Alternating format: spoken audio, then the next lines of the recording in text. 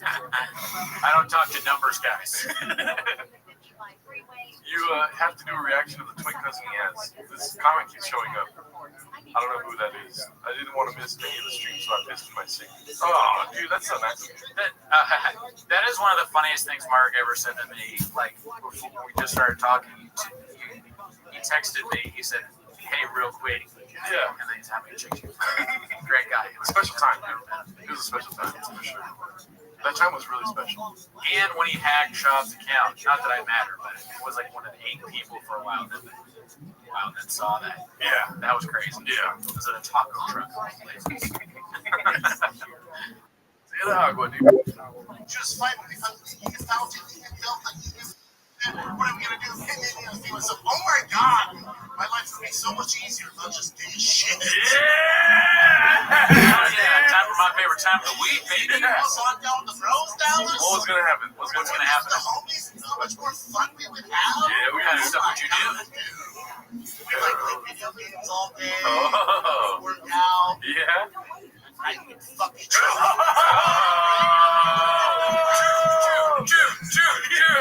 It's Brian Month, bitch. Welcome to Target, motherfucker. Suck me off, Brian. Fuck each other. Put on those tank tops, baby. Toe holds. Pride, toe holds, pride, toe holds, pride, toe holds. Boom. Oh, So funny. Yeah, hell yeah. That's nice. We Pride flag. each other, dude. Fuck yeah, dude. Pride. We fuck each other 7 days a week. So funny you couldn't finish the sentence. Oops. Thought I was straight. Oops. I fuck each other. No. Fuck no. Somebody get out the Bud Lights, baby. Daddy. He's telling us that somebody became homeless during that joke.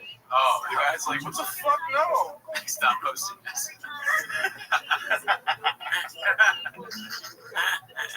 Do you think Schwab has blown someone? I don't think so. I don't know. I mean, it is weird that he says other people are gay. Like, the Vin Diesel clip was pretty weird. Yeah. He was like, I don't know, the tank top, that's not a stereotype I've ever heard.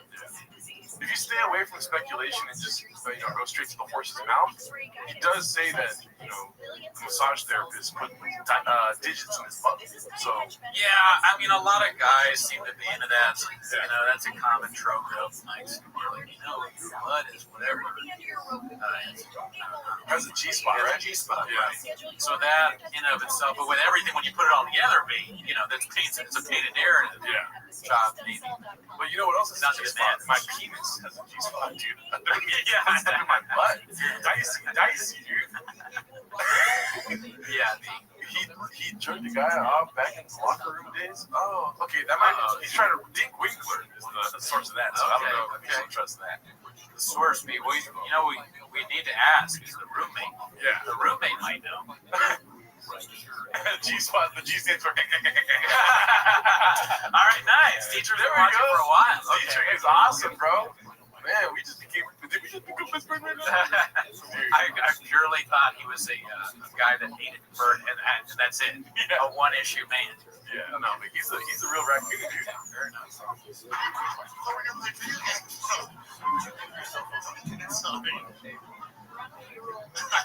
No, fuck no, no. It's gonna be like that. What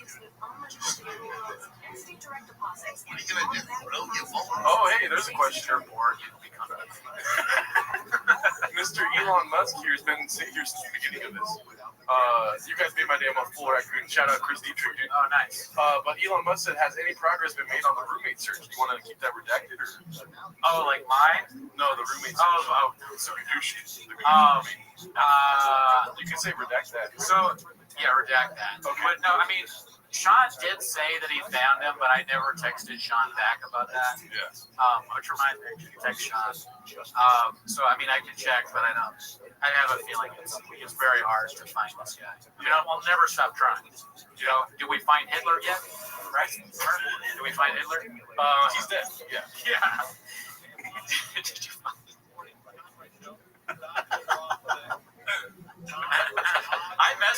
also host that message to the fellow message. So, anyways, but yeah, reject that too. Okay. Yeah. All right.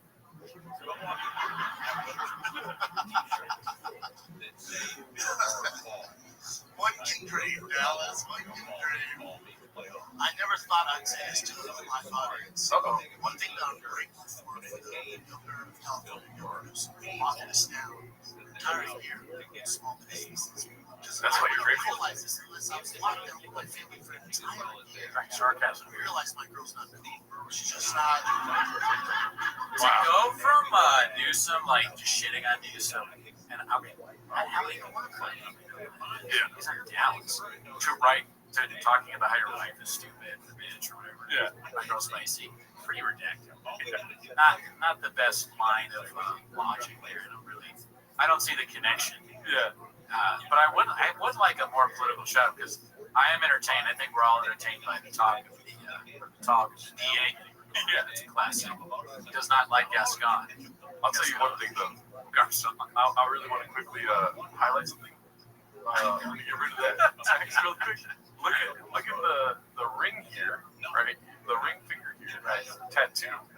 Shop strikes me as somebody that is married to the game. Do you think that's the reason behind that tattoo there? Oh, like a tattoo ring? Yeah. No, like married to the game, the comedy game, the UFC. So his passions are tattooed on his ring finger. Why doesn't he? I don't know, but I mean maybe. But why doesn't he have a ring? That's I never noticed that. Yeah. Look at you, best ring for the arts. Yeah. We would try not to get too into his personal shit. Yeah. That is interesting. Yeah. No ring on the finger while talking about your wife on your comedy. Dice. Yeah. Very strange. And I wish we could zoom in on that. Damn, has anyone ever noticed that before? Has that been said on chain? Probably. We're fucked. Yeah, we're not yet. Yeah. That's great too. It was brutal. Did he do that? I mean, we don't want to harp on this too much. But did he do that? Has anyone seen that before? He pawned the ring for Hattie. Dick Winkler, dude. Yes. Oh, Like that's up, me.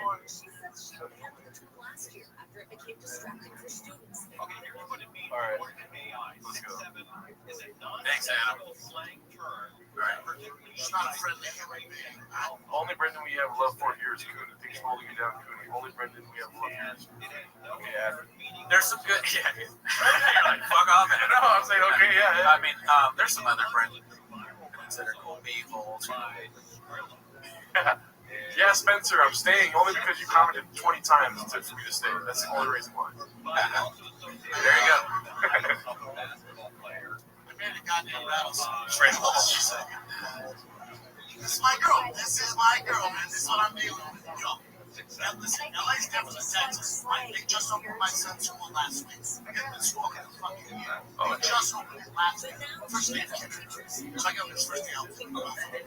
Kids, giant backpack, walk over to school, like, dude, this is crazy. Grumpy Uggos. Runs out front the first outfits. I'm like, oh my god, it's a shit. Cussing in front of kids. You guys are fucking cuties. Fucking she said that. Yeah. Taking it back. An adult? So yeah. Shout out in the comments if you guys. We also had Alan Strickland Williams on. Oh, yeah. Shout out if you liked Alan and check out his stand up online. Yes. A little bit of Comedy Central B. Yeah, Brendan Walsh. We asked him to come here, but we just found out that the DA got recalled. Yeah. So yeah, he's got since the DA got recalled, he couldn't make it. We may have a big. There may be another bigger comedian that's sort of homeless coming on in July. We have word that he's going to do it. Yeah. It's not a sure thing, Yeah. but he said he was interested. And that's the only reason why I'm staying. Yeah, you want to meet him. You could just go to the comedy club and meet him. Yeah. You want to meet him at my shitty apartment on my house. All right. Oh, and then that's the thing too. Yeah, BGL said that Brendan's the one that cropped the Uggos. Remember? Oh, right. Yeah. He's the one that actually cropped the Uggos. Mark convinced me that Shaw doesn't know who we are. Yeah. But everyone else, everyone at the store is like, he knows. All the door guys, whenever I answer, I mean, they don't know, but they assume. Oh, Dan Soder would be dope too, dude. I love. We don't know Dan. It's not Dan. No, but you know, I'm he's sure. awesome. Yeah, he's hilarious. Love that. Big J Orca. So who's that? It's not Big J. It's an LA person. It's not one of our You're guys. just naming all these New York guys. They're all great. They're great. All right, let's go. Oh, dude, that's a great question. Sorry, I'll go back to the special right now. Have y'all ever covered "Dancing in the Dark" by Bruce Springsteen? You suggested Bruce Springsteen. I could do. Oh yeah, Rob. I hope that means that you like the Boss too. I'm a huge Boss fan. You know, I wanted to do. Which one? Well, my favorite song is Thunder Road, but I wanted to do. What's the song?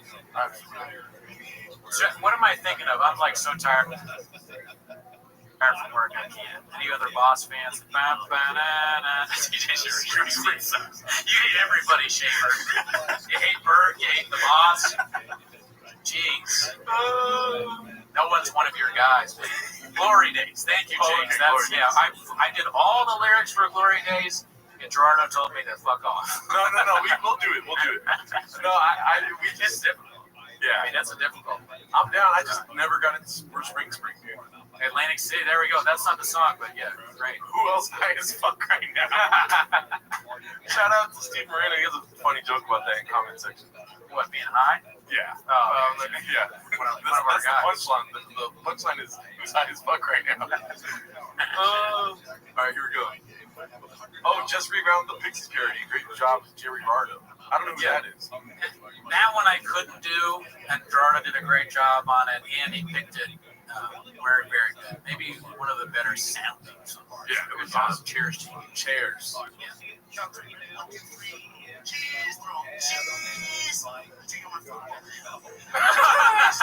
Why did he lick his lip? Oh, hell yeah. Why did he lick his lip, dude?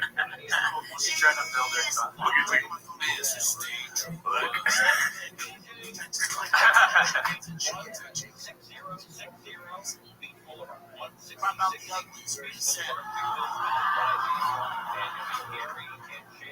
I feel like she did not do that. Yeah. You know how he just makes stuff up? And he's like, Mark, look at him. He cheats on his girl and he takes steroids. He's boner medicine. Boner alert. And Mark's like, I didn't do anything.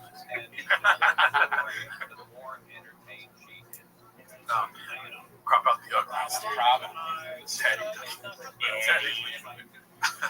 Pretty amazing story for him to find his way out of the ocean onto a comedy stage. Work his son is especially. That's right. From SeaWorld all the way to the cellar. Shout out Redlands, dude. I had a show at Temecula the other day. It was great. First time doing 30 minutes. Oh, yeah? Where at? Arlington Improv. Just kidding. Shamrocks. I did that at Shamrocks. That was dope. Yeah. All right, yeah, Redlands is dope. Redlands is tight. I've done comedy shows there too. You've done the comedy show at Redlands. Yeah. What is it? Red something? Or it's the local, something locals only. Locals only, something like that. Yeah. Excuse me? I said, you're in a group chat with other parents, dumbass. That guy loves it. Oh, shit! He told those other parents' kids ugly. I like to imagine that guy was like not into it at all. Well, he had his fingers in his old cheeks. But he only laughs at group chat jokes. Finally, my cup of tea, you know? Other parents, dumbass. Yeah. It is also only in the left ear. You see that? He's accidentally drinking piss. And he said shit again. He said shit twice. Savage. Savage. Yeah. What a hard squad. Married a Mexican, you know? Married a Mexican. Listen. That laugh, dude. I love that when I first watched this, I wasn't sure that he was white. Yeah. I thought, especially the Gringo Poppy, Yeah. I think I thought he was at least half Mexican. Yeah. But I learned a lot. Also, too, a little, what's this bird say? Secret time. I watched this the first day it came out. Rarely, yes. And then, but I watched it like this in my bed. I swear to God. And then I was kind of actually upset afterwards. I was like, dude, we all waited for it to be good and it wasn't. So bad. I watched it because our mutual friend now told me to. Yeah. He's like, you should make this. Yeah. Nice. The Green Cook 30 seconds. It was 2 minutes. 30 minutes, that was fun. Yeah, I was watching that earlier on my phone. We made that where we edited it. Yeah. Edited it. Some like random clips. One of those is like a random pool thing from that terrible show that what's his name? Yeah. Did you watch Blackfish? No, never saw Blackfish. Oh, of course. I watched Blackfish. I did. I'm just shocked. Jordan, I was only going to tell you not to leave 100 times, man. Thanks. Thank you. Long time, first time, fellas. Long time. Okay. Thank you. 144 likes in the chat. Thank you so much. Keep liking, guys. Like and subscribe. Like and subscribe, dude. How many Patreon subscribers can we get? Zero. Yeah. But our Patreon write a is review. Yeah. At least that's free, dude. All you have to do is put 5 stars. Dude. Yeah, review our other podcasts. That would be helpful. Yeah. If you want to, like, anything would be helpful to get us on this European tour. Tell them why we have such a low rating on. Oh, the reason we have such a low rating is because I'm an idiot and I named it Raccoon Titties. That's not true. I don't think you understand what I'm trying to reference here. Oh, We got into a beef with somebody that lives in Arlington or like lives in Virginia.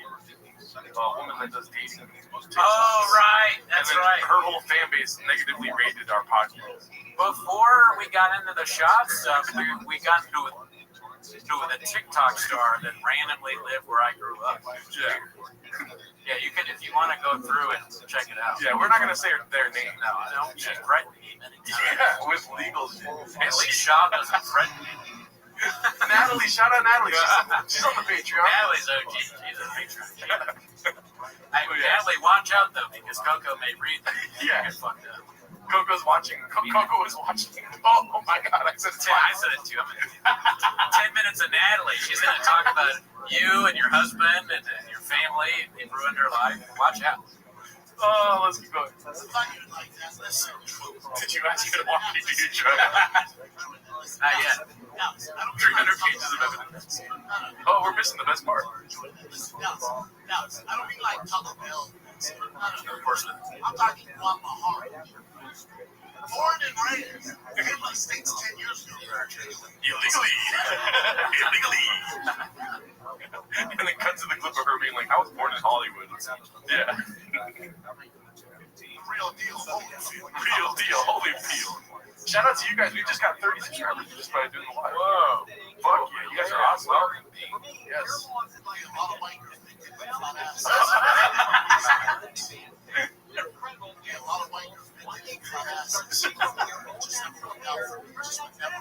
Imagine that's how she found out.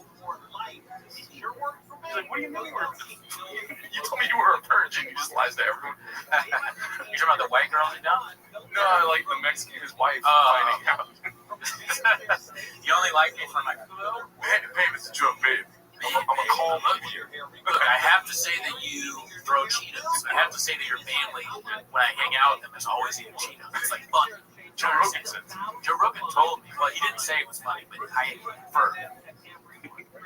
You're welcome, B. I don't normally subscribe. Shout out Wolfie, dude. Yeah, good. Get out of your comfort zone. Subscribe, baby. Oh yeah, what happened to Shitter Throat Slitter, dude? I don't know. I mean, I don't think he's ever interacted with us, right? No, but we watched a lot of his clips. We did. And it also took us a long time to figure out what reference you have most of the clip. Yeah. Reason that all the same people are getting butt fucking robbed or something. It made no sense. Classic B. Classic. All right. You guys are flipping amazing. Thank you, GTF Overland. Spicy. Yeah.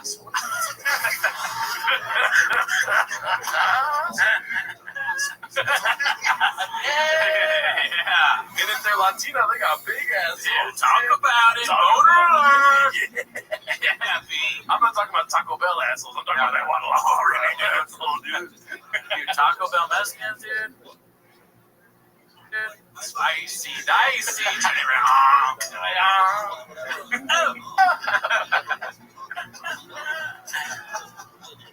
Sorry. super soft. Hell yeah. I'm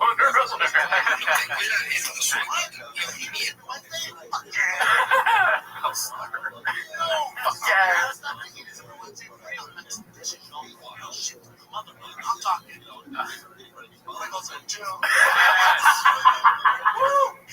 What are we doing? What are we at Tacos El Pollo, baby?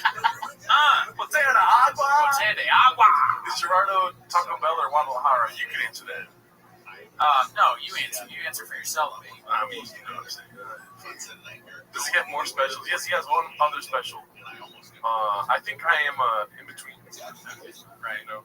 Do you want to project yourself and come up with a in between? How much Chipotle Mexican? There you go. Read that. You heard it here. You heard it here. Yeah. Chipotle Mexican. Were you ready for that? Fake Mexican. Okay. All right, Shaver. What is that song? Be cool, Shaver. The song by Eminem. I am whatever you say I am. I am whatever you say I am. If I wasn't, then why would you say If I wasn't, that's the game. every day I am. Guadalajara scarf, because I said I am. Yeah, he has another special, Jacob, on Showtime called You'd Be Surprised. Yeah, it's good. It's definitely worth a watch. He talks a lot about skinny jeans and his dad. And that was also the classic, one of the funniest things ever done. Yeah. Mr. Shaw. Yes. What's Peño Live? Dude, classic. Probably top 10 stand-up jokes ever told behind like Chris Rock. Also, the lore of Chang's. I love the lore of Chang's, where it's like the beginning. They had to make the word redacted and come up with rules because I think you should be surprised. So many people were commenting, Asian as shit. they had to stop them from doing it. Mods had to make a rule saying you couldn't do that because people kept saying Asian as shit. You're not allowed to do that. You can't do that on an internet platform. It's wrong. Oh my god. Against Reddit rules. Amazing. You guys are cute as shit. I mean, we can do it now, I guess. Yeah, YouTube's like, come on, like. I don't encourage you to do that. It's funny. YouTube just goes me. Yeah. Beans and cheese are fucking keto. Don't make sense. Are they? Cheese? Oh yeah, they are. Yeah, I can't even imagine not knowing the reference. Because, like, the guy that didn't know, I think you should be surprised. He probably thinks, just from what I said, that Asian as shit is connected to the doctor, but it's not. It's a totally different. Oh, the barber. He goes in to get a haircut, and he's like, I'm gonna go get a haircut, and they're like, Jamal's gonna be your guy. So I'm thinking, like, he comes out, he's Asian as shit. Oh my god, keto, man. I feel uncomfortable now. Jamal is watching. Jamal is watching.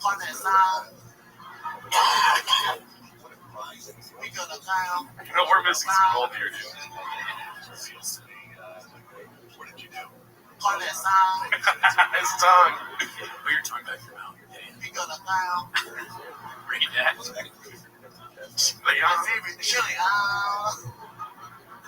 Every night, Bro. I don't think that. I mean, I understand the beginning of it, like the word, like the way it sounds, but nobody does know that. No. It's just too much. Doing too much.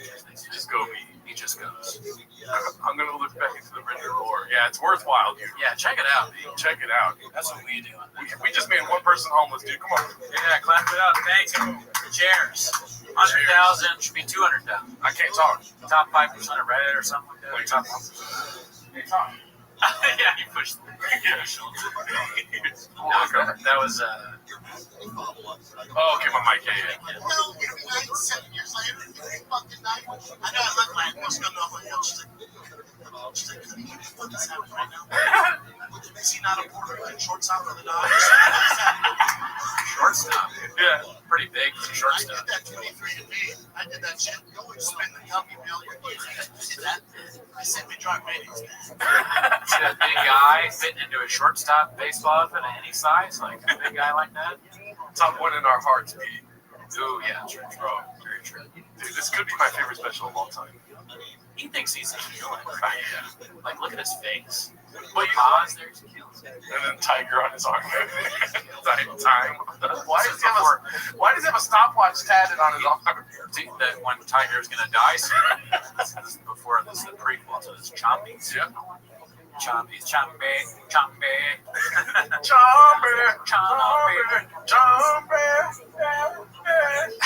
I like that comment. He is killing people.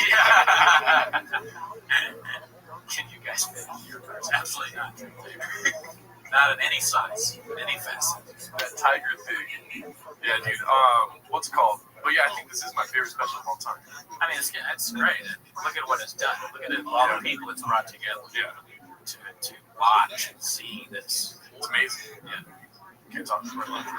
I am white as shit, Dallas. My person handout, please help me.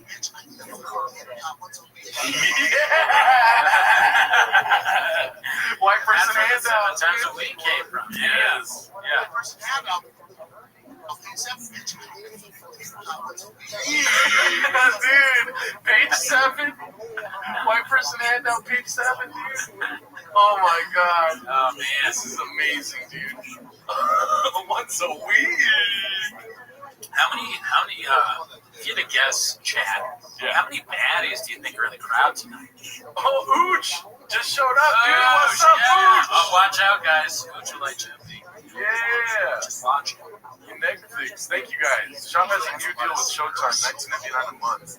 What? What was that? It's probably a Showtime graphic. They're probably what's it called? Not grifting. What's that? Oh, trolling. I'm shocked, dude. Look at it. Just fucking walking that. I love this shit, bro.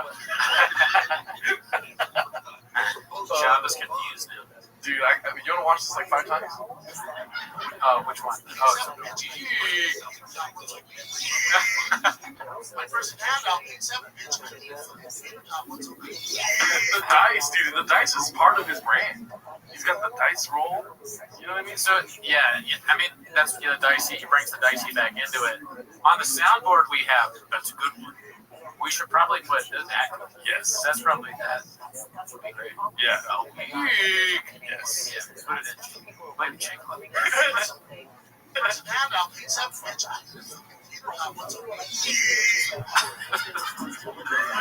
Hot pocket kill you every now and then. You want a hot pocket? Time they already come, I'm like, Has anyone ever been like, why won't you make me hot pockets Yeah. to their wife? Yeah. I don't think so. If me and Cooney were married, right? And you're the woman in this relationship. Okay. If you're making Mexican food, I'm not gonna be like, where are the hot pockets at? You know what I No, mean? it makes no sense, babe. Unless you suck at making Mexican food, dude. I don't think you could make a taco bad enough. Be like, you know what? Pepperoni hot pockets. Yo. That's what you eat when you got nothing else. How are you? If you have a successful Mexican wife, I know. How are you? give me tacos 7 days a week. Yeah, if you can get her to fuck around. I know who the fuck you are. What's going on, son?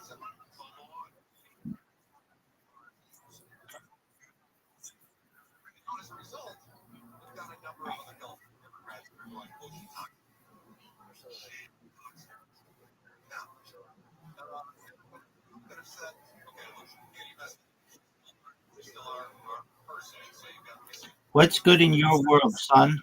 What's good in your world?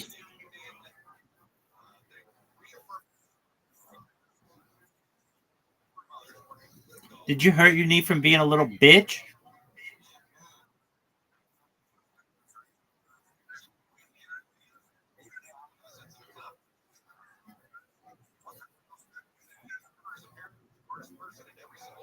Are you okay? I hope you're okay.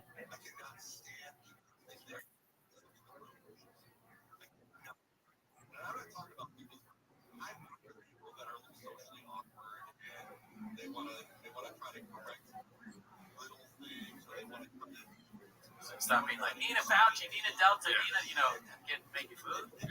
Thank them. Stop criticizing. I mean, if you're keto, gluten-free shits, fucking wraps or whatever, dude. If you're keto, the most important thing is just to make sure that whoever's like making your food doesn't. taquitos. Yeah. That's real. That happens from time. That does. That's true. I didn't even think about that. Whoa, so taquito. Like Mexicans probably think they eat keto, like the diet. Yeah, a bunch of. If you're a Guadalajara Mexican, Well, you don't know. you wouldn't know. You would get the keto diet confused with taquitos. Yeah, can't talk to me. Can't talk. Goddamn meal, she's serious. That's pretty funny. She's for real. It's pretty hilarious. Every time they were coming, does it ever occur to her? Maybe Brenda's not. That part's not funny. I think that maybe from the CT or something. Maybe he legitimately thinks that eating beans in every meal instead of realizing it's some sort of body issue. Yeah. He thinks it's because of the beans. That's the only reason why I'm hesitant to marry a Guadalajara Mexican, because I don't want to walk around wearing diapers. You know what I mean? Sure, shitting his pants all the time. Wrist straps don't count. Gassy, not shitting himself. He should not be shitting himself. Yeah. Shit or throat split. Keto Reeves.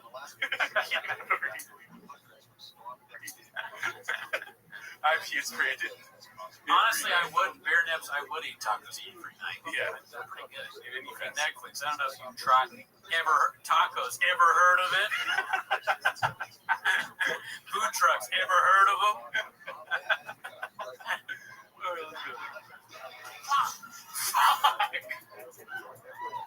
Every time dinner would come, my asshole would go like this.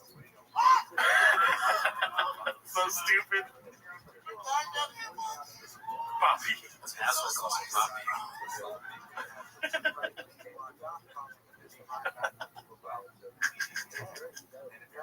Shout out Ooch.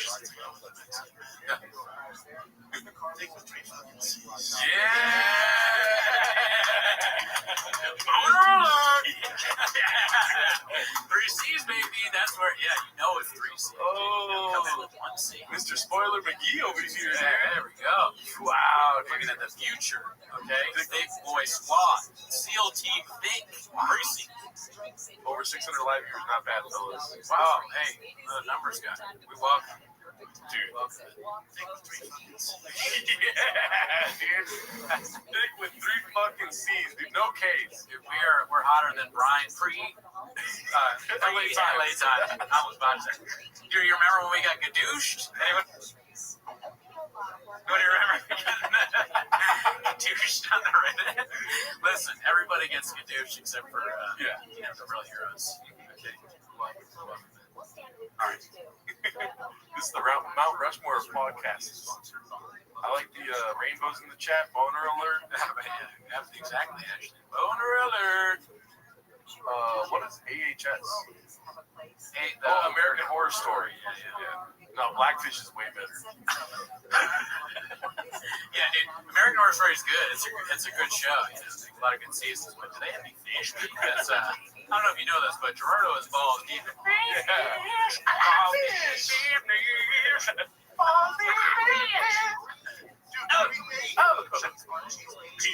Yeah, keep going, dude. Every day. Bro. What's in the tank, bitch? I wish that could be my phone background where him just going PG. That kind of reminds me of the gifts, the red thing. Yeah. Walsh is always sending me like gifts of doing like it'd be like midnight. I get like a random push. Like okay, too homeless. You can be too homeless. Every night. Oh, the way he says night, dude. And then we fucked each other. Hell, man. You around? Yes. Never get off the carbs. That's game plan. Yes. Built like armadillos. Armadillo. He loves animals. Oh my God, can I get a truck walk? Brendan Burley. We'll walk you to your truck for free. Shout out another Brendan. How many Brendan?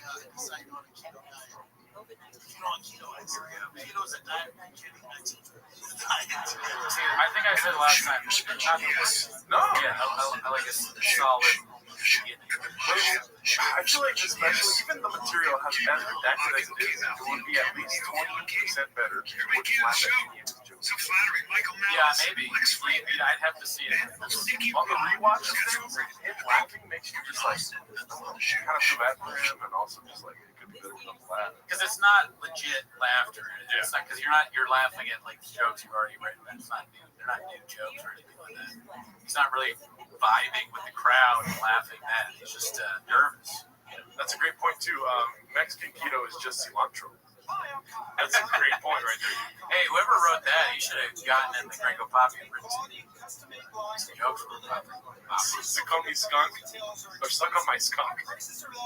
Wait, these are jokes? Making another person homeless, dude. 1 point. Yeah, there we go. There we go. Yeah, 1.1 on IMDb, right? Gerardo with his Papa shame. Yeah, dude, I am shameful. What? Of love box. He should have fucked the stool a few times. I guess he does in the first special at the end of that one Joe Rogan humping the stool clip. They show him going, Brandon Chop on Too lazy to try does a video on this. It's like, so these guys were watching the horror. Both of them were kind of okay. I liked it for a little bit, but then the guy that was like Bill Fur, he started talking about the guy that was like John Belushi. I just don't like him. He's the guy who's supposed to keep the podcast. Anyways, if you like it, check it out. I have a new video on that. Hey, watch it. That costs it.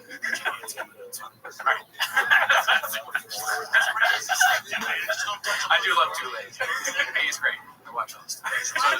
I do love him. Friday, my mother-in-law, that's my favorite Mexican food at my house. She has her own house. Codfish. First thing, codfish. Well, see, he didn't buy a house for her yet. Oh, yeah, that's right. I mean, good. Because if he had bought a house, Okay, third. he wouldn't be able to do it. He'd be going to his new house. Yeah. Yeah. Her new house, I mean. True. Yeah. Maybe her old house was closer. Thank him. Thank him. Gerardo perfectly pointed that she didn't know the house before the special release. Are you guys on Addie's? You caught us. Which we have to take an Addie. We're not on Addie's, but I will say, listen, yeah, I mean, I wish, dude. I'm like, I'm on Zero Sleep. I don't know if you see the Diet Coke. Yeah. There's my Addie. Yeah. I don't really drink Diet Coke much, but have them at the office, and I get so tired after work. Also, we have more coffee if you want some. I already finished mine. I'm gonna keep drinking this one. Okay, cool. Anyways, let's go. So before I started this keto diet, I was to my girl, hey, I love your mom. So my favorite food is fucking fat. Listen, my favorite. I don't want to be tempted. I don't want a house. My favorite. Tell your mama keto. Do that cheese. Would you tell her she speaks English with her? She doesn't. But she doesn't. though. Another great clip for the soundboard there. But she doesn't. Coffee is for civilians. Yeah, I mean, if you're one of the 1,000, you're so high on the Addies. You've just done 17 podcasts. We only do 2 B, 3. That Diet Coke will be in your system all week. Hey, if it's only one, right? You know? Diet Coke is Blockbuster. Oh no, you're gonna get confused for that. Diet Coke. That's what I get Gadoosh for? I don't know. Out of all things. I mean, Bert, I got Gadoosh for Bert. Well, we got Gadoosh for quite a bit of Prince song. Oh, you know, the Bob Marley song. I apologize. You didn't even like it. No, you hated Wait, it. did people? They didn't like it. They didn't get me like. I don't know if were there any Bob Marley, if you saw that? Yeah. Were there any fans of that song? It was about the roommate. Yeah. Because that got Gadooshed. Roommate. Now the other reggae song, in my opinion, was the best song. Which one? Welcome to Shop. Oh, dude, yeah, we haven't even made that one. We got to make that with music. Yeah. That was great. I want to see how people like the Bob Marley song. But reggae is also like a vibe, dude. Yeah, I'm not really a reggae guy. I like that song. My favorite ones are the hard ones. Like All in the Shop or whatever. Oh, that was hard. No, like the hardcore. Like hard. Yeah, metal. Those are. Retardo one. I don't know what that means. Out in the streets, they call him Papa. So many good Marley songs. maybe. The thing about reggae is you have to sing off. I don't. Yeah. As if you watch, you may have heard. I brought up criticism of my rhythm. Oh, that's on the episode. Oh, okay. So, I mean, it's true. I don't really have rhythm. So singing off beat is particularly good. But I mean, I'll try. All right. Reggaeton is great. Yeah, we both love no album. It's hard. I like the people that are like, fans of the show, but they're like, stop doing songs. Yeah, and what they don't understand is too many people like it. Yeah. I understand, especially the way it started. Full honesty, when we first started doing it, we were like, nobody was going to like this. But now we're kind of doing it. And it's the funnest part. Yeah, it's a lot of fun.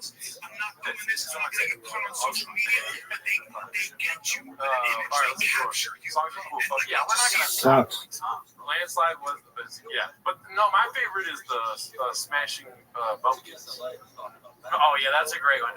I'll say this: we have stopped doing some things because of comments. Very little, but I mean, we took down. Well, I don't know. We do listen to comments. Yes. That is He says that, she clearly fucking doesn't.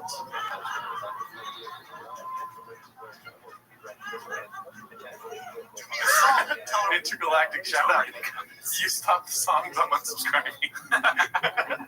So drastic. That's like me getting introduced on the show. So the comments that we listened to were fair. I would say, like, we're not we're not above criticism. I'll say, but I appreciate you guys sticking up for us. But also to keep what's it called? Keep suggesting songs, especially even in the live chat, and you'll see our visceral reactions to them, our live reactions to what songs we should do. Yeah, we got the spring string. So I mean, now that you've convinced, I appreciate. Thank you for getting Gerardo to open his mind to some monsters. I do like spring. Yeah, Thunder Road. You guys heard the Boppa version of Mad World? Yes. I believe we watched it on the show. We watched it together. Did we watch it on the show? I think so. I don't remember, but that was really good. Amazing. Closer, okay, that's a good idea. Landslide was the next one, right? Yes. We'll also have this keep putting songs in this, it's been 3 episodes. This is you and Evil Ellen's first disagreement. He likes the Boppa. Oh yeah, that's your guy. That's one of your guys. Disagreeing with you live in the chat. Who's the best side character in the Boppaverse? Great question. I gotta say, I do like that new intern though in the UFC. Oh, the one that did it, Charles Manson. Oh yeah, he's great. That's like a really awesome. I like that he's got a good laugh. It's hard though because I actually kind of like all this. I like shit. I know a lot of people like it. I like it a lot.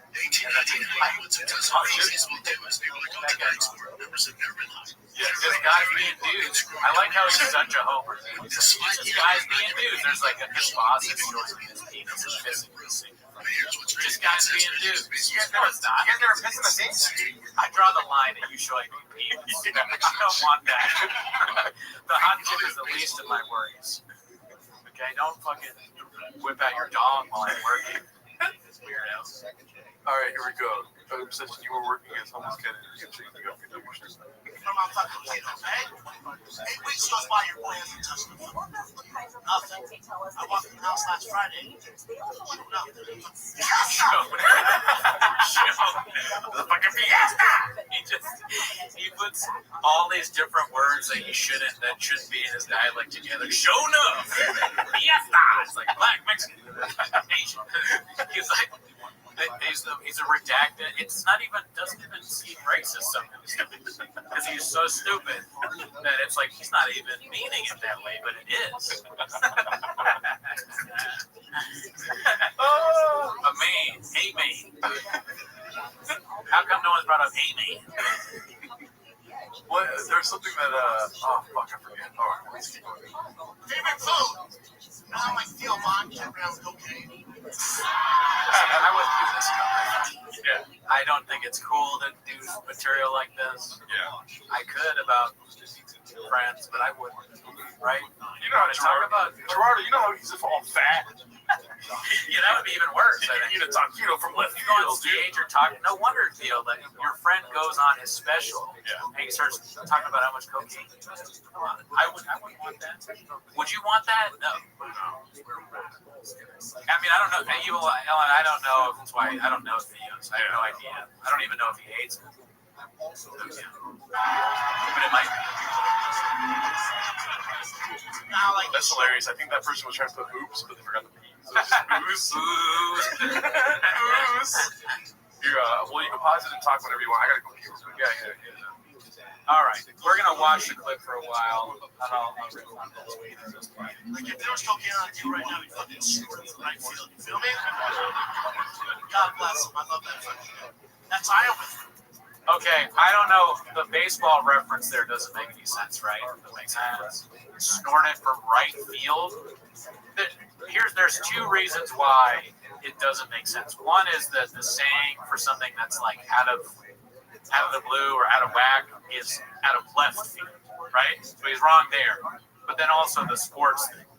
What does it have to do with sports? Cocaine in right field? I guess baseball players, they kind of do coke. Was that what he was going for? I don't know. What do you guys think? You guys think that Baba would be good at baseball? I wonder. He is on a lot of the same kind of drugs that they are, patties, right? Performance enhancing shit, kratom, that kind of shit. Center field. Man, if my friend told people on YouTube that I did cocaine, he would not be my friend anymore, and I would leave the podcast. It's fucking solar. I see it, dude. Oh, he's gonna start soon. Take it to the snout and get me around it. I see it. I eat it. So I walk in, I go, Mama. You know, somebody told you, Mama, keto juice.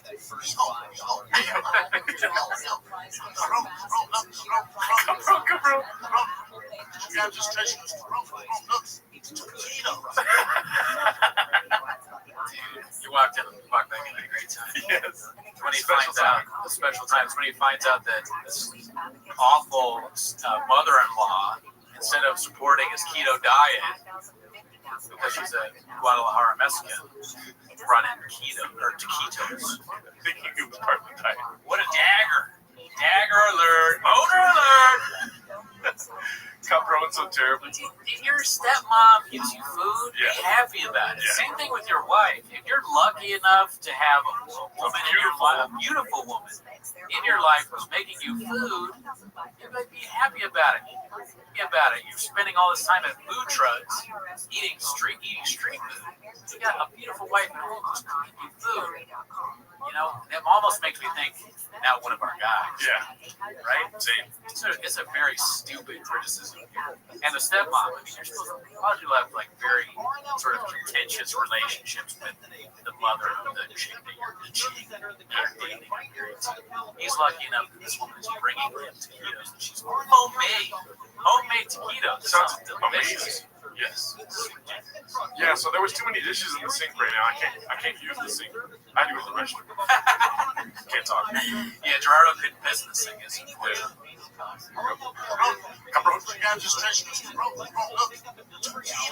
calls him Cabron. Cabron is what I think it means, right? It's like motherfucker. Yeah. Oh, I thought it was. Oh, I was thinking of the other one. Oh, no. But either one is crazy to call your. Your son-in-law. Yeah. It's keto, bitch. It's keto, bitch. She brought him food and he calls her a bitch. It's keto, bitch. You got a good view. It's crazy. Yeah. Jamal did a good job. Stay fit, y'all. It's my DNA. Damn, dude. I didn't expect Philosopher Papa to come out mid-special, dude. Yeah, it's like to be. I think, therefore I think. Yeah. Sabotage by the Beastie Boys. Great suggestion. Oh yeah. LB. Can't talk. Best haircut your life.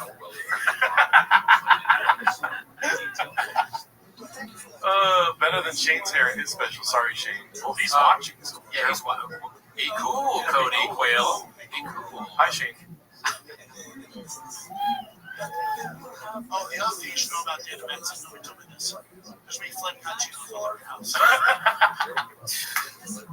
This is where he gets into the real heart of it. Okay. Flaming hot Cheetos all over your house. So go ahead. Go ahead. Talk about it. From 0 to 100%, how true is that statement? Oh, it's like 0.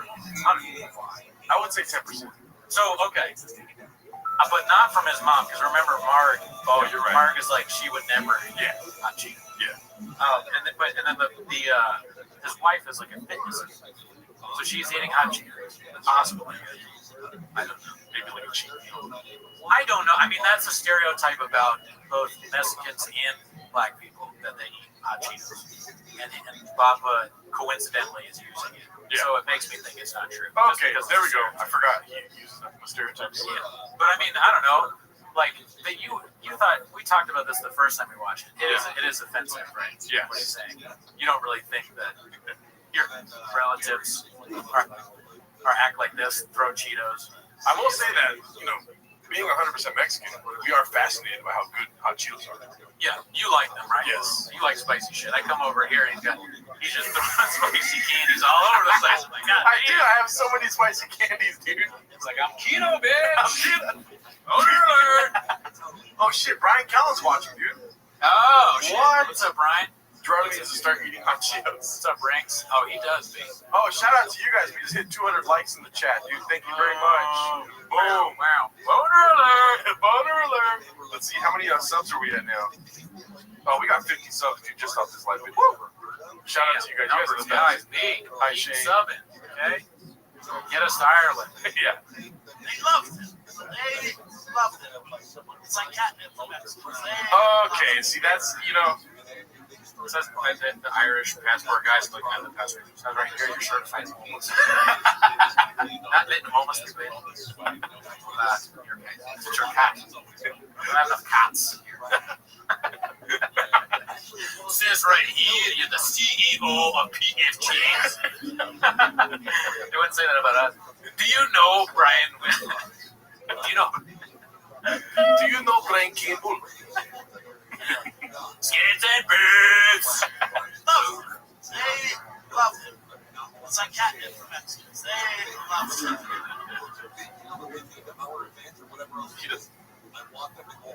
He doesn't know how Reddit works. He's the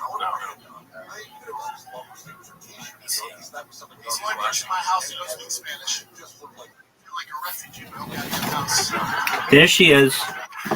Welcome, Wow. How you doing?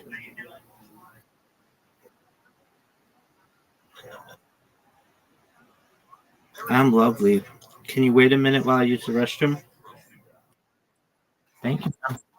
BRB.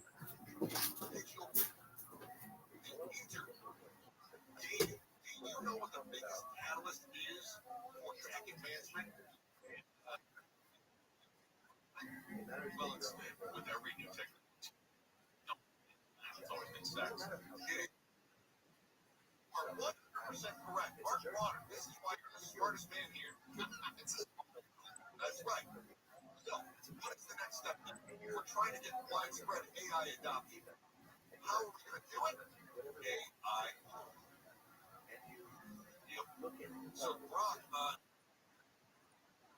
we'll play the payments. Checking the cash launch. Now, team is going to start allowing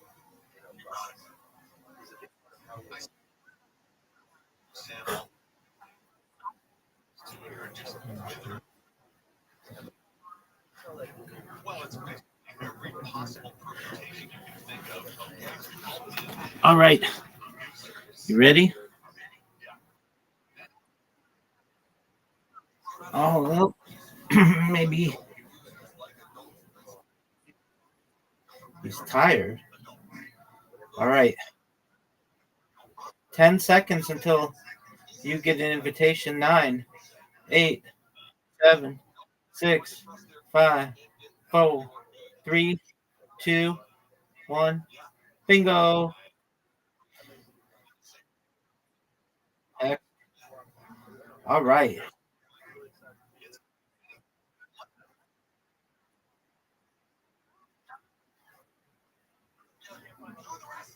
What do you mean you don't like it?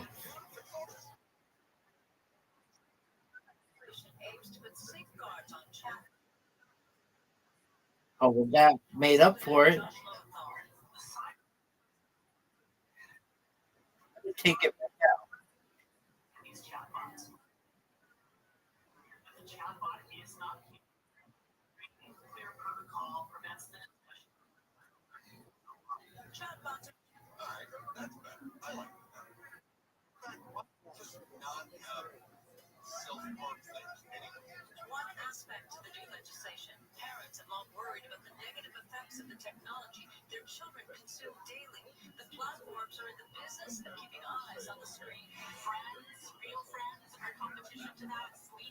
I'm going to get this. No doubt. Perfecto. Perfect.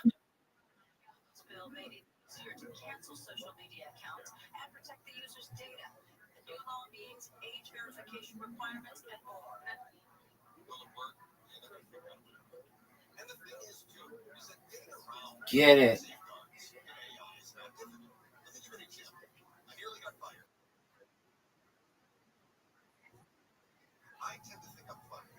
There we go.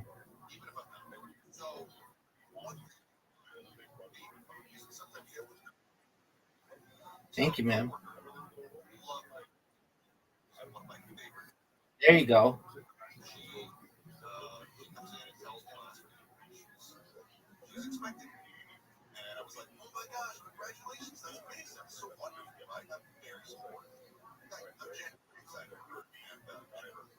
Boo.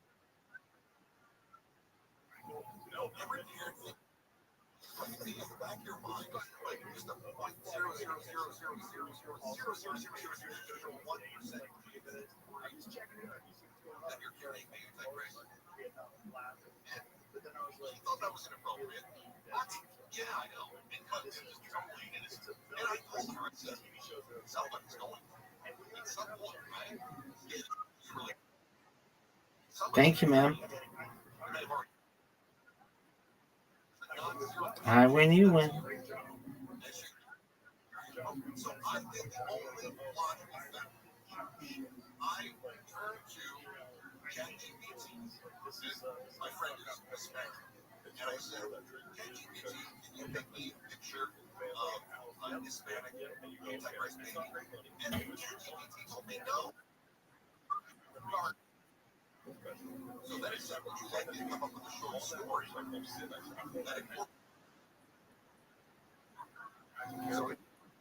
Oh, man. Not what I wanted, Mr. Aquarius.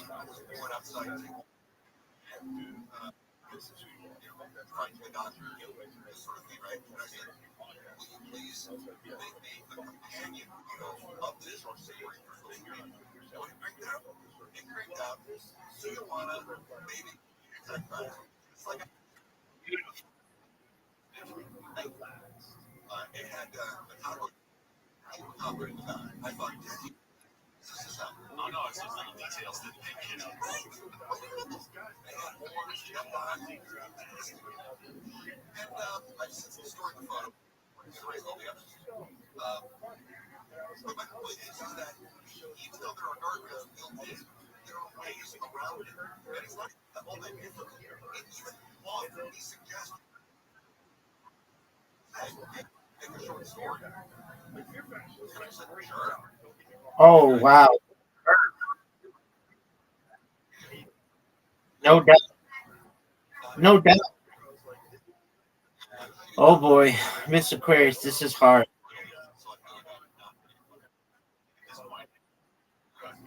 Oh,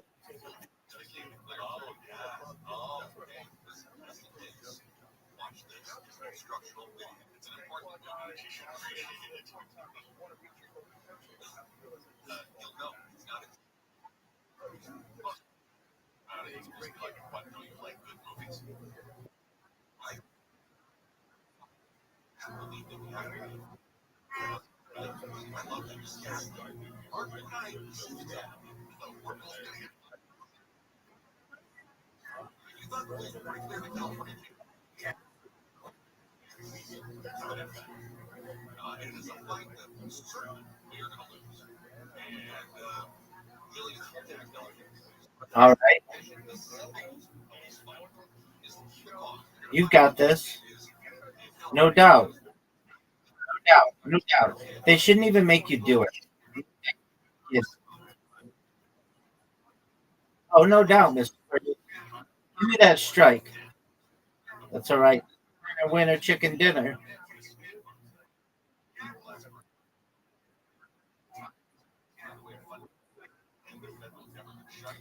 I'm gonna get this.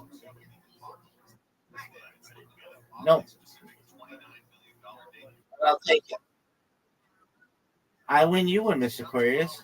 You win, I win. Undefeated in bowling, undefeated in friendship. Great job. Great job to you. Woo, woo. All right. Sweet dreams to you, Miss Aquarius, God willing.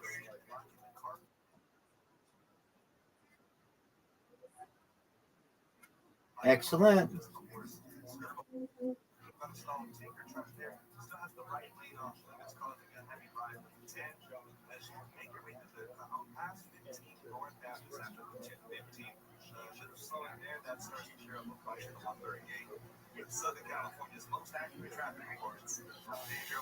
This year's senior class is back at homecoming, reunited and protected with MX-Life, the new COVID-19 vaccine from Moderna for adults 65 and over. That's because these seniors know they face the highest risk of severe COVID.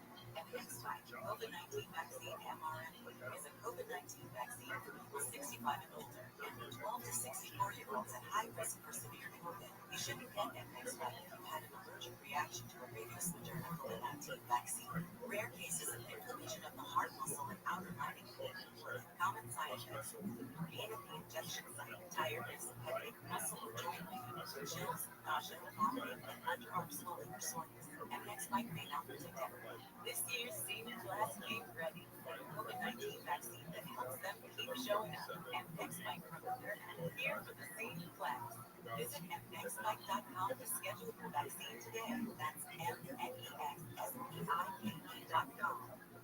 What if I can guarantee the price of Bitcoin will be $1,000,000 in 2030? Well, I can't, but I can guarantee you'll save a lot of money on blinds at my company, Blindster.com. Free samples, free shipping, and guaranteed to fit.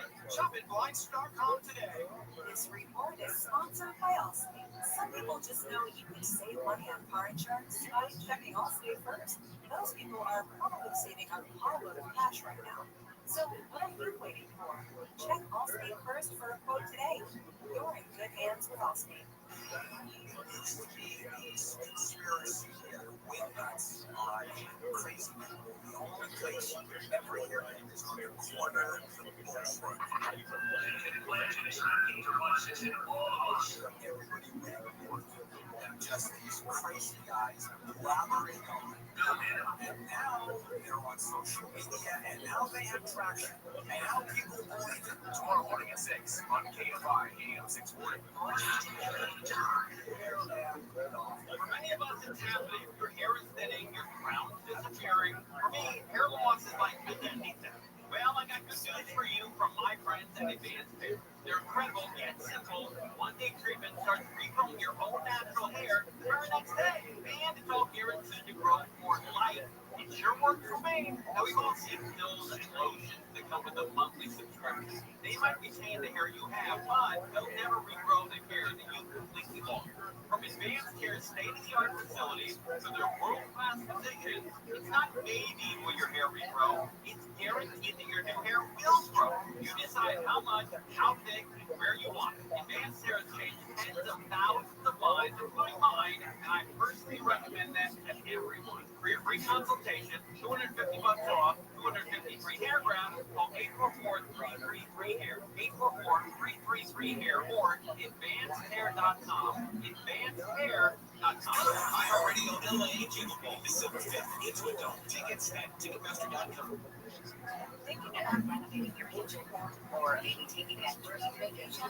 Now is the time. Okay, I'll just visit my magic money tree or Solitaire and get a lump sum of cash. No monthly payments. Wait, what? How? In exchange for a share of your home's future value. You get cash back. Pre-qualify in under 2 minutes. Get approved in just 1 to 2 business days. Funds in as little as 20 days. Visit Solitaire.com and put your home's equity to work for you. The 40th Annual Rock and Roll Hall of Fame at the Top Theater November 8th. Get tickets now at AXS.com. You're still glowing, flirting, grooving. You still got it. Your immune system weakens as you age, making it harder to fight flu, pneumococcal pneumonia, RSV, and COVID-19. Vaccines are a key part of any health routine and help strengthen your immune response. Ask your doctor or pharmacist which vaccines you want. Schedule in minutes at VaxAssist.com. Sponsored by Pfizer. As a mom, comforting my family is what I do best. It's like mistake. I still normally get it fixed papers. In an easy-to-apply stick, and it dries fast, so there's no mess. I use it to comfort myself and my family. Thanks, Vicks Vapors. Soothing comfort for the whole family. And try Vicks Vapor Shower Max for steamy Vicks Vapors. Comfort for yourself. Use this directly. Your radio has got a digital upgrade. With the free iHeartRadio app, you can save your favorite stations, playlists, and podcasts with Easy presets. It's your personal audio passport. Get what millions already have. The free iHeartRadio app. The #1 app for radio. To be on G640 or stimulating talk.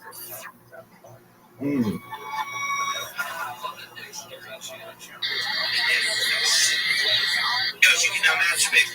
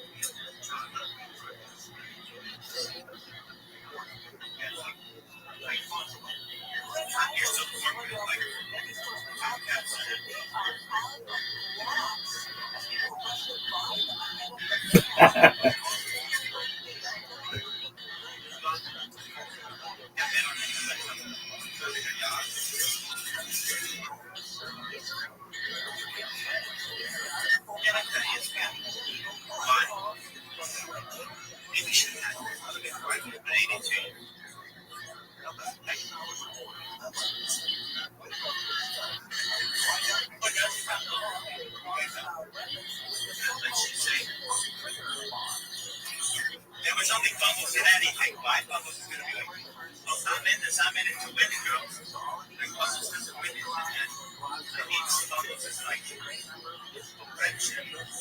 Why? She'd be like in the end, just going to be my friend. Oh, you wanted to scope up my sister. And me. And my mom. Like, that's a lot of stuff. She'd be like, hey, he just needs to be. She'd be like, he just needs to be. She'd be like, no. Me took pictures with it. Goes,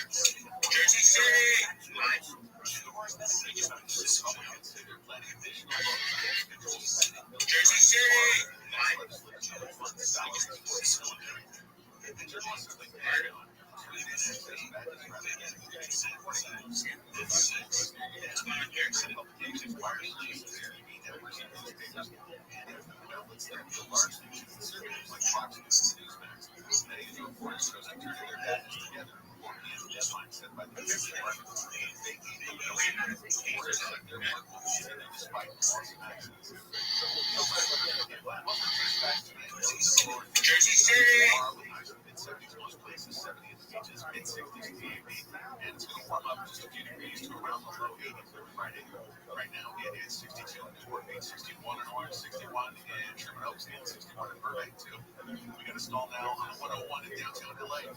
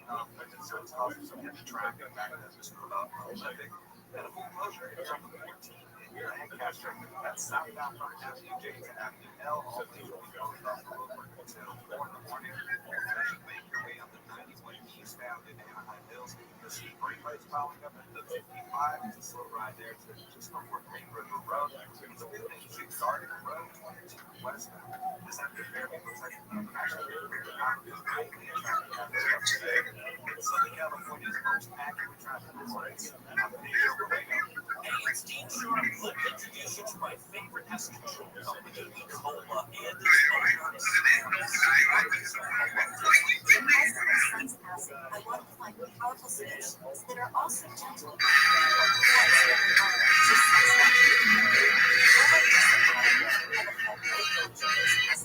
And most inspections are. So call Cola today at 800-332-BUGS. That's 800-332-BUGS. Or find them on the web at TurboLaser.com. Harmful credit card mandates that can take away your cash back and rewards points.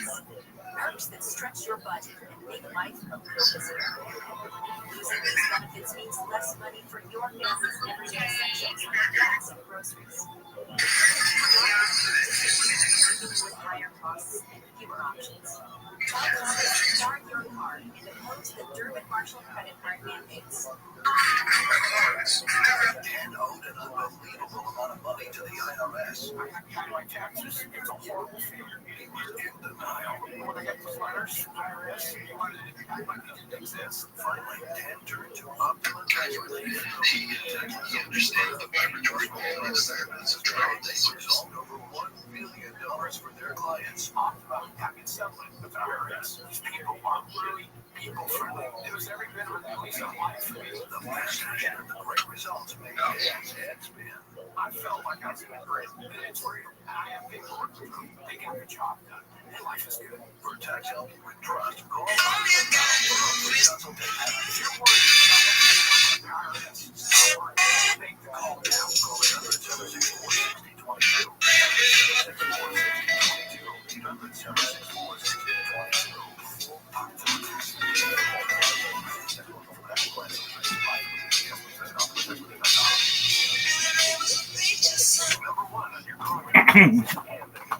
Yo, dog.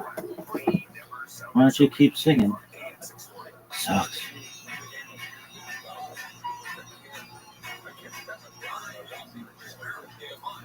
Chris Merrill is the worst.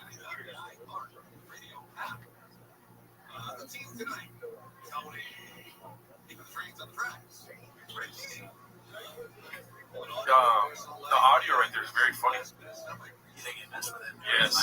You can see how the audio becomes more full than the center audio. Right, just in our headphones. Refugee in his own house. It's like the or what were you gonna say? No, did you hear that? That was something like refugee in your own house is what? I'll say it. Watch how it goes to the back of your ears. Right there. Yeah, right there. Yeah. I mean, probably. Definitely. So the refugee in the own house thing, it's like the lady on Rogan, they're from North Korea. It's like in North Korea they make us eat mud and then we die or whatever. That's like the same thing the child is going through. And it's something else with his wife. She talks about Fauci all the time. She's like needy Delta, needy Fauci, and like then you die. Yeah, I mean It's almost exactly the same thing. Yeah, I'm kind of biased because I'm Mexican, but having hot Cheetos everywhere, dude, that is not like being around. That's heaven. You know what I mean? Yeah, it's kind of the opposite. Right? Yeah. Plentiful food. And you don't even have to pick it up because it's flying all over. You just pick it out. Yeah. There's no rules. You get business. He's not a refugee. Fauci. We haven't even gotten that part yet. It's so funny. My friends are named Oh, no way. Come on, show me this fucking article. No paywall. That's what I'm talking about. You know what it feels like when my 5-year-old son roll up on his bike and talk shit to me in Spanish? You know what that feels like? As a father, you know what that feels like? How does it feel? I don't have a clue what he's talking about. I have a clue. I thought Pluto meant dude for the longest time. Dude, His 5-year-old son is calling him. the editing is so sketchy. This whole bit. Do you think Jan edited this? Who directed? No, I mean, we'll probably find out at the end. I can't remember. And that will be in the documentary. Yeah. For sure. You Yeah. gotta. Somebody, the president A Banana sent me a bunch of like people that I should reach out to. I don't have that work ethic. Yeah. I'm not that white boy that works too much, but I do want to maybe get something else. Okay, so some people are saying that Clinton Chip did. Spielberg. Oh, wow. Yeah, thank you. Yeah. Spiel. I dropped out of school last week. I was like, Oh! Those are fighting words, dude. He was like on beat. Okay. Okay.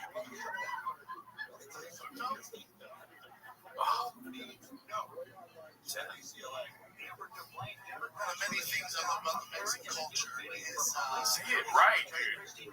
Yeah, you should wake up every morning for at least 3 weeks and look in the mirror and go, Mexican. You know what I mean? Remember he did the tour guide day in Yeah. Dallas? Maybe you should do like the Fromers or what are the tour things called? Tour books like Lonely Planet. Yeah. Shab talking about Shab's guide to his favorite things in Mexico. Best top 10 things for if you're a big boy to do in Mexico City. Yeah. I'd love to read that. He wouldn't write anything. Hernan Cortez came here and like, I'm balls deep in Hernan Cortez. You want to see where the battle was held. oh shit, they're answering your question. This was directed by Quentin Tarantino. It was originally supposed to be playing on a background TV in a diner in a scene from his next film, Shaw released it. That's funny. I like that narrative. Yeah. It's a bit painted, but I enjoy it. They're painting in there. I didn't even think that. Yeah. Wow. A lot of narratives being painted in the live chat right now. Yeah. Let's see. I don't subscribe to social media. you guys always have something to celebrate. Yep. Every week you have something to celebrate. As a white person, my dad's like, oh, your birthday, motherfucker. Okay. Well, With Shab, it's all that 2 truths and a lie. Yeah. It's like 1 truth and many lies. Yes, I have noticed. I live in a Latino neighborhood. There are quite a bit of celebration. yes. That is true. What is not true is that white people don't celebrate birthday parties. Yeah. I don't know where that comes from. I highly doubt his father didn't celebrate his birthday. Or whatever, like only celebrated that. Well, I think you're a little redacted because he's saying that he only celebrates. I mean, there's no way that's the only thing they celebrate. There's no white family, unless you're being a Beatle. Directed by Steven Seagal. It's all true. I have 300 pages of evidence. Okay, Cody Quell. I can't talk. He said, Okay, yeah. Is Well, there any I have chance lots of lawyers. So watch out. yeah. Cool. Be cool. All right, once a year, be cool, Dad. Be cool. Cool, Dad. Yes. Cool. Yes. These guys are dime pieces, Daddy. Wow. Thank you, Thank you, Daddy. Motherfucker. All right, once a year, be cool, Dad. Be cool. I'm Mexicans every week, something's fun. Last week, some girl turned 15. Not even related to us. Threw the party at my house. Apparently, the Mexican culture turned 15's a big deal. I love how he says that line, dude. Apparently, in Mexican culture, turning 15's a That makes sense. dude. That's one of the best. It smells like orange chicken meat. That's right. If you have to take smoke breaks after the show, Yeah. you subscribe. What's Delia at the party? You can take as many smoke breaks as you want after you subscribe. What's Delia at the party? Oh, dude. Oh, where do you want to do it? Do your Delia. Oh, really, dude? Oh, I was there. dolphins fuck people, dude. I'm trapped now. Like, I'm doing a show with fucking Montez, and I don't like doing it, but it's like, okay, I have nothing else to do. All those. Eating 15 patties is a big deal. It's a big deal. I love how he said that line. Here in the Mexican culture, turn 15 is a damn White people, we don't get things. That's very LA comedy of him to do. You know, like the cadence. It could work if there was a joke there. Yeah. I was in traffic and I was like, this sucks. There's a lot of traffic in LA. Turn 15 is a White people, we don't get things. Fuck. I'm on my phone looking at baddies. I walk in the house, these Mexican people fucking on social distancing, there was no mask inside. I walk in the house, there's a mariachi band. They're beating the shit out of this pinata, there's fucking hot Cheetos spraying over the goddamn living room. Wow. Oh, painting the picture. Yeah, dude, this is a very painted Latino narrative. Special time. Special time is different. It's different. A lot of Mexicans in the crowd tonight. Cheetos, you bitch. I bet Papa's from Morocco. Wow. Oh shit. Shout out to the Magreth. Northwest Africa. They have a great place never been. Everyone knows what a trolley is. Come on.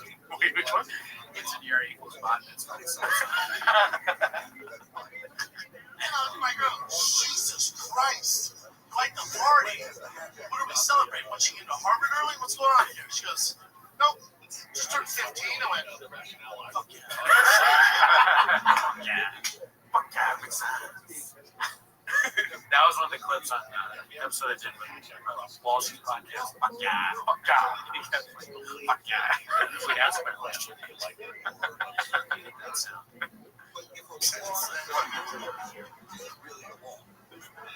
other thing I love about the Mexican culture is you guys stick together. You guys are so Oh shit, Diego! What's up, dog? We gave you a shout out earlier. I don't know if you just got here. I bet Papa is all stoked that they made that movie about the guy that invented hot Cheetos. I'm so proud of his heritage. I mean, you know, did you know that they're taking I think one or a couple, I don't know, can you guys put it in the chat? How long are they taking a break from T-Fat K? They're taking a break from Well, they're just maybe naming the waters a little bit. Well, you know, they're those white boys. Yeah, well, that's true. They do work a lot. I don't know. Is it a 1 week or is it multiple weeks? 1 week. No. And I trust all comments on you.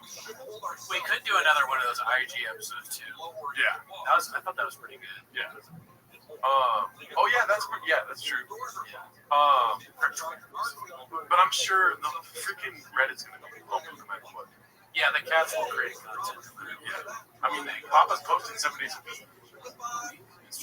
So, Boom. Boom. Roasted.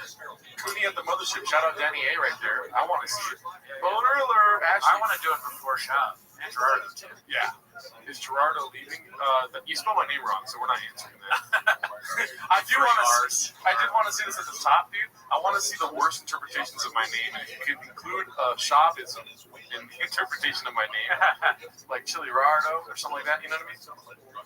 Devil's advocate, you make it pretty confusing when you hear about Hilaldo in there, Ohardo, and so kind of do it yourself. I do, but I enjoy it. Oh yeah, 3 R's. There's 3 R's in my name. Wolfie, shout out to that guy. Be cool, Wolfie. Be cool. Pooper alert.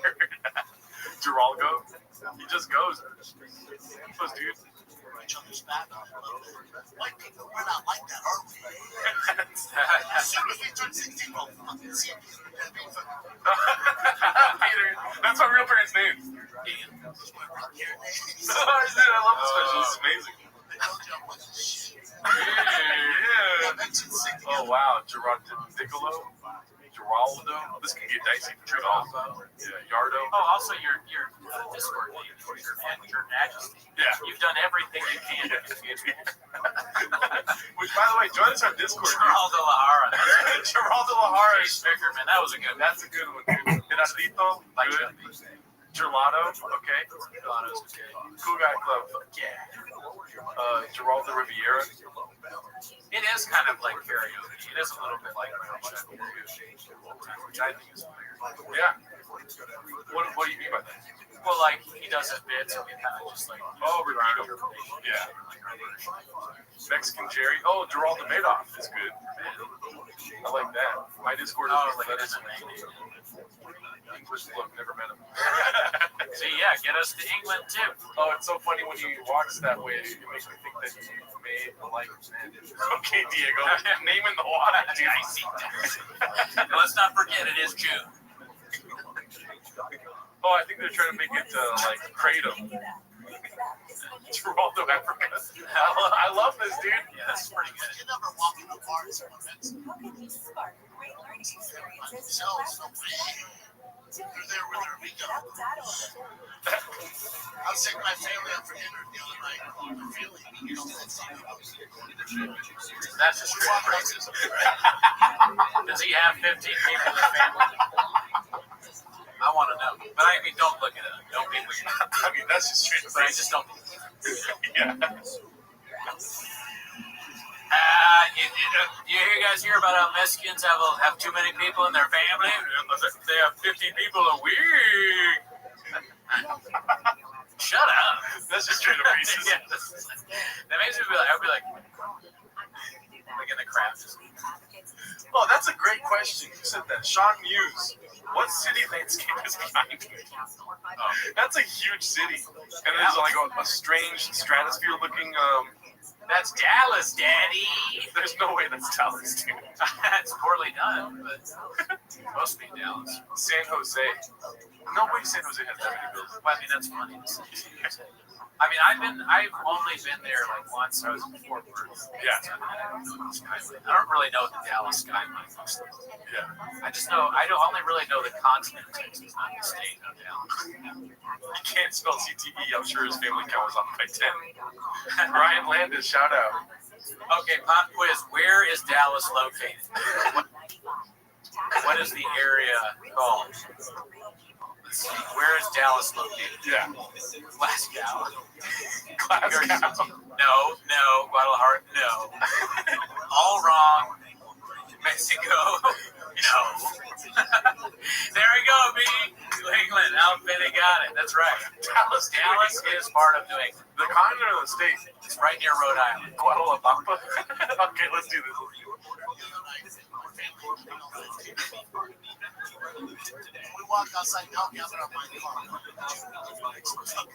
15 people got into a two-door car. Yeah. Any size, any facet. I think that's too many people. Yeah, how tall are they? How tall are they? But that's annoying when people talk about how tall people can fit into small cars. I don't like that. It's like, that's your takeaway? I agree. Yeah. Also, people don't know this, but in the Dallas accent, it kind of sounds like, the guy from fucking Dallas. Fucking Red Sox. Huge fan of the fucking But also, Sox. too, like, when tall people get in the car, you're like, how the fuck do they fit in there? You know what I mean? How the fuck did those guys fit in that car? I'm sorry, but we gotta pause everything. Drone Adventures just got here, dude. Boom! Road Adventures, hell yeah. He said, fucking, bummed I missed this. I'm fully wrecked. Oh, okay. Name Hey. it. Boner alert! Road Adventures has a boner. Drone Adventures, Hey, dude. you only missed part of it. I'm sure you had to pee in the sink a few times. For those of you that don't know, Drone Adventures has definitely been around since the first episode. He's been around. He's the first one where we were like, wow, this guy's commenting on every video. Yes, he carried us through some of the negative comments and truly hurt our feelings. Yeah. We'd always look to Drone for a positive. Yes. Carnage Rock. Carnage. So gay. Shut up. Be cool, Mike. Be cool, Mike. Be cool, Mike. It's June. Okay, whatever. Trump. He built the ground we walk on. I mean, big energy, dude. Literal boner alert. All right, here we go. Love the show, fellas. Shout out Clean Cloud. Cloud King Cody. Shout out to you. Love you, brother. Gerardo Lamar, Hearts. One of our guys being. The link don't work for Patreon. I'll fix that later. Sorry about that. Yeah, I'll try to fix that in a little bit. Sorry about the work ethic there, Bob. restaurant. No, mijo. We fit. Fuck. That's so You just have to suspend your belief too much, you know? Yeah. I mean, nobody would be like, yeah, we're gonna have 15. Yeah. It doesn't make any sense. Yeah. Like that's your takeaway? It's like, I know I like being in a car with my family, but I wasn't. Yeah. Also, I want to say that was a funny comment. John Smith, why is that Turkish man talking so much about Mexican people? this guy just goes, Jose. Yeah. Patreon is broke, Super Chat is broke, y'all don't like money. Yeah, you know, this isn't the last time we're going to go live, so we appreciate you guys wanting to give us money. Just try to join the Patreon. That's the best way to do that. Yeah, join it, write a review, subscribe, do one of those things so we can get to people. Yeah, so we need to sit down and do the Super Chat, but then even then it's like Super Chat's kind of ridiculous. People just giving you money for no content. We'd have to stop and be like, Miss Middle Child Clyde gave us $10. We'd be very happy that he did. But it would be a lot. Oh, Baba needs to get himself a minivan if he wants to be truly Mexican. Diego coming through. Jeremy Bartlett, shout out to that guy always commenting. Very OG comments are there. And it's a good comment right there. Is shopping a state of denial or is that a continent? Very good.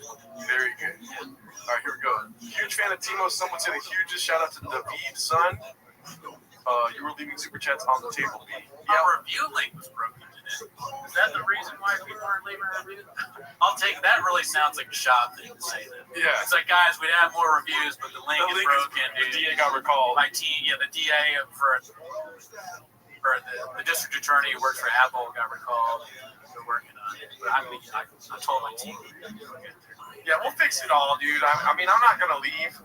But whenever the things are fixed, join the Patreon. We have a separate podcast on there, a Patreon podcast. Yeah. Where we really name the waters. He's not leaving, but we are going to have a new producer starting. Which, as I said in the beginning, I think you'd be surprised. Yeah. Pretty big news. Somebody else will be producing the show, but I'm not going to leave. Yeah. All right, here we go. Just wait up, we fit. Please don't do this. I promise you, you're not fucking fit. You can hear me. It's the worst story ever told. Killing. Boner alert! I tweeted some there we go. but it's pretty good going out. Yeah. It doesn't make sense that I'm not up there now that I'm on the Wikipedia. Yeah. Literally listed in the Wikipedia as one of the comics that's performed there. If I can't get a spot, flappers, dicey. The new producers better be shrimp. Oh, that's redacted information, sir. Yeah, you'll find out. I can't believe they fit. That's what I'm saying. Be cool, Joe Smith. Bobby Lee is the new producer. General Lee. He started it all. Okay, here we go. Shout out Cheap Hardware. Cheap Hardware is also another one of the ones. Oh, yeah. Weekly. How did you probably not win it? True. I don't know. I don't understand. Yeah, something to do with YouTube being numbers and shadow banning. A lot of shadow banning. Yeah. Thank that car. I bet you that car can fit 125,000 homeless cats too. Hell yeah, dude. I say more people in the car, any size. Yeah, of any size. I'm spoiling it. Fuck. Does Flappers 2 magic shows? Sadly, yes, they do. Going hard. Oh, I know. Well, just you want to do a couples therapy. Therapy. Yeah. Therapy makes an appearance, man. Therapy, as we all know, is what helped Hitler get better. He was a human being. Yeah. He had dark, soulless eyes. If you're wondering, too, this special was not made during the writer's strike, so he didn't have any problem getting writers. You know what I mean? So the writer's strike has nothing to do with what you're seeing. Yeah. Just want to make sure we know that. If we get enough subscribers, Jordan, we'll go to therapy. Hell yeah. I will continue being the dark soul. Not even really me. I'm from Mississippi. I go to therapy with the Slurpee after some burpees. Wow, the real Mr. Versace. Rapper boner alert. Let me ask you guys a question. Go for it. Let's say a big live chat, or you're in therapy. You're talk to your therapist, it's a person that you're maybe interested in romantically. Do you ask your therapist to walk you to your truck? Would you do that? Great question. Great scenario. All around, solid content. I probably wouldn't. Yeah, no, I would never do that. It would be a step too far. 8 inches.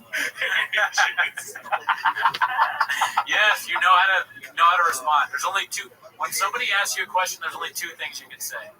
One is you just said 8 inches. What's the other one? Tax check. Tax check. I'm sorry that I spoiled that. Spoilers are McGee over here. Let me finish there for you. In every facet. Okay, so people will do that. It's the patience. Arguments and therapist. I couldn't do this. Walk me to my office.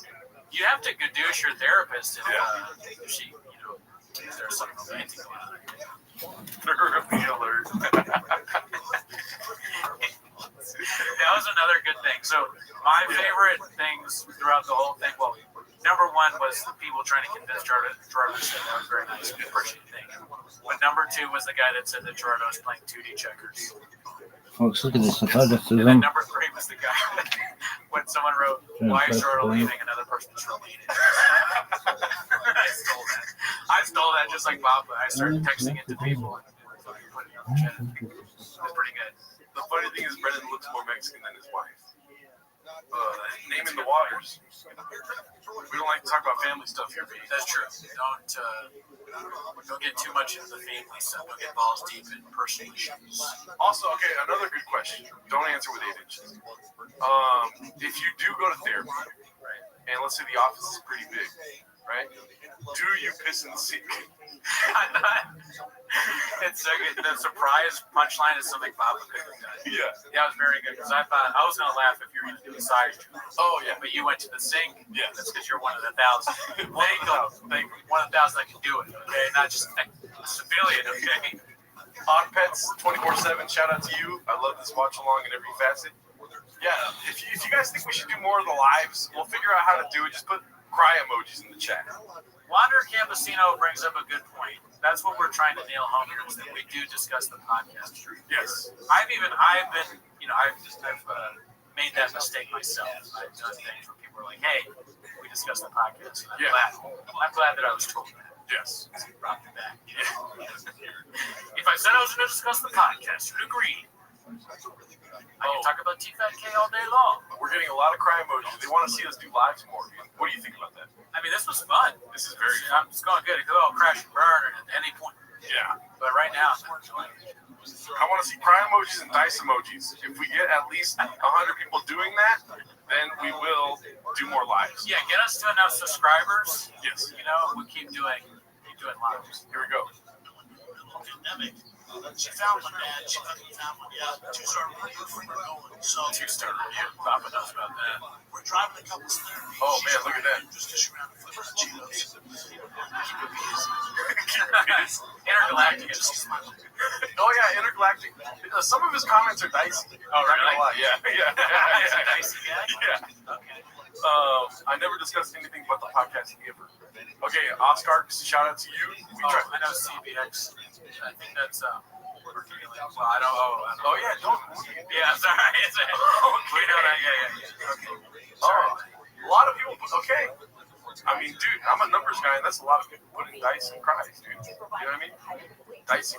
Seen a lot of dicey comments. He's trying to get back in your good graces after your boss. Can't believe Geraldo was going to leave the streaming free trade. Oh, steaming. Streaming free.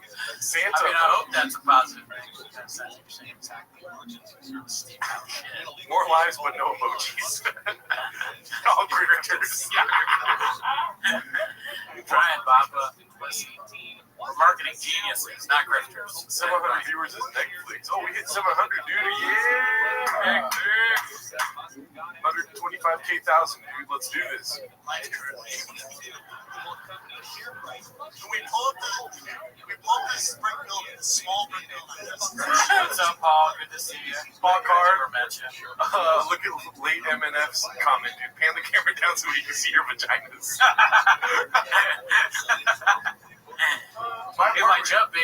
My mother's basement is very dirty right now, so I don't want you guys to see anything else. That's true. And yeah, also, I mean, it's noticed that kind of looks like a dig. You get some dig juice from that. Wow. And the skyline there looks Yeah. like kind of like a dig. One of those skyscrapers is taking some dick juice, dude. Hell yeah. It's one of those skyscrapers taking some boner medicine. Blue chew. Some Viagra alert. Boner alert. Walk me to my truck if your name is Annie. If your name is Annie. What the? Yeah. That's a good So, call. little break building. All the snappers has her name. They're Plastered purpose. on the side of the goddamn building. Giant red neon letters just went in. 8 inches. Dr. Rodriguez. So, job, you do that shit all the time. You plaster, I think. Yeah. What did you, on the thing, you should be surprised had something. Yeah. Thick boys over everything. Let this doctor who's gone to school have her name out. Yeah. What are you talking about? What are we doing here? Yeah. Okay, she's trying to help him out. Always a baddie, dude. Yeah. Also, too, when have you ever seen a therapist office have a neon sign outside? Something like that. Yeah, that doesn't make sense. I wasn't even really listening to it. I just wanted to shit on it a little bit. ViralRabbi eating a Mexican cookie. Okay, we'll be here evil hour. Yeah, that's one thing I did say in the last. Didn't I say I was going to eat a I said that on live chat. Oh, yes. So we'll probably do that. I asked if it would be too redacted for me to pour salsa on a cookie and eat it on the live. Yeah. And no one said no. Everyone was like, yeah, do that. Mexican cookie, is that like a cookie with salsa? You got it right, Bob. What kind of salsa? If I eat a cookie with salsa on it, what kind of salsa do I use, please? Yeah. What kind of salsa? The live chat, please. What's the cookie? 8 inches, B. 8 inches. Oh, really? It's an awakening for your boy, isn't it? Yeah. John Smith, I think sweet. That's fair. He did not go in. I don't want that. EJ, shout out to you. Why would Gerardo leave the show without the intro songs and back and forth won't be the same? You're right, dude. I'm not leaving. It's not leaving. Just because of that comment, dude. But I'm not going to be producing. It's going to be somebody else. It's going to be a new producer. Yeah. I'm making. I think you'd be surprised. Yeah. I I think you'd be surprised. when you see, you might say that it's too redacted even for us, but Yeah. that's kind of how we do it. Yeah. We're not the best brains. Gerard did. It's going to be Lisa Yacht. We're going to force them to eat. Yeah. You know the Starly. Shout out to We're looking for Dr. Robinson, maybe Dr. Allen at this point. You feel me? Hopefield. Oh, the therapist. It's Mrs. Rodriguez. Is the therapist. You want an Allen or a Robinson? So you want some white? Yeah. Why? Because there's too many people in the car. Mexican. Oh, because it's therapist, then he's going to have even more. The therapist's going to have her family one. Yeah. Yeah, I get it. It's a lot of liquor. Moved to the house recently. Moved to a new house in LA. Whenever you move to a new house, it's always weird. It's even weirder in the middle of a pandemic. You're moving to a house where By the way, don't let it get lost in you that there's no more to the therapist. That is funny, yeah. He just wanted to say, I want a white therapist. And you know what comedy, the best comedy, there's a problem. Problem presented and a solution is the joke. And the solution in this particular scenario is a Caucasian doctor Yes. instead of a Latino doctor. That's what I'm saying, B. Let's just keep that in mind. house, it's always weird. It's even weirder in the middle of a pandemic. Just moving to a house where there's nobody who cares. Cheap hardware. Cheap hardware. Have the draft of that joke where the whole family goes in.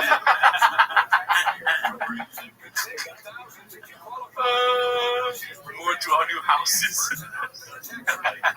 Yeah, he really botched a lot of work with that.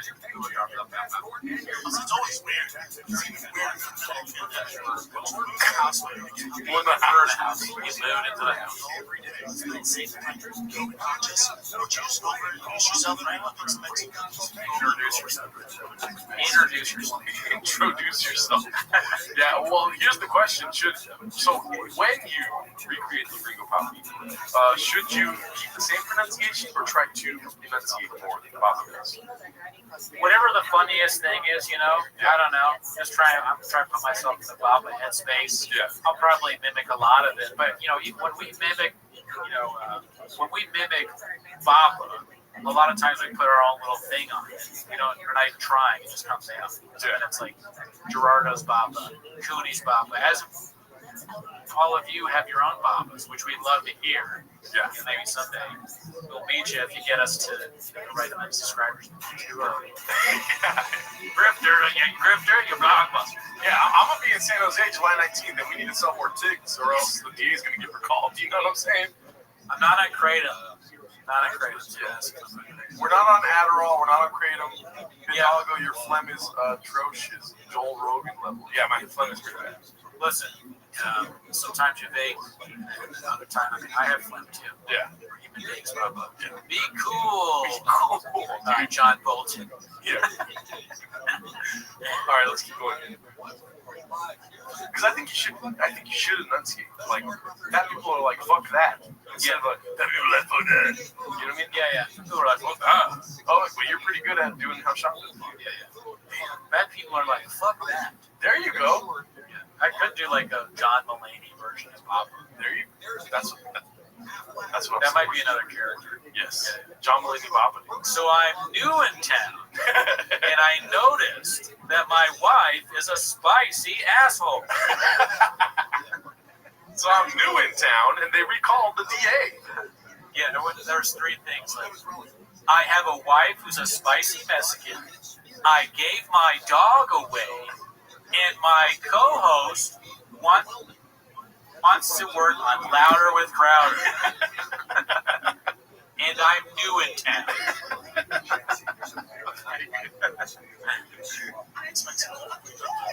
It's like a chocolate chip sauce. What are you talking about?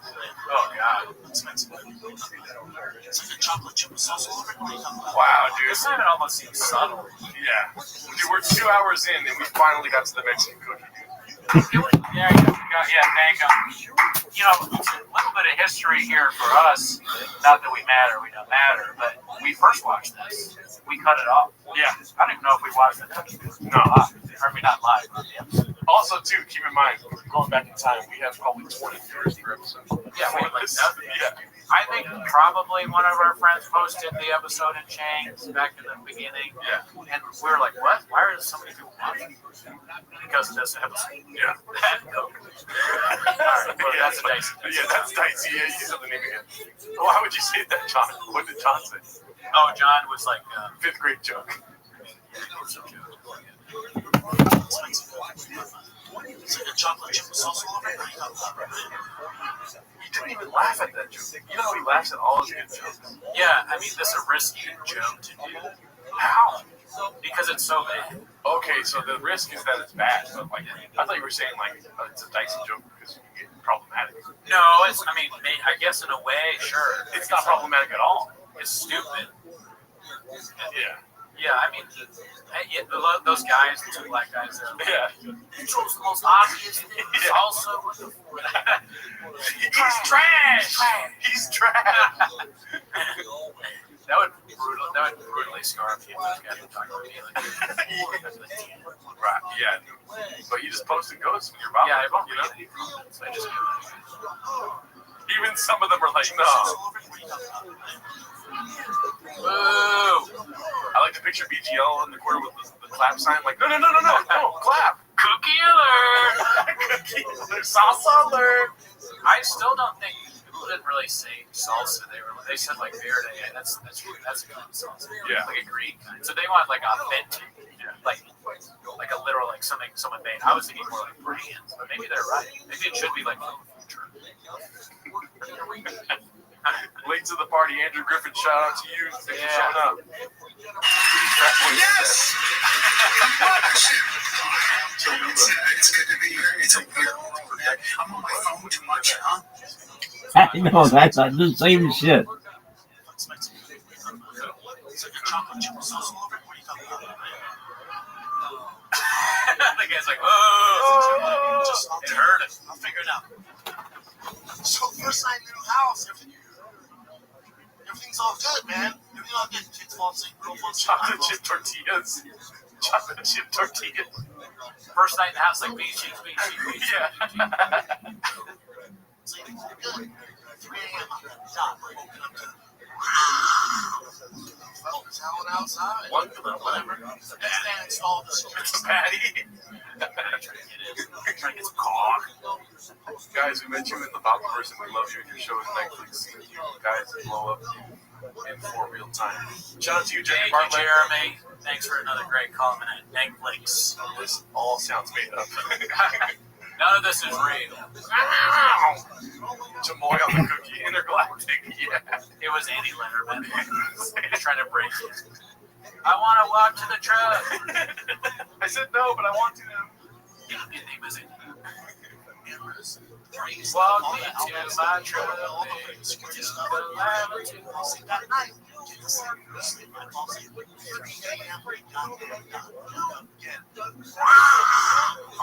Goddamn gargoyle outside my window.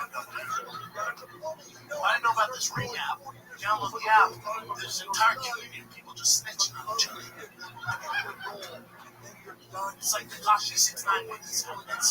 Boom. Timely reference, right? Yeah. Time and Takashi ratted out to some gang or something like that. It's a lot like Eddie Murphy's Delirious when he talks about Mr. T. It's like, it's going to last me. You know what I mean? That'll be with us forever. Yeah. Classic. Some with special time. Some would say best friends. Jesus, Cooney, you think the term for mother-in-law is stepmom? Did I say stepmom? God. Well, this is live, dude. This is live, okay?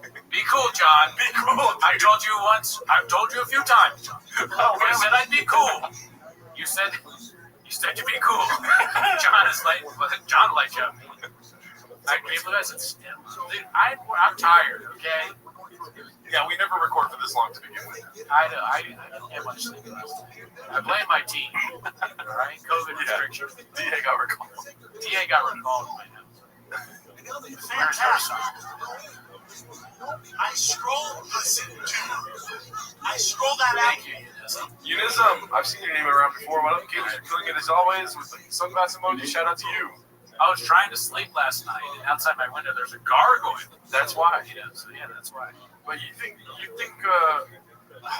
the gargoyle line? What? So it's in every I can't tell if that's an or a possibility. But you're right. It's my redacted brain, which is my fault. John's a great guy. I never met him. I like how all of Steven's comments are cat locked. He's a homeless cat. He can't his paws. On the keyboard. Oh, you're right. So it's like if you turn it off, turn it on, then you turn it off and release it. Yeah. Best brains, yeah. Yeah, I like that gargoyle is huge. I like creative use of it. Science. Another thing too, yeah, we didn't really do much of Daniel DeBapa this whole episode. We did some. Yeah. I mean, once I watch, there will be blood again. If I told you we didn't do it, For hours. I'm yelling everything. Come on. Somebody fucking kill somebody for God's sakes. You went the first 48 I watched like that 48 hours. What is it going? Why do you know you can narrow it down to your hood? You can literally narrow it down right to your neighborhood. Your hood? Narrow it right down to my Here. Let's see what's popping in this new neighborhood of mine. Let's see what's popping in this new neighborhood of mine. Narrow it right down to my Google. Let's see what's popping in this new neighborhood of mine. I wonder if anyone's ever actually said it like that. What was up in this neighborhood of mine? Like, would you do that? Yeah, somebody that you're by yourself. it's somebody that wasn't an LA comic, you know? I don't think that's ever happened. No chance. 2 doors down, Jerry goes, hey man, this mountain line is like goddamn dogs. Somebody needs to do something. Jesus Christ. That is not his fault. I love Ricky Chavi. Blame the mountain lion instead of saying, you know, I gave up my dog. So flattering, Michael Malice and Max Who put that? Mitch Itsu. Shout out to you, dude. Great talks, never met Yeah, I do feel bad for Jerry. Yeah. That is true. Poor Jerry. Yeah. Yeah. Rest in peace. Yeah. If you wanted to hurt me 8 inches. Somewhere elsewhere, I've seen you comment a lot. Skittles and biddies. Oh. Somebody needs to do something. Jesus Christ. That is not good. Diane, right next door to me, is, yeah, I speed the fucking cat. I'm bored. That mountain lion ripped my goddamn cat's head off and ate all of them. My kids saw from the window. We can't sleep at night. Somebody needs to do something. This is not good. I don't believe any of this. Yeah. It sounds like with all of these stories that don't make any sense. It never happened. There was a bee story I remember we watched. It just made no sense. Diane almost confirmed, dude. We should do a watch party. Same comedy special every week. I cannot watch this every week. No. That's a great idea. Never seen it, but I can't. Poor Mike. He needs to do a Gringo Poppy 3. That's what we want. Yeah. The thing I want the most is the subscribers. But second to that is a third Gringo Poppy. Yeah. He's got to do another special. This thing got like millions of views, right? Maybe it was like over 2 million. No way. How many views did it get? Sound off in the comments. It got 1.9. See, almost 2. Yeah, we're almost there. Watch this special again. Yeah. Yes. Do yourself a favor, dude. Watch it once a week. You watch it. Yeah. Why are you trying to get us like a redacted brain? We will not be okay mentally if we watch it every week. You do that. Yeah. Yeah. Shop can't even fabricate a good story. True. That's very true. What about the Showtime one? Well, see the way that YouTube works. Yeah, we went into it already. Yeah. Yeah, you can't do it. Yeah. You have to join Patreon. We did that early on. Yeah. We're gonna try to watch that special Patreon video in the next 3 or 4 weeks. You know, there's a chance it gets produced on Patreon too. Yeah. We probably shouldn't even be talking about doing it, but we're going to do You and I were in the gym together trying to train to become one of the cage fighters to where you are now. Your second comedy special coming out. I gotta tell you, this is awesome. Congratulations. What's up, Mike? Congratulations. That's not it. All right, dude. Gringo Pop. It's pretty cool. That gives me an idea. Why not I'm just going to ask myself to this line? Take care of this little kitty pup. You know what That's all I'm going to do. Take care of the little kid. There's this guy on the show, and he says, people are driving, they're just surprised you keep making shit happen. You think about that? You'd be surprised, Gringo. Not surprised you keep making shit happen. I'm just proud of you. Walked out with an AR-15. That's a big difference. I'm proud of you because I know. Mentally surfing on top of it. I walked out with a 0 to 3 steel night vision helmet. And you didn't post about it on Instagram. I doubt it. Can you imagine Brendan Schaub fully decked out, like, what's that video game? Metal Gear Solid gear, walking around trying to shoot the line in your neighborhood? That would be the craziest thing of all time. I wish there were. Can you imagine how well that video would do on Chains? It's the most viral video in the history of Chains. I would love to see that. I love watching you take a Next picture you'll see. watching what you build. You continue to build. That's what you go by. I love the fact that you are becoming I was like, dude, something ran for all this? Hell yeah, bro. Fuck that. It's a steal, bro.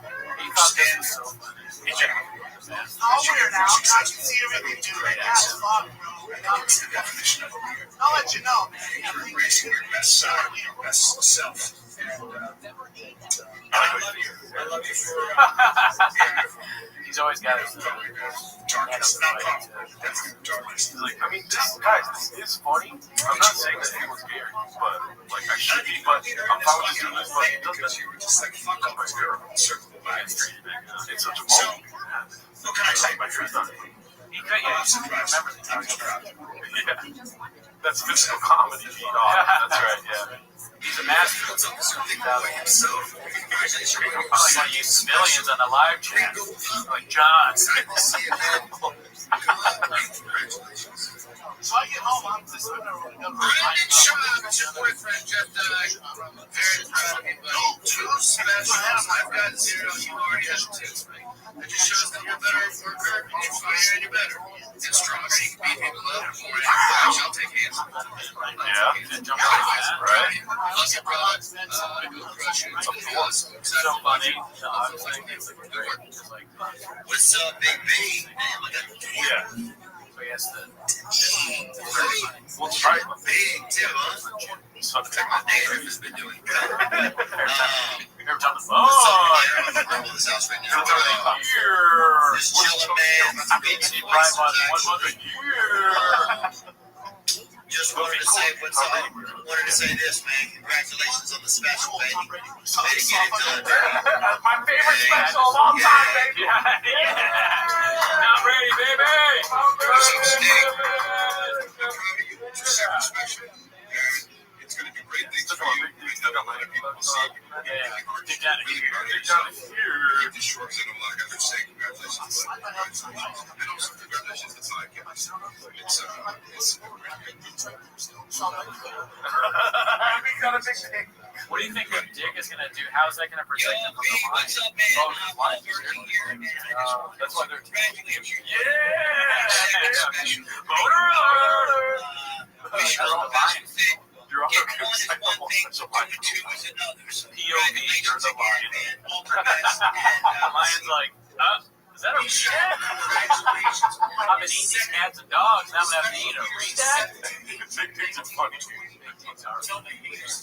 Join Patreon. Oh, Michitsu, dude. Shout out to you. Yeah, alert. I want to give another shout out to everyone that's in the chat. We have gotten 70 emails, guys. Woo! Shout out to you guys. Thank you very much. subscribe. Take a minute to congratulate you. I'm surprised. Stand-up Surprised. Congratulations. Shut up. Dude, Jordan Peterson would be so sick to be on the show. That was great. Oh my god. You are in a dirty place. That mountain gave my life to What can I do? How can I become a successful podcaster? Well, hey, I want to give another shout out to Tucker Jones. I always I subscribe. I thought I already was. Thank you. Shout out. Bert, how would you describe me? Keto now, like I say every time I see you, baby. Nibble on those collard Oreos. You got two specials. You got some money. Hey, what up, y'all? I just want to say we're always so offended.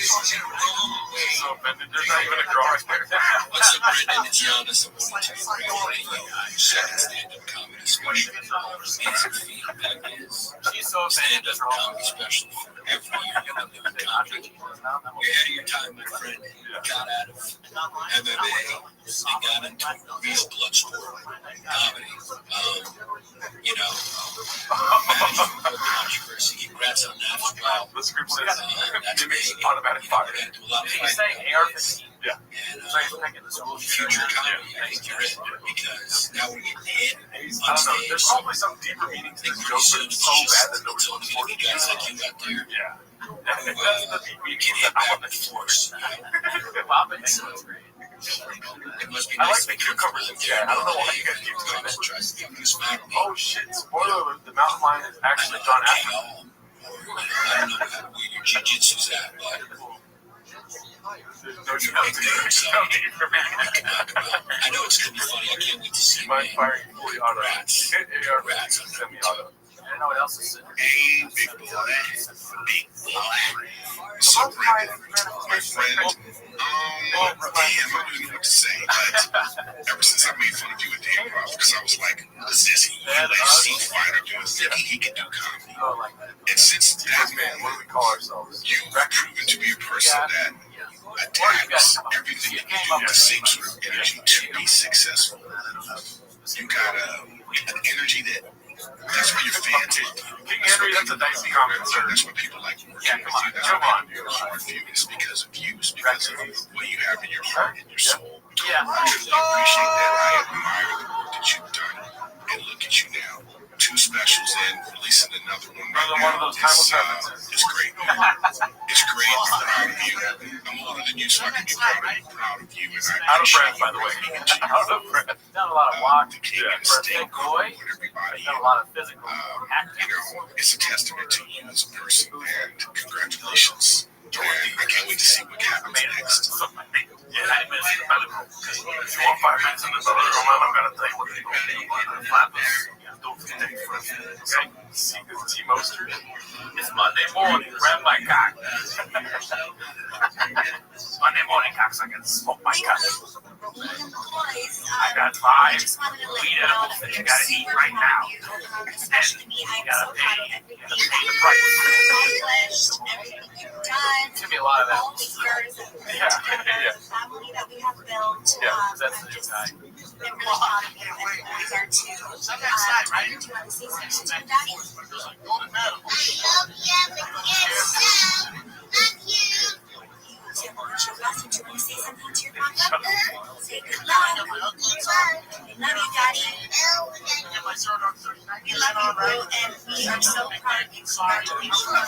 Call back. Call back alert. Call alert. I'm here. Little child fly. Shout out to you. More Durdo shits. Over exposed. That rainbow walk is legendary.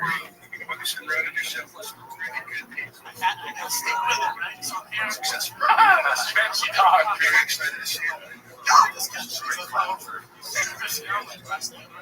They call this one. Wow! Alert! This is over. I'm going to pee in the sink so hard. Yeah, I have to be so bad.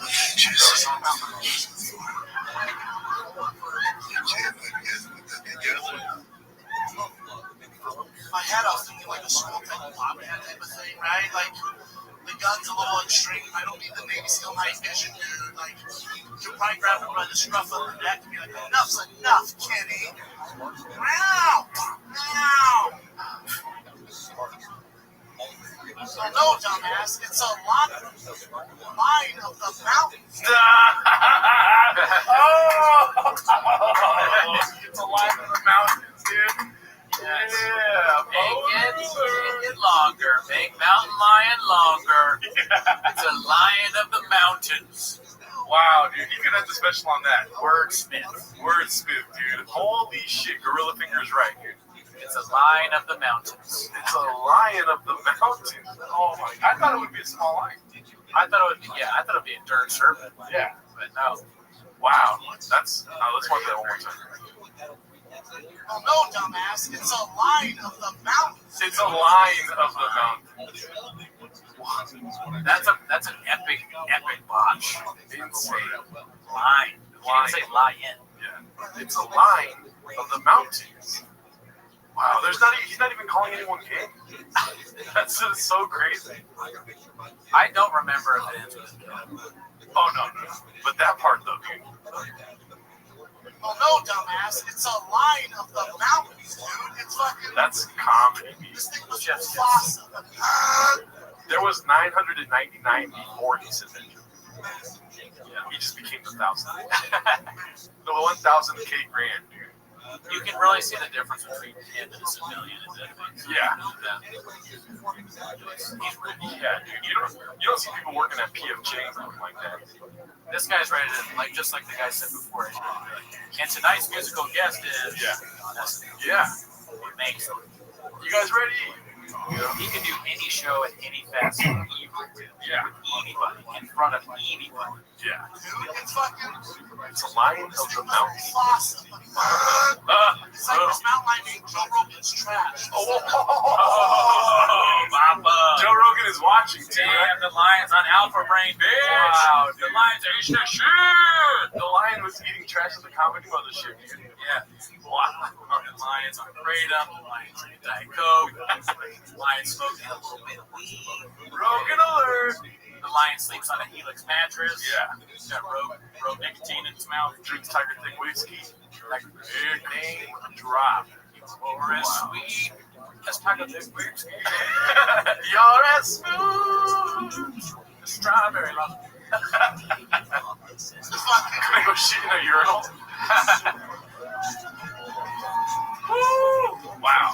Talk about I it. panicked. Dude, It's a lion. Ever heard of it? Dude, I I threw my night vision. I'm not even left-handed. I was like, oh my god. Oh, he's not like yeah. Yeah. Why is he getting Still got the big thing. 8 inches? Damn, 3 times? I got that ring out the next morning. We got an outlet. Whoa. What a ridiculous way to end it. No. No, he's trash. He's trash. Trash! No, he's trash. Had to get up. All right, this is Shout out to those guys. oh, it's not Steven Spielberg. That's Directed by two of the greats. Yeah, One of our Casey guys. Garrity and Mike Cannell. I'm sure we messed up that name. Yeah, I mean, how many times did Shop say Gay T? He's like, oh, your name kind of sounds gay. James Cameron. Oh, I guess Yeah, I thought it was James Cameron too. yeah. Mexican as shit. Both of those guys are And it's like 24 minutes. See it down. Surprise ending as always gets me. So those are the directors. All right, let's see the editor. Nick Taylor. Wow, there's no skylight there. Yeah, that was probably from the Bro Whisperer. Yeah. Oh, camera operators. Okay. So Burgundy got in there. had a cabinet. And like they were double dipping on the jobs. Directing and camera ops. There it is, Bill Burr. Casey Garrity edited. So it wasn't Chin. I mean, yeah, I could play because he's in it. Oh, So I wow. could play Burr. And then I'll be. I mean, you gotta do different probably. Oh my gosh. I'm gonna shave my head tomorrow. I have to make me laugh. Very true. Where's Sean Hughes at? The only time Sean has made me laugh. There's too many comments. I'm a little too tired. Avery Fest. He's post credits elevator. Oh, Lil Brown, shout out. Oh, then our guy. You know what's crazy is that Andrew Schultz is actually slapping the couch right now. Let's see who else. Ireland. Troy Conrad. Comic strip photographer. Cynthia Post. That's probably a company. Thunder Sound mixed by Thunder Sound. That was JB. That was a little bit of Axe JB right there. Special thanks to the Comedy Store. That's What the a best name. joke. Yeah. Big Boy Productions, and that's it, dude. That's great. Big Boy, dude. You want to go to the restaurant? Just real quick. I do. Go for it. Okay. We're gonna end it off here pretty soon, but I want you to be a little bit first. Thank you guys so much for joining us. That was fun. What do you guys think, huh? Thick Boy Squad, Thick Boy Nation, woohoo, sync. Okay. So thanks guys, another good time. Thick Boy Squad, great live. Never seen it. What's the return policy at the Comedy Store? Great question. L Cars Data Node. If you guys didn't already subscribe, because we're trying to hit 7K by tonight. Let's see where we're at right now. Oh, we are 16 away, which that's fine in and of itself. You hit these Delta 9 gummies. You can't talk. Oh, there's ads. Gerardo, you're the man. Never meant you. Stay strong, homie. Thank you, Unisem. What a wild ride. Go see him live. Yes, I would love to go see him live, but we also have to, create a higher tier on Patreon. LOL. Well, for the time being, Patreon's only $5. So if you want to be a hero, Patreon membership sold. Thank you. Thank you, Vince Clorto. Yeah, I mean, we have an episode in the new studio we're going to be recording at, up on the Patreon. It's episode 3 of our Patreon called Water, and the description is weed. You guys can fill out the rest if you want to. You fools can sleep on my couch and gig in Austin. Yeah, I'm going to be traveling to Texas soon, maybe by the end of summer, because the summer tour is busting, as Brennan would say. Quick talking numbers. Highlight in on one of our guys. Shout out to that guy. Homeless Lion of the Mountains. New studio is the Chatterbox. Tell us news. Are you staying strong or not? Yeah, good, doing great, sir. Already subscribed, me. My hero. Thank you guys. You're at 600 live viewers. That's pretty good. Thank you, Farfig. I'm in North Cali Beach. Well, I'm going to be in North California July 19th. I have a show with Jesus Sepulveda at the San Jose Improv, and we're doing our best to sell tickets. So please, if you want to come see me do Redacted Comedy live, July 19th at the San Jose Improv, I will be there. I'm in Covina June 23rd at the Fred House Brewery. Do you have any shows coming up? Well, go ahead and tell them I'm going to go pee.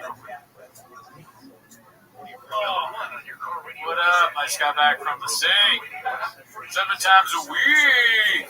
I do have shows if you're interested here in the area. Not many.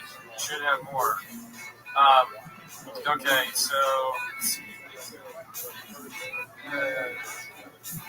The closest one I have to now is July 5th at the Brewport Tap House at 8 p.m. That's in El Segundo. And after that, I have a show in Culver City. Is this boring watching me look up shows? Probably. It's very hard to remember all this. No. Yeah, there's so many shows, it's hard to remember. Lost my wallet in El Segundo. Neglected. What happened? You guys ever coming to the Northeast? Where's is that New York or New England area? Yeah, all my shows are going to be in New England. So great show, bud. Thank you, Jonathan Barsky. Yes. That's what I always do. I get it when there's a sale, and then when they raise prices, I can't. how do you get out of management?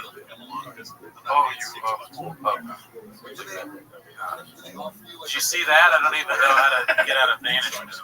There was one time where I was trying to use your phone and you had so many tabs open.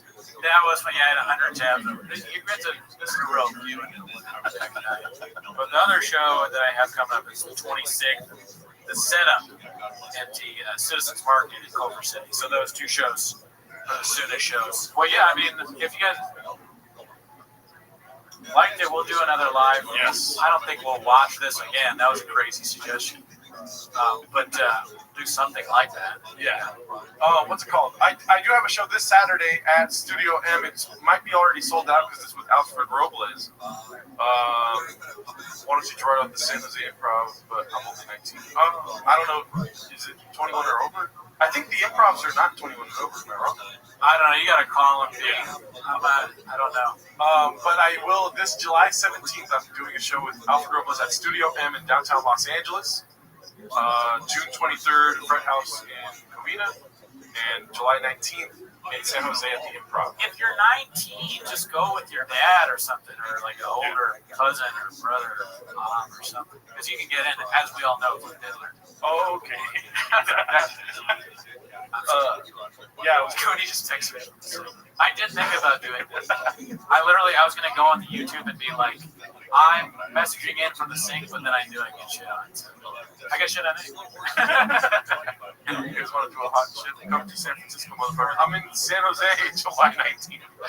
San Francisco, I'd love to. Better place. Again, we need more subscribers if you want us to travel. Get us the 16 that we need.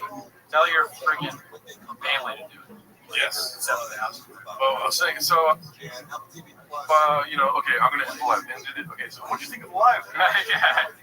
Behind the scenes. What did you think? Was it good? Fun? I thought the two of them were disgusting and attractive. They only watch Brendan Shaw. Woke walls. Both of them. Brendan Shaw is a great statue. Shout out to Alice. Love you guys. We see you in the chats all the time. Yeah. Turn on super chats next time. Will do. But if you want to, just join our Patreon. That means a lot to us if you join there. Griffin had a good idea. Do a hot chip. Because the cookie thing we probably will do. But a hot chip, I like hot chip. That's content.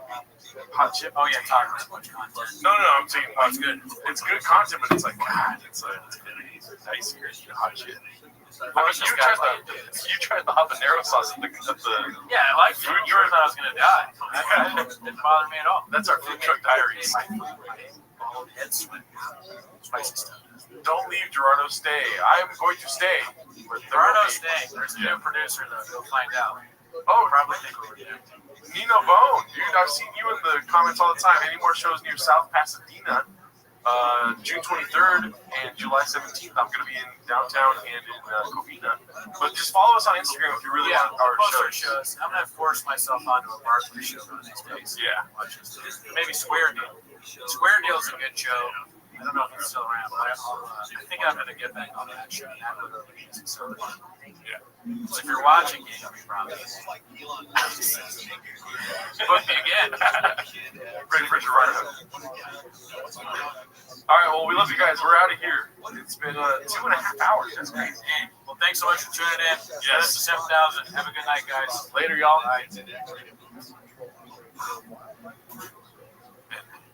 The app is also available on Apple TV boxes, so like a Roku or a Smart TV. So you can also watch Apple TV shows on your Apple TV app, not on Apple TV.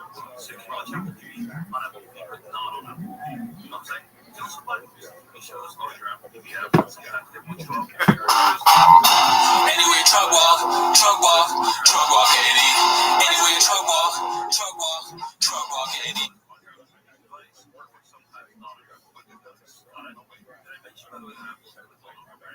Anyway, I hope you enjoy watching your Apple TV stuff on your Apple TV, and I will do the same, and probably by the time you watch this video, you're going to change everything.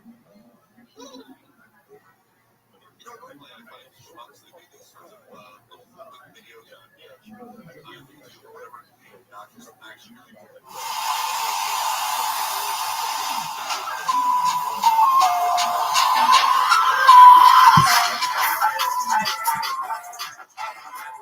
Here I go again, looking for that public embrace, trying to fill that hole I can never fill. I always need more. It's an addiction, and it's not healthy. I think as a comic, when you look in the mirror, you shouldn't like what you see. You gotta have a healthy dose of self-loathing all the time. I think if you're too muscular, if you look too good, if you're too rich, I think it actually hurts your comedy. I am too muscular and I look too good, and yet I'm able to overcome those obstacles. Let's go do this. Ladies and gentlemen, give it up for Brian Callen.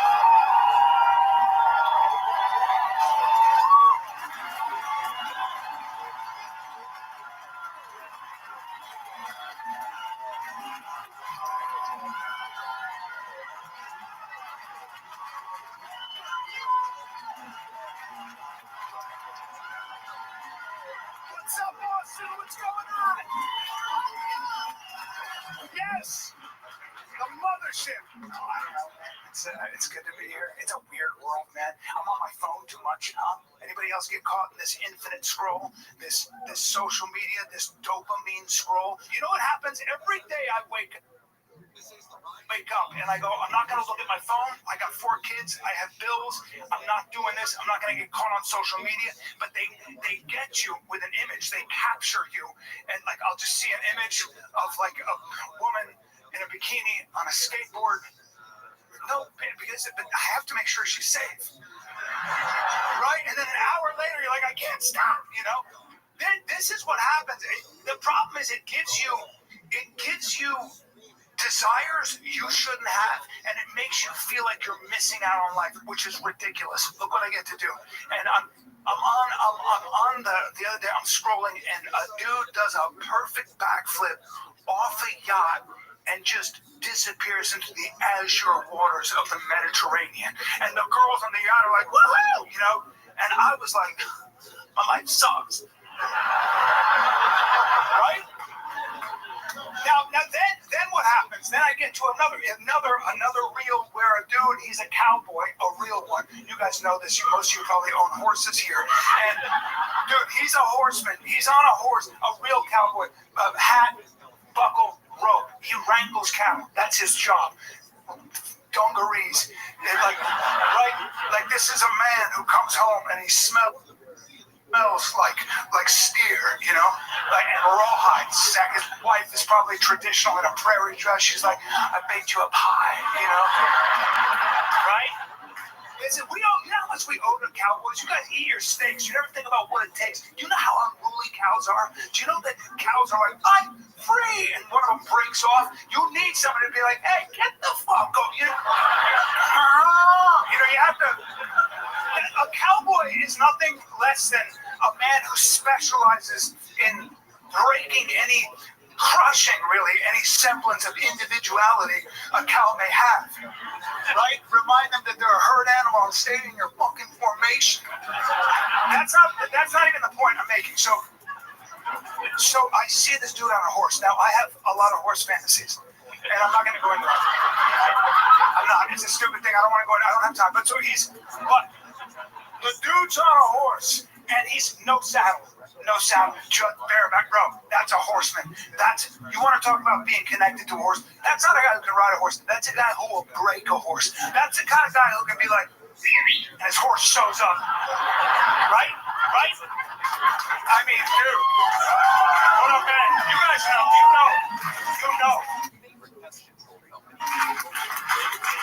Here's what got me.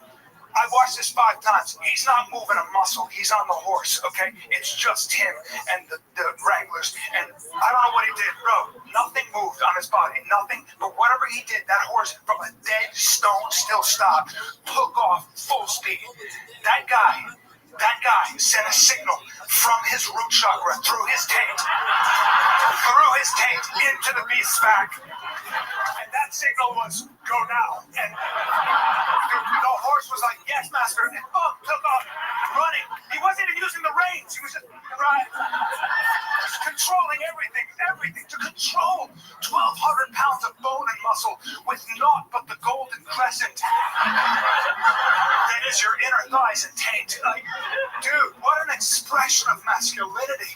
Like, if I caught that guy in bed with my wife, I would be like, I apologize. Like,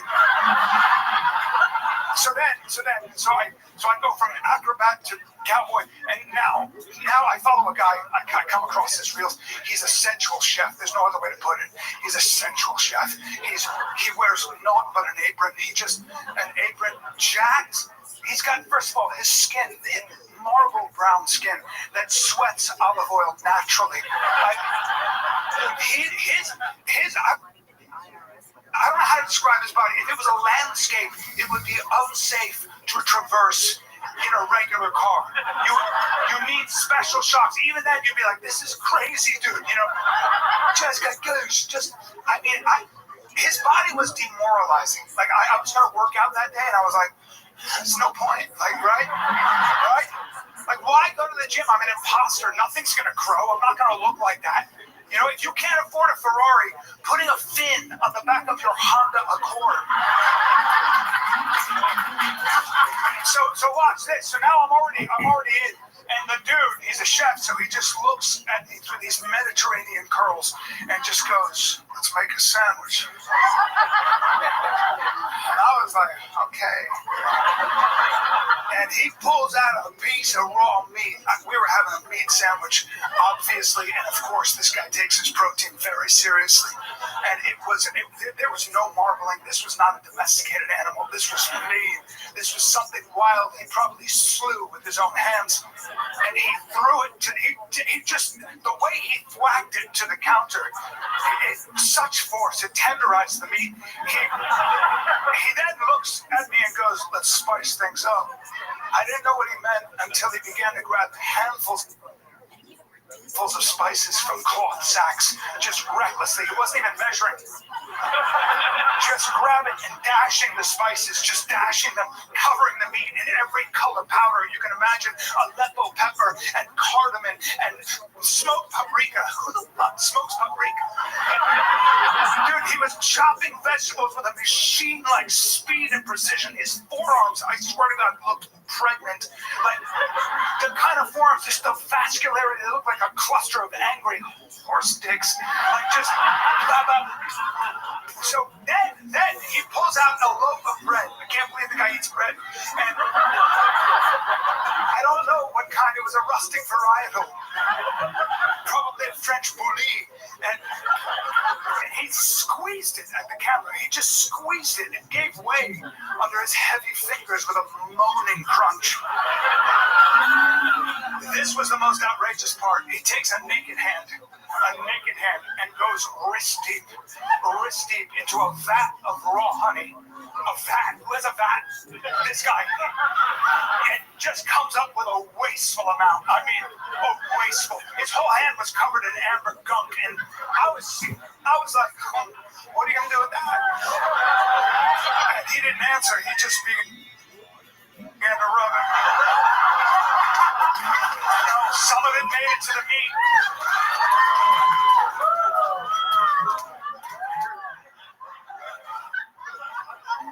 Anyway, the sandwich came together. I can't remember how, it's a blur, but it took the kind of bite your mother would scold you for. Just the choking hazard alone. And the juices, Jackson Pollock, his chest and apron. And my wife came in and she was like, why are you making that face? And I was like, because I'm hungry and I'm probably gay.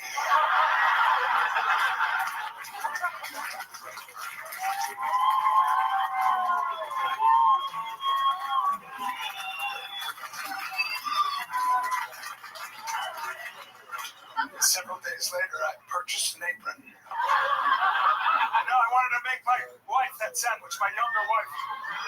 Put it on, I began to make the same sandwich in earnest. She came into the room and told me I looked like I should be washing dishes in prison. My daughter screamed gross and ran from the room. So the point is, I spent too much time on my phone. You know what I mean?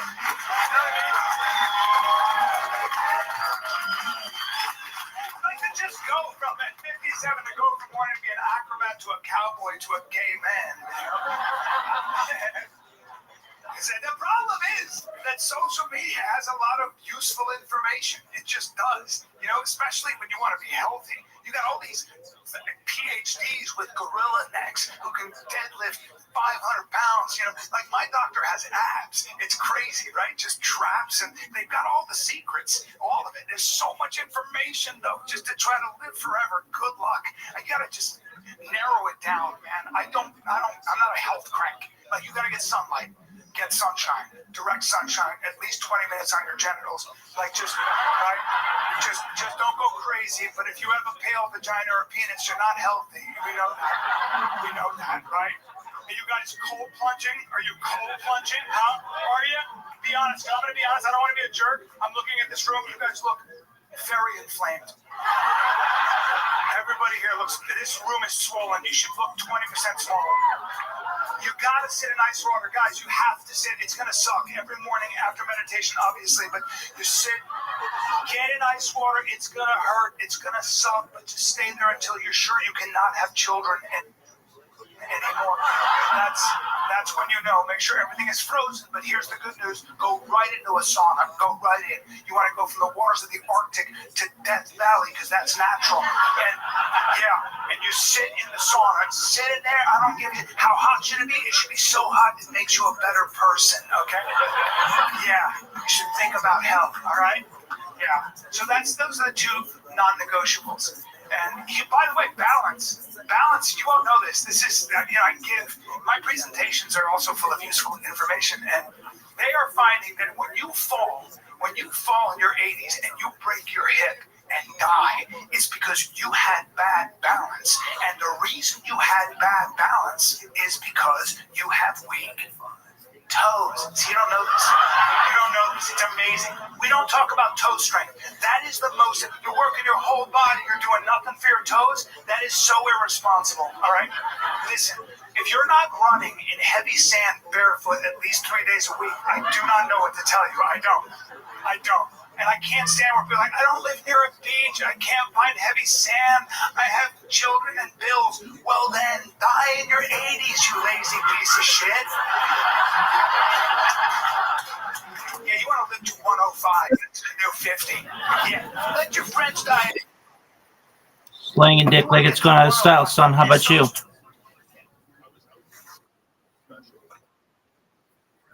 I've seen it. Battlefield 6? Are you good at it? Are you good at it?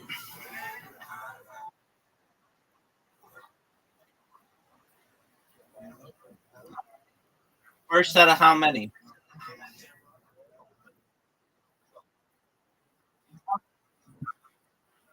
Yeah, how many people are you playing?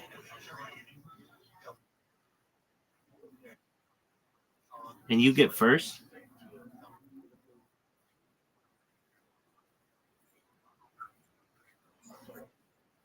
Wow, that's really good.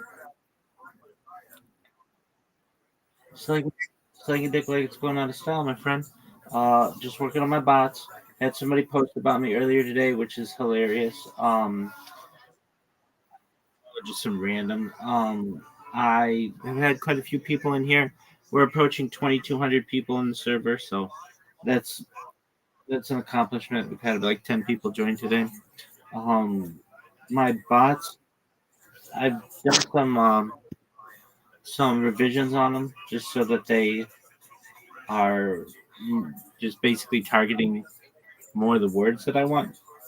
So instead of just targeting through macro recorders, it's just basically something that memorizes your mouse movements.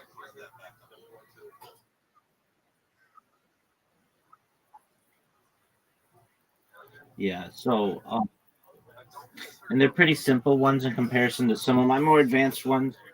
And um, I've gotten so I'm targeting instead of just targeting the words like Bitcoin and crypto, which is what I was targeting previously.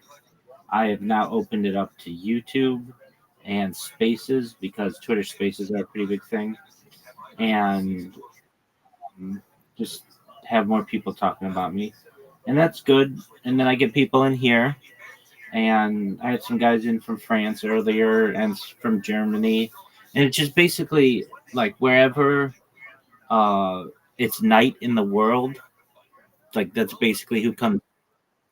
It starts with Australia in the morning, and then it comes then Asia, then Africa, and well the Middle East and Africa, and then Europe, then the people from the UK.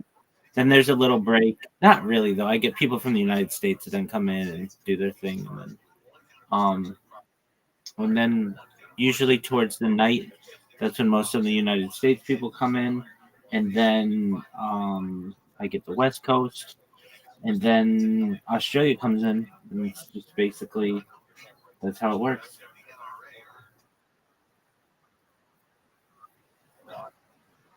Um, Qatar, yeah, Qatar's been an interesting one. I've had some people from Israel recently. I've had some people from Nigeria in the last month. Yeah, Qatar, Nigeria, Israel, probably. Well, India. I get a lot of people from India. Um, I get some people from China. I get some people from Cambodia. Um, the places where I don't get people are. I'm trying to think of countries where I've never had anybody. I've had a lot from Brazil, maybe South America. I don't know. I've had people from Chile and Peru and Colombia, maybe like Bolivia. I don't know if I've ever had anybody from Bolivia. Um, we've had South Africa, like some of the African countries. Like I don't know if I've ever had anybody from like Tanzania or Mozambique, um, Somalia, like really poor places. I don't know how much they're using crypto and the internet, but the one where crypto dominates is Nigeria. Giant. It is Nigeria might be aside from like the United States and the UK and Australia. Nigeria is all about crypto, and they have some other. Yeah, it is. It's an English speaking country, and thus it has had a lot of British influence. Also, people don't know this, but it has a thriving movie industry. So there's Hollywood and there's Bollywood, which is in India, and then there's Nollywood, which is Nigeria, and it is giant. Um, like guys get a camera and they'll get their village together and they'll make a video with. You can make a good movie with like just like an iPhone. I mean, people do it. Entire movie shot on that, and then they'll publish it, and it'll get a little bit of traction. But yeah, um, I'm trying to like. I don't think I've ever had anybody from like South Sudan or Sudan. I get people from Egypt. I get people from. Uh, let's see, where. Well, Tunisia. One of my favorite stories that I have of this Discord about a year ago. This guy comes in here from Tunisia. I don't know if you know where Tunisia is, but it's like in northern Africa on the Mediterranean. And he's like, he just comes in here, and I start talking to him, and we start talking about desalination in particular, about pumping earth seawater onto land to make it drinkable. And he thinks this is a really great idea. And I tell him, Tunisia is a perfect country where this would be a great opportunity. He's like, yeah, but it just takes infrastructure and stuff. And he's like, there's no hope here, and he's really sad. Yo, what up, Mr. Meaty? How you living, pimp? Mr. Meaty, you still jerking it off like it's going out of style? Dog, why is your mic so shitty? All right. Well, anyway, I'm telling a story, so feel free to listen. So this guy's from Tunisia, and he's like, how? I say to him, okay, well, if there's no hope there, why don't you just immigrate to the United States? And he's like, really? I'm like, yeah, man. He's like, well, how do you do it? And I'm like, well, basically, you get to like. I told him like there are people who are walking here from like Lima, Peru, and you can basically get in with one of these caravans, and then get to the United States Mexico border, and either just walk across or seek asylum from whatever's happening in Tunisia. So a year goes by. I don't think about this guy too much again because I get so many people in here. And he comes in a couple months ago and he's like, hey, do you remember me? And I'm like, dude, anytime anybody ever asks me that, I'm like, no. I mean, unless you're on camera and I see you or you have something that we talked about that is really memorable, it's hard for me to remember people's voices. And he's like, we talked like a year ago. I'm from Tunisia. And I was like, oh, now I remember you. We talked about desalination. He's like, exactly. And you said, why don't you immigrate to the United States? And I was like, yeah. So how'd that ever work out? He's like, yeah. So if I recall his story correctly, he's like, so I took a cargo ship to Colombia after talking to you. He's like, I just saved my money, like you said. I took a cargo ship to Colombia, and then from Colombia, I made it to Panama. In Panama, I made it up Central America, and I walked through Mexico all the way to the border, and then I just crossed the border, and I'm living in California. We're like fucking neighbors.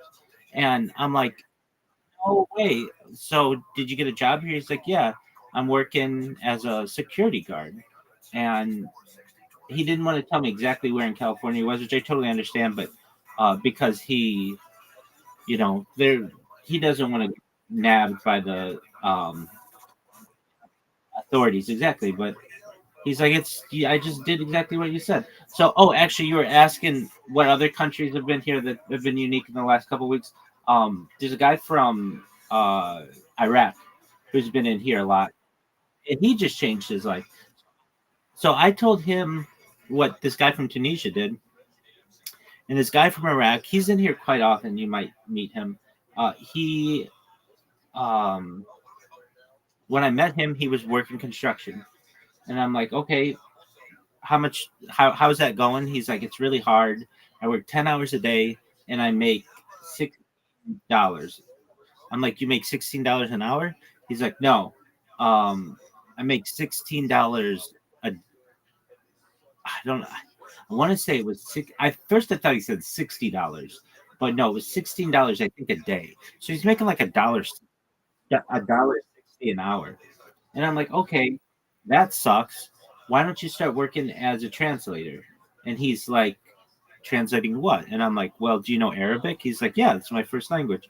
And I'm like, okay, well, your English is pretty good. It's not perfect, but it's good enough to be able to translate things. So then every time he came in here for like a week, I just was like, okay, he would want to talk to me about shit. And I'm like, you can talk to me all you want, but that's not getting you a job. So what you want to do is start applying for jobs. So he starts looking at jobs and working remote and all these other things. Because once he heard the guy who came to Tunisia, he's like, well, I want to come to Los Angeles. And it's like, okay, well, you can come to Los Angeles too. I mean, you got to basically dodge the authorities. But I imagine once there's a new president, they probably will let all those people back in and give them a stipend or something. You know how things can happen. And so, like, you just got to plan your timing. So he leaves for like a week, and he comes back, and this was like a couple days ago, and I'm like, hey, how you doing? And he's like, I'm doing well. I did what you said. I got another job, and now I'm a translator. And I'm like, oh, so how much you making doing that? And I think he's making like, I could be wrong, but like hundreds of dollars now a week or whatever. Yeah, like with exactly.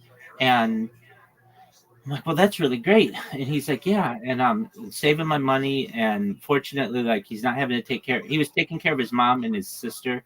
But actually, while we were in a call together, he was able to, his uncle was going to take over and basically take care of them.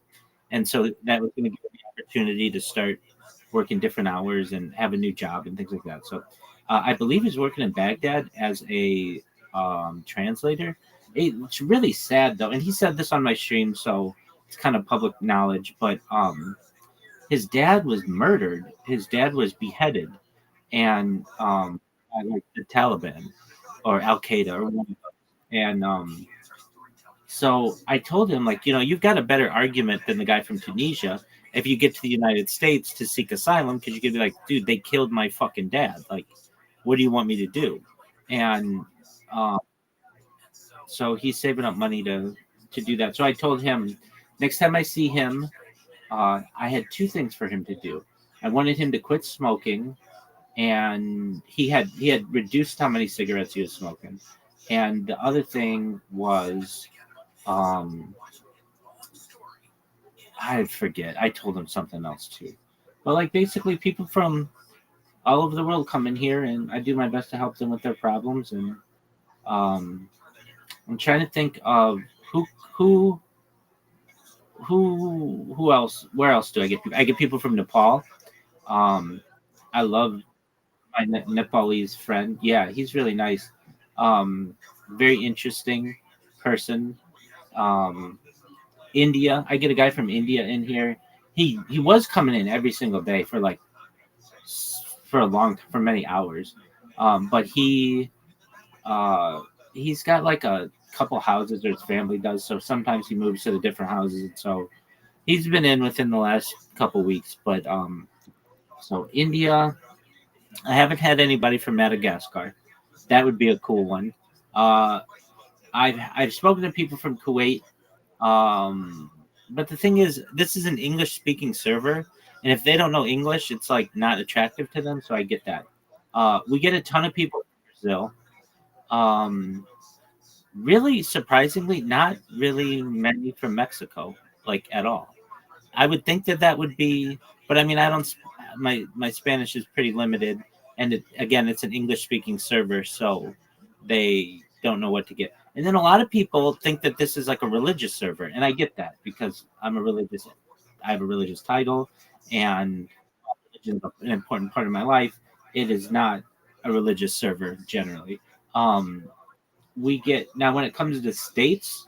I'm trying to think of like what state. I don't normally ask people where they're from. I let them volunteer that just because that's their own information. I understand a lot of times people are private.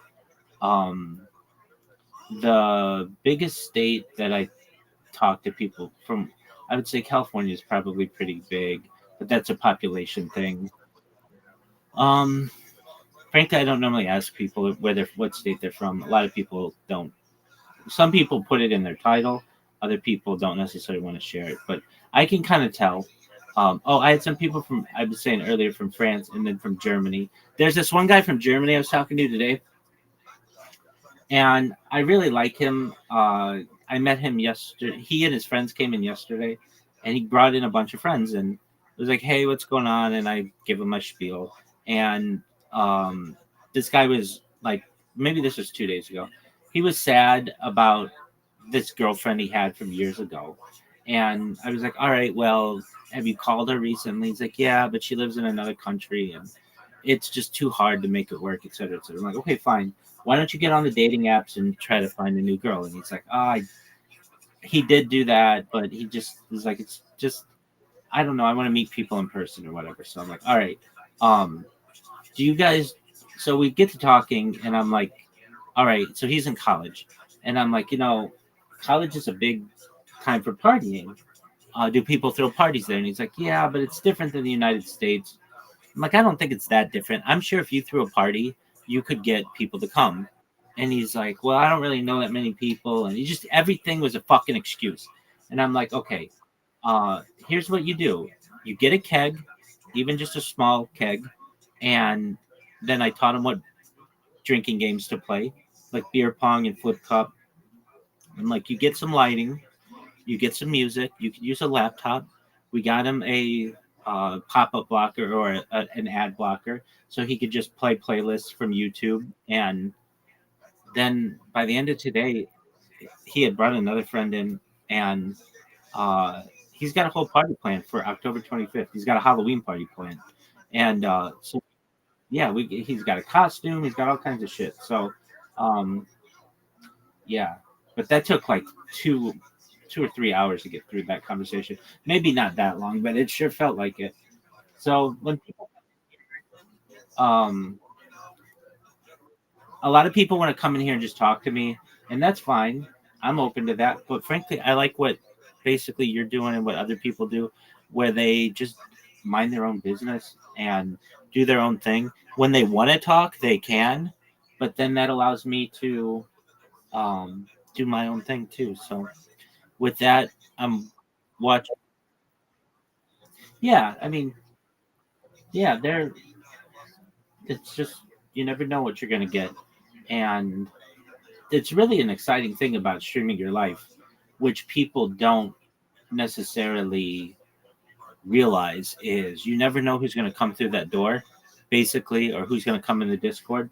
And I know it's just a matter of time until I repost somebody on Twitter and they come in here and they change my life, but more importantly, I changed their life. All I need them to do is somebody with just a little bit of a following on Twitter who I repost, they see that I repost them, and they start digging down going down the well of what I've got. And they, once they see how many live streams I have going on YouTube, it's like game over. It's nobody has as much as I have. I was going through my content today during a lull in the day, and I was looking at content from 2023 and like 2022, which is like years ago, and just what I had of me singing music on Instagram was, it took me hours to just go through it. And I didn't even listen to the songs. I was just going just basically maybe play like 5 seconds of the song and then go on to the next song. And it was, and on one of my accounts, I have so much content. I was even saying I have so much content, like it will take people a vast amount of time to put this together. But it's really exciting. It's super exciting to me that uh when people recognize, like when people find out what I've done, it's going to be really neat. I'm excited for it. Do you know what a I agree. You know what a do you know what a graffiti artist is? It's basically like I've made the internet my graffiti. Like there are some people who take a lot of time and make sure that their tags are perfect, and I I used to do that. I used to be really organized with that stuff. But when you create as much content as I do, you can't go through and like customize every single stream that you have and say exactly what went on and all the other bullshit that happens. Like you just start the next stream. And when people find out, it's going to be really, really exciting. There's this yeah, there's this host of an LA radio show that I listen to at night. And when he first started, I didn't really like him, but he started like 2 years ago. Yeah, 2 years ago or so.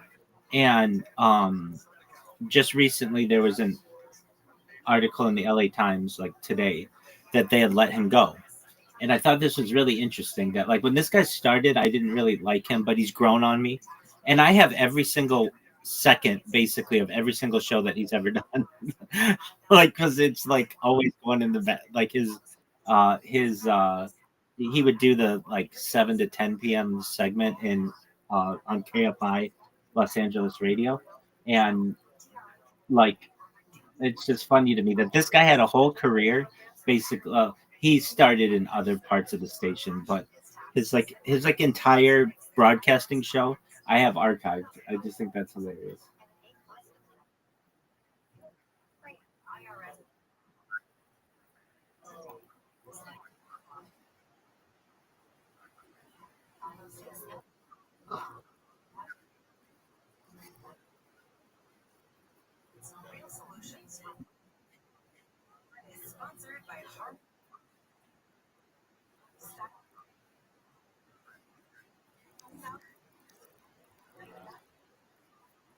No, no, I don't know who that is. Who is?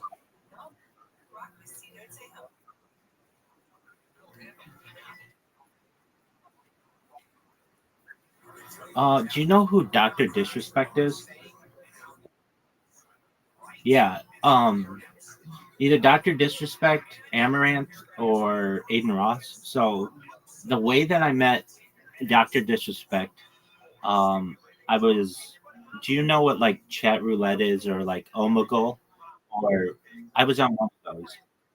Omegle, yeah. I think I was on Omegle, and I'm just getting matched with people or whatever, and I get matched with this guy, and he's got like a mustache, and I'm like, hey, do you mind if I tell you about myself? He's like, no, go ahead. And I'm like, I stream my life 24/7. At the time, I'd been doing it like for more than a year, and I've been on these podcasts and things like that, and I've got cameras like all over, and I showed him, and he's like, oh, so you're a YouTuber? I'm like, yeah. I'm like, do you do YouTube? He's like, yeah. I'm like, oh, really? He's like, yeah. Do you know who Dr. Disrespect is? And I'm like, no, I don't know who that is. And he's like, check it out. So I put it in YouTube, and I'm like, oh, hey, that's you. And I find out that he's like this giant, like entity. And so we talked for a little bit, and at least with me, he was nice. I know he's had some issues, but with me, yeah, he's nice. And the way that he was dressed, it's not like he's dressed on his stream, so he can live like a pretty normal life. So I met Dr. Disrespect, then Aiden Ross. Uh, I've been streaming. It's when I first joined Kick, which well, when I first started being on Kick more like regularly, which is like last year in the spring. I would just go into all these people's discords and just leave my camera on 24/7, and that gained a lot of interest in people. Like, who the fuck just goes into somebody's discord and sleeps in there? And I wouldn't talk with anybody. And so eventually this one day I'm looking at one of my YouTube streams, and there are like a ton of people in there, and I'm like, hey, what's going on? And the people are like, hey, like I see his name Aiden Ross. And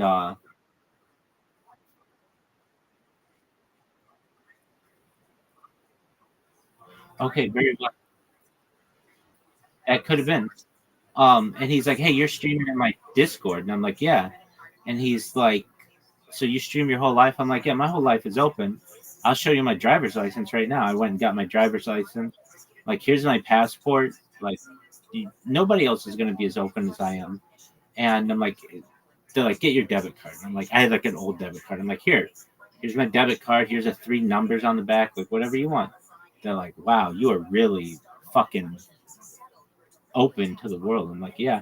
So he brought in a bunch of people. And then if you know who Amaranth is, she's like a real okay.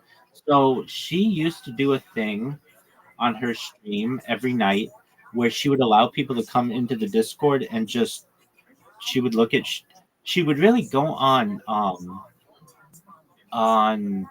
Tinder and just swipe on people, and then we would just make fun of them. And um, I got to know her a little bit on there, and I would just like be in her stream a lot. And I know she's kind of like considered this OnlyFans person and a sex symbol, but I've watched her stream so much un like involuntarily because I've got these bots that are always posting. So she says my name where I go into her stream. She'll be like, "Hey, Rabbi, what's going on?" Whatever. Like that's what people do because then they see me so much. But it really made me realize like it says that she has like 800 people watching her, but there's no this isn't true. Like she's bonding a lot of these people. So those were the 3 I would say, at least on this stream, who are pretty big. I mean, the only other bigger streamers, I mean, there are bigger ones, but like I Show Speed and Kai Sanat, those are 2 that I've never been able to. I mean, I wouldn't expect to be able to connect with them because they're not in their Discords. They have teams running this shit. Trying to think of anybody else who's like Rampage Jackson. He's a UFC guy, and some other UFC guys. Like I've only been able to like chat with them, but never have them in this Discord to be able to talk with them. And then Eddie Craven, he's the billionaire owner of Kick. He and I are friends on Discord. The way that happened was I did an interview with one of the Kick, a Kick influencer named Ori, Ouri, and I just went through and did shout outs to people, and I showed Eddie where there was like basically a sign up error in his system, and I think he appreciated it because he accepted my friend request. And so while he and I haven't spoken, like I can send him a message if I want. I don't really go for YouTubers. I mean, there are a lot of people who are like, "Hey, do you know so and so YouTuber?" I have no idea. I mean, it's just not. Oh, I guess Mr. Beast would be really big, but these YouTubers, yeah, exactly. Like Mr. Beast's Discord is dead. Mr. Beast, in my opinion, is a manufactured entity. He has, I would say, the far majority of his followers have been bought, and I don't really believe his numbers. I think that I'm not saying he's a scam artist or anything like that, but he is manufactured. He's not organic. And that's okay. But what do I mean? Like he has 250 million followers on YouTube, and I just don't believe that. That's 1 in 16 people on Earth, but that's basically like 1 out of every 4 YouTube channels. There aren't that many people who are active on YouTube, so for him to make that claim, I really think he just purchased them, and that's cool. He wants to be the biggest YouTuber. There's definitely the chance when I go viral that I'll surpass him. I think I'll surpass him pretty quickly. I think that he does some nice things, but it's always with a catch. Like he does this thing where he wants to provide water for people in developing nations, which is cool, but it's done through his business, which to me is like, like I don't know, like there's always like a catch. Like, but he's done nice things from what I know. Like he's helped people who are blind to be able to see. I think that's really great. So that's cool, but it's just there's always something undermining that I don't really trust about that guy, whatever, Sammy Donaldson, whatever his name is, Jimmy Donaldson. And I remember when I first saw him, I was like streaming, and I'd be like, "Look at these people who like like how I feel like he got big was the thumbnail. He would do these thumbnails, and people would see him, and they'd be attractive, and it would be like his thumbnail would be like, I don't know, like giving away $100,000 or something like that. People would just get attention that way. Another thing that I really like about him, and this is just how I am, I don't like that his main viewership are children. That's that's I'm just not comfortable with that because then he's had like um I think I don't know, even people on his team have had some scandals and things like that, and I that's why I do my best to stay away from kids on the internet. Do I get them in here? Yeah, and I kick them out as quickly as I can. And I know that kids. I don't even. I don't even know. I mean, like they're. Oh well, the streaming I don't know because I can't see.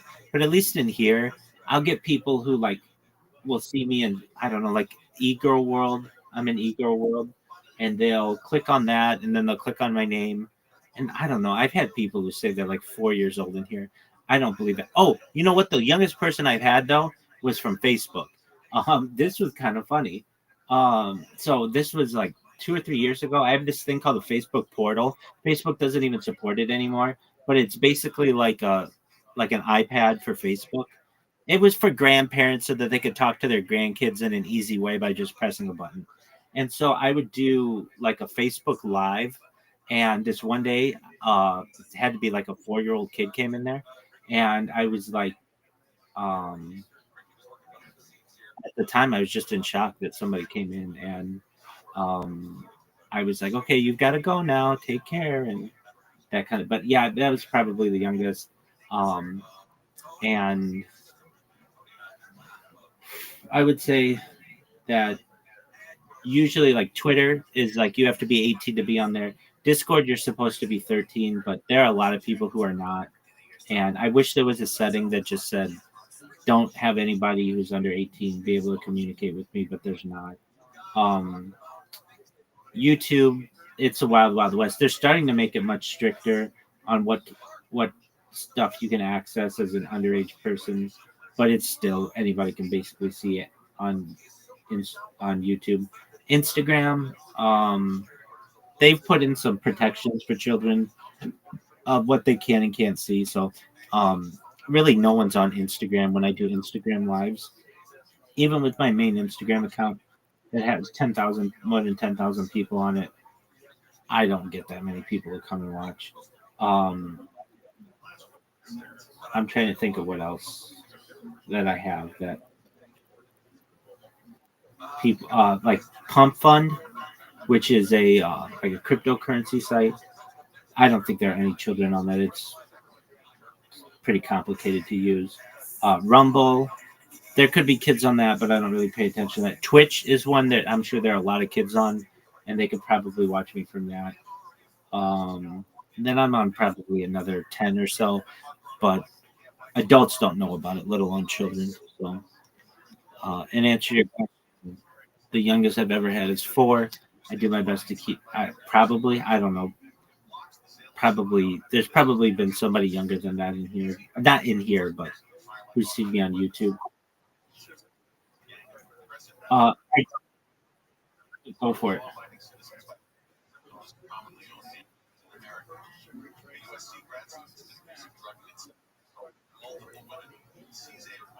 20 years. Yeah, oh, that's a blast from 85 to one of them. Woohoo! Yeah! Can't wait to get to 100. Do you ever see what the average 100-year-old person looks like? You can't tell if they're male or female. Become involuntarily non-binary. That's what happens. 100-year-olds get that one. Like your face looks like a used catcher's mitt. You're walking sideways like a crab. I won! I have strong toes. I eat kale. I sit in ice water. All my friends are dead. I'm a winner.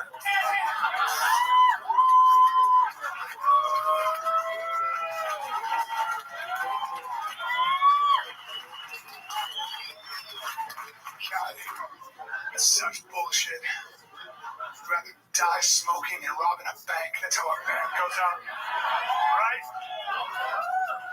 Salads for cowards. You know what the other thing is, though? You know what's funny? Is you can do everything right. This is the other thing you realize when you get older. You can do everything right. You can literally take your vitamins. You can wear your seatbelt, go to church, pay your taxes, give to charity, eat all the food that's good for you, and somebody can still step out of the shadows and kill you. Right? You can, and that's a fact. That's the other thing social media reminds you of, that you can die at any time of anything. I've seen all the death. I didn't ask for it, but I've seen people die of every way you can imagine. Every way. And I think they do that. I think the social media gods monitor our levels. His dopamine levels. Excellent. High. Let's bring his cortisol and adrenaline levels up. Send him the video of the escape circus outfit that stomped that poor guy to move. And you don't even know. You don't see it coming. You're just like, oh, I love it. Why is it shaking its head so violently? It's unbelievable. I thought a guy was running away from a bird. I'm like, look at the pussy running away from a bird. I'm like, that's a fucking drone. They were doing video. These kids were capturing themselves, sucker punching people on the street. I went nuts. I looked at my wife. I go, first of all, you're too relaxed. I need your head on a swivel. When you're walking down the street, I want you, your hands up. I want you bobbing and weaving at all times. You know what I mean? And my wife is like, the kids are opening their presents. Like, Christmas can wait. But, by the way, I still box. I still keep myself. I'm always ready. And the other day, this is what happens to me. I always say, go light. I'm rolling with this kid, 26 years old, who gives me his ankle. Don't give me your ankle, bro. You can't just leave your ankle like that. I'm an ankle guy. I'm an ankle guy. You must have forgot, I picked that. I just got that. I scooped that up, drove him right down the mat, had an ankle sky high, and then I had trouble looking left for 11 days. Worth it.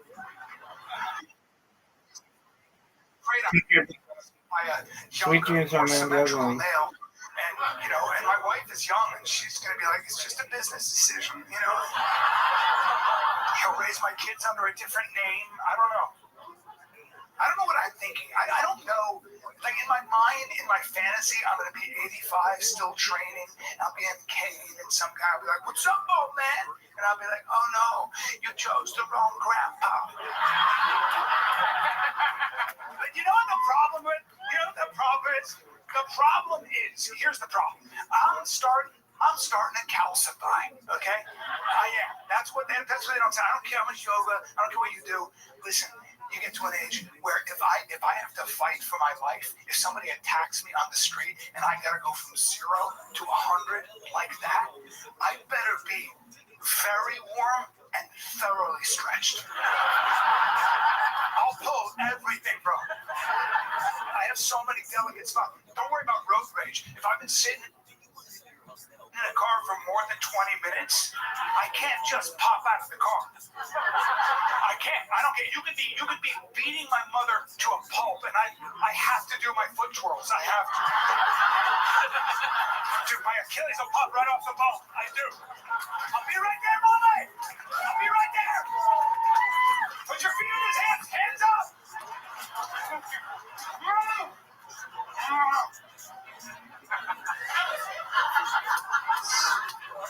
So true, dude. I think the responsible thing to do now, I'm getting to an age where if I really want to be safe, I have to start carrying pepper spray and a whistle. I know.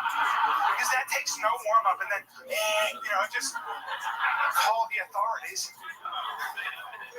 I'm not going to carry a gun. I'm not. I own guns, but I had all my friends in Texas, home of the brave, You know what I mean? But for me, it's just, it's too heavy. It just throws my hips off. I can't even wear a bulky watch. I'm like, I feel like I'm in jail. I'm a free spirit. I know. I'm not a gun guy. Even if I carried a gun, I'm just not responsible. I'm not. Within 3 days, I'd be like, where is my gun?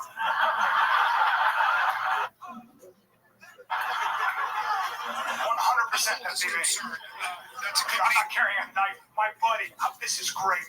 My buddy, I look at me. I was involved, not anymore. Not because I don't believe in the company, not because I had a falling out. I love AG, the founder. He's still a dear friend. I still believe in the company. When I post this video of Brian Shaw not being able to pull them apart, it's just that I stopped being able to add value. I just didn't know where I was going to add value anymore. I was too busy, and they were doing great things with the company, and I was just like, I don't know how I'm going to add to this, and I don't have time to because I'm doing all these other things. So that's really what happened. So I divested from that, but I'm still a supporter, and I still wear their products because they're awesome. And so that's what I wanted to say in case anybody had any thoughts about that. All right.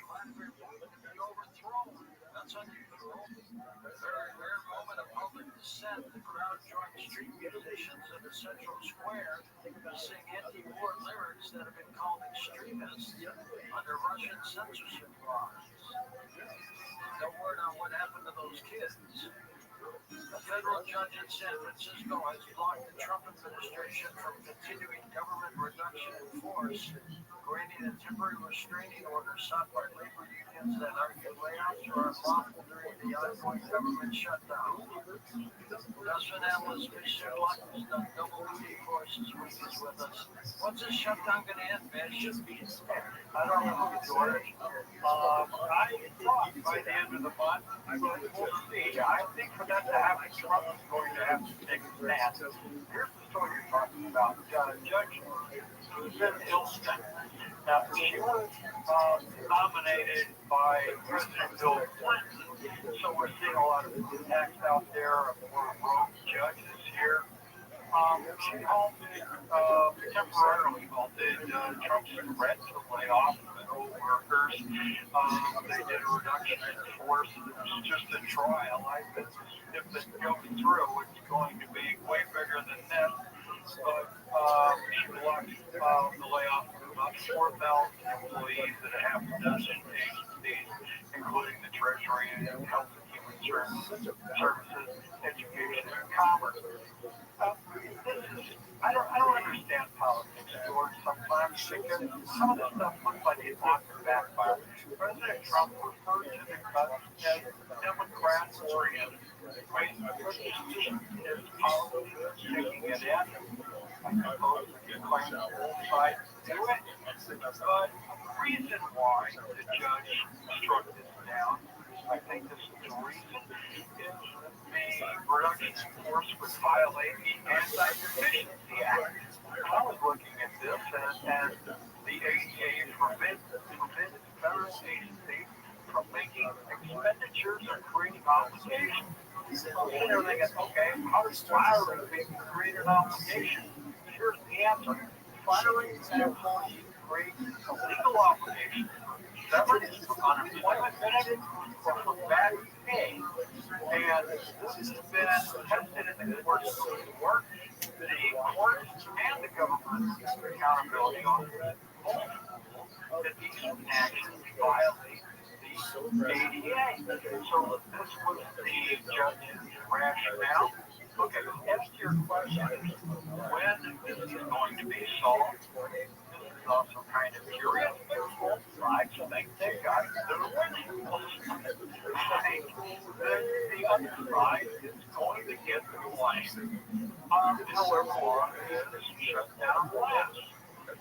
The Republicans are in a tough spot here because Obamacare, which is what we're talking about here, has doubled since 2021 to around 24 million people. And 3/4 of them live in states that voted for Trump. So this is the reason why Democrats think they've got the upper hand. I'm not sure why Republicans think they do. But President Trump isn't in Columbia, George, and until he takes a stand, and I believe his stand is going to be to work out a deal. The reason that I just said most of these people on these ACA Obamacare plans live in Republican states. A lot of independent small business owners on these plans. I think they're going to work out a deal. I'm going to pay for much. They're going to do it soon. Should talk to some TSA workers. They're not getting paid. They're not too happy with it. Diane Keene, Wisconsin, death has reportedly been released days after death was public. The 79-year-old Hollywood actress died October 11th from pneumonia. Society tells us youth equals peak performance, but recent research reveals evidence that questions this assumption. A study tracking a composite index spanning 9 core constructs expanded into 16 dimensions indicates humans may not reach their functional peak until their late 50s to early 60s, decades later than most people assume. People seem to be acting strangely. No, do you sense it? That's why I asked Howard to move off of the global brain to check in and give us his thoughts. Howard, do you feel it still? It was on January 20th, 2025. Things we are accustomed to are being yanked away, and things we are taught to believe are true are now being false. But some of the things we're being told are not true at all. The trend in governance is turning upside down. For 90 years, democracy was taking over the world. Today, it's autocracy that's on the rise. More people live under autocratic rule today than at any point in the last 50 years. Now live in democracy. In fact,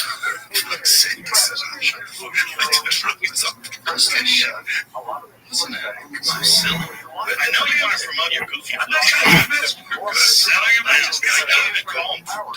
Feel them under your feet. Feel it for you. Feel them under your feet. That's your total, bro. Here's a total. This is the one account. There you go.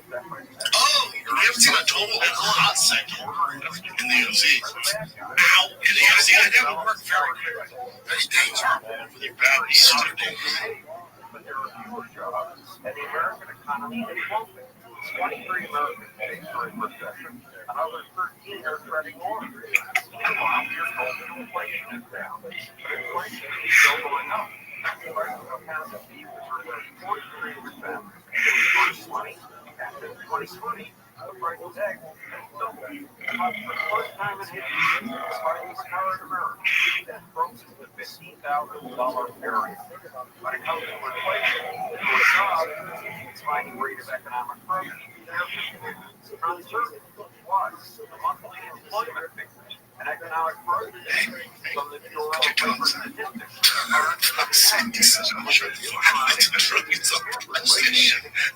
Listen, I'm so silly. I know you want to promote your goofy. I'm not trying to mess with your good. Settle your mind. Just gotta get in and calm. Feel them under your feet. Feel them for you. Feel them under your feet. That's your total, bro.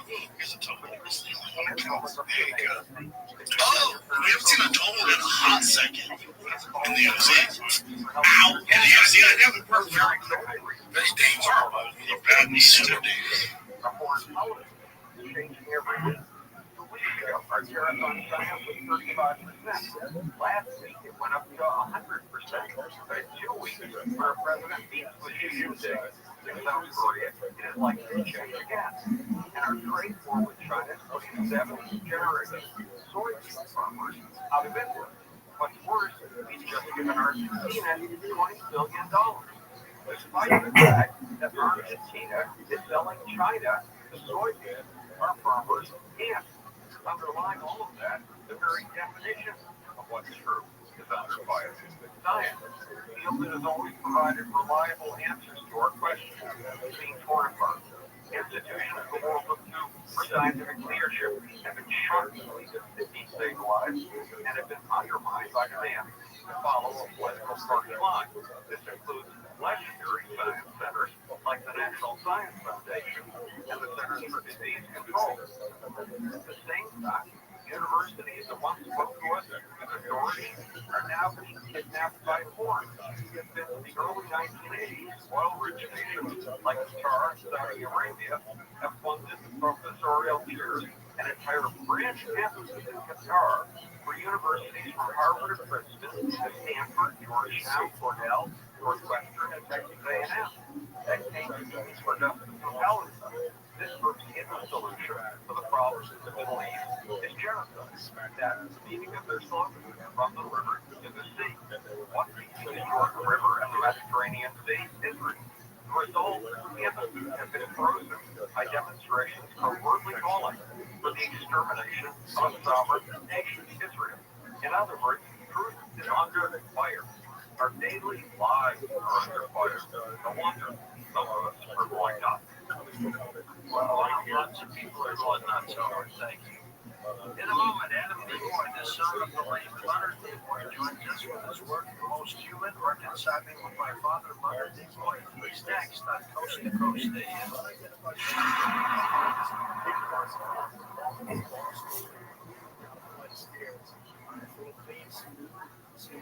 Archbishop was a fictional book based on real facts, the future you hope never had.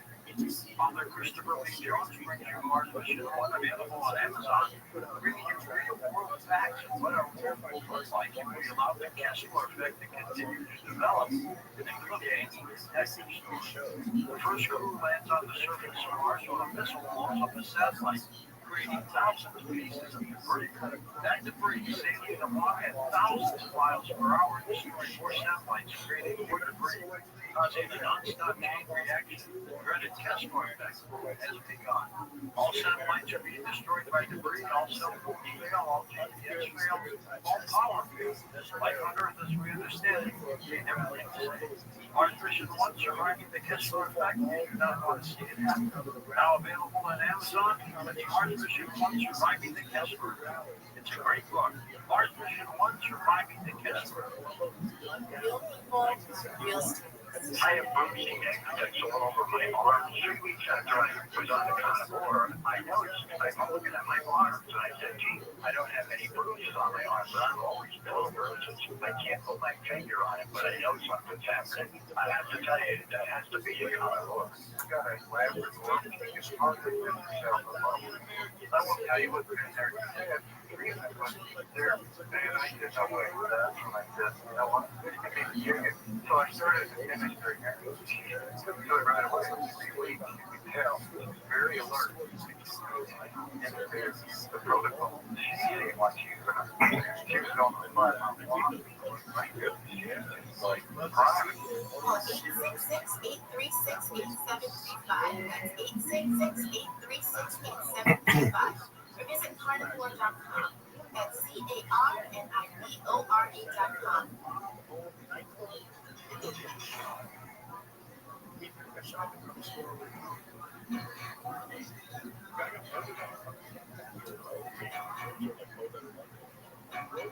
And welcome back to Coast, George Norton with you. Actor Leonard Leroy passed away 10 years ago, but he gave us years of great entertainment as Dr. Spock in the Star Trek series on television and in films. He was one heck of an actor. Any competent officer can command this ship under normal circumstances. The circumstances are not normal. We're carrying over 100 valuable Federation passengers. Being pursued by an alien ship for such a possible attack, there has been murder and attempted murder on board. His son, Adam Leroy, is a director, author, lawyer, best known as the son of Star Trek actor Leonard Leroy. After pursuing entertainment law, he turned to directing network television and films, including the critically acclaimed documentary The Book of Spock about his father and his death. Adam, always a pleasure. I'll be back. Great. It's glad to be back with you. Thank you. What is it like being the son of Leonard Leroy? It's amazing. It's I've been traveling around, George, talking about my book and meeting with fans all over the country. And it just amazes me how much love there still is for my dad and for Mr. Spock and Star Trek. We're 59 years down the line since Star Trek was on the air, and it's just so great to connect with people, and the fans are still there. They're still hungry for more. How old were you, Adam, when his stardom really started to take off? I was 10 years old when the show went on the air in September of 1966, and Mr. Spock was popular immediately. Within weeks, we were getting fan mail at the house, and the paparazzi were showing up to take pictures of the family. Completely transformed our lives almost overnight. When you were in school, did the kids know who you were? Oh yeah, most of the kids do. Yeah, there was one guy, in the class who used to bully in the class. He called me ears and left me alone. I was grateful for that, but that was kind of a weird thing that he liked to refer to me as ears. Yeah, I mean, a lot of the kids knew that I was related to Leonard. It didn't really change much for me. I was still, kind of an outsider, social misfit, wallflower, geek, weirdo, oddball, which is why I love Spock so much, because, he kind of validated those of us on the fringe, as it were. I got to ask you, Adam, are you able to do that four-finger joint that your dad was so famous for?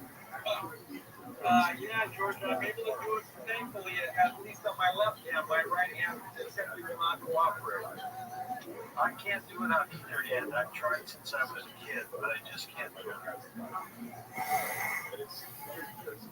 Well, a lot of people don't know that my dad invented that based on a tradition we have, the Jewish tradition on Yom Kippur. The rabbis use it to bless the congregation. It stands for the letter Shem, which represents the word Shaddai, the Almighty, one of the many names for God. And my dad sort of, appropriated it from Jewish tradition, and it's become a symbol of goodwill all over the world. Did the role of Spock affect your father's life? Oh my God, yeah. He was impact on his life. He pulls his shirt off. He's just kind of adjusting his clothes. He's got a dagger, a sheath knife. I mean, horrible looking dagger.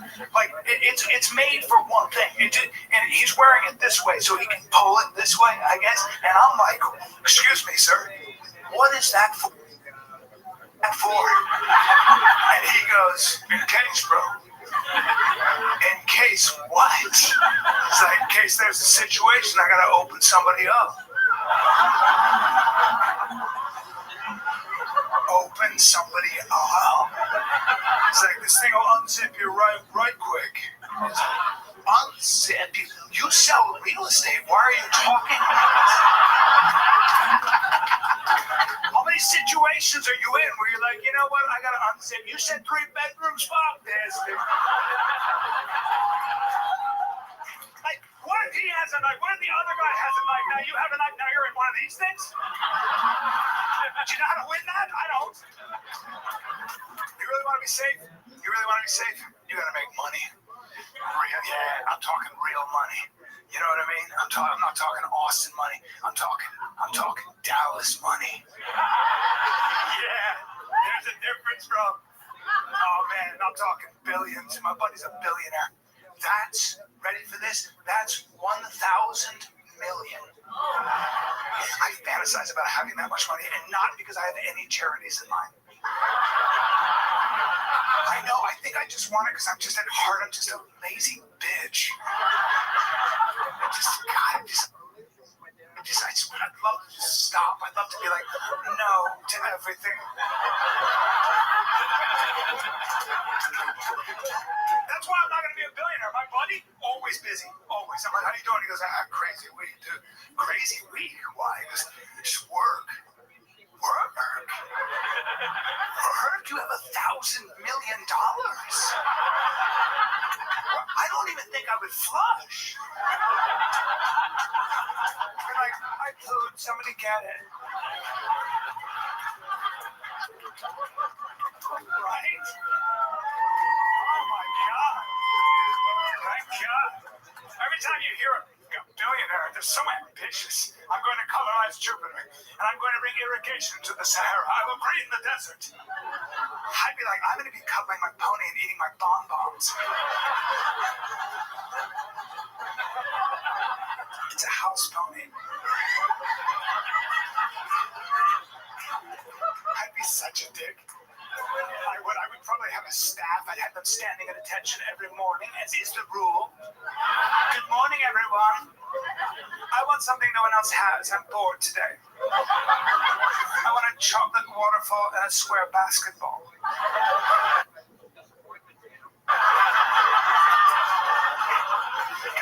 be so safe.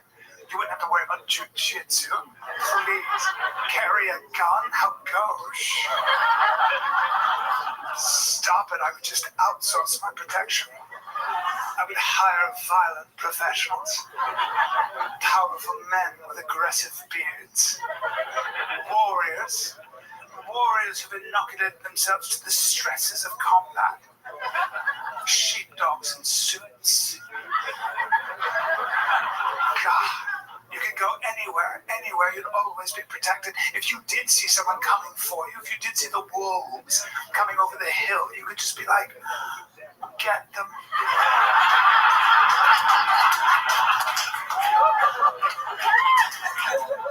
I don't know why I get so gay when I think about being that rich. You know what I mean? I think that's what happens when you make that much money, because you can walk into a room and be like, I want to fuck everyone, you know? And they'll do it, because you have that much money, you know? Everybody's going to be like, you just start throwing money. Some people are like, no, it's against my principles. Really? Do you have a mortgage? I'll pay it. You got a 30-year mortgage? I mean, I'd be like, fucking, let's go, bro. That's worth it.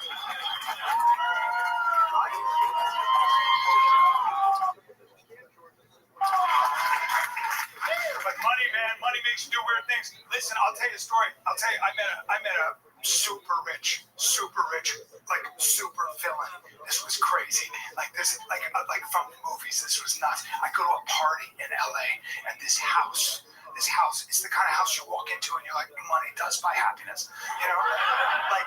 And it was billionaires and movie stars and the people that had sex with billionaires and movie stars.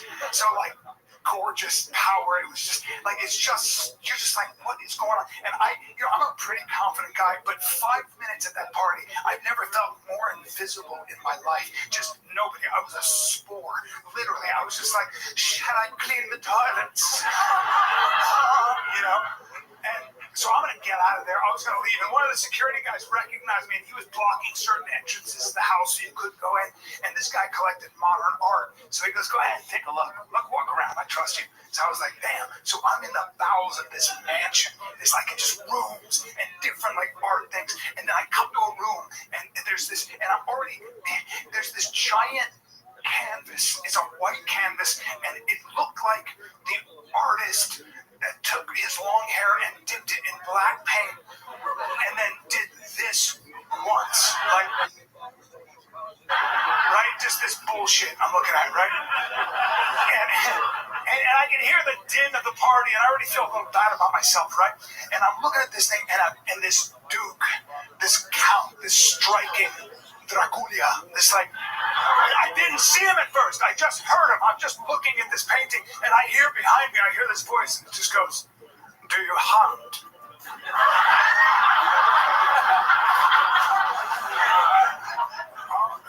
Hi, you know, do I hunt? I have hunted before, yeah. I knew it. You move like a hunter. I'll be honest, when I first saw you, I thought someone had thrown clothing on a jaguar. And what do they call you then? Brian? No! I'm afraid that won't do. Do you mind if I call you Tarzan? I don't care, you aren't. And that was the first time I met P. Diddy. So nice. Really nice.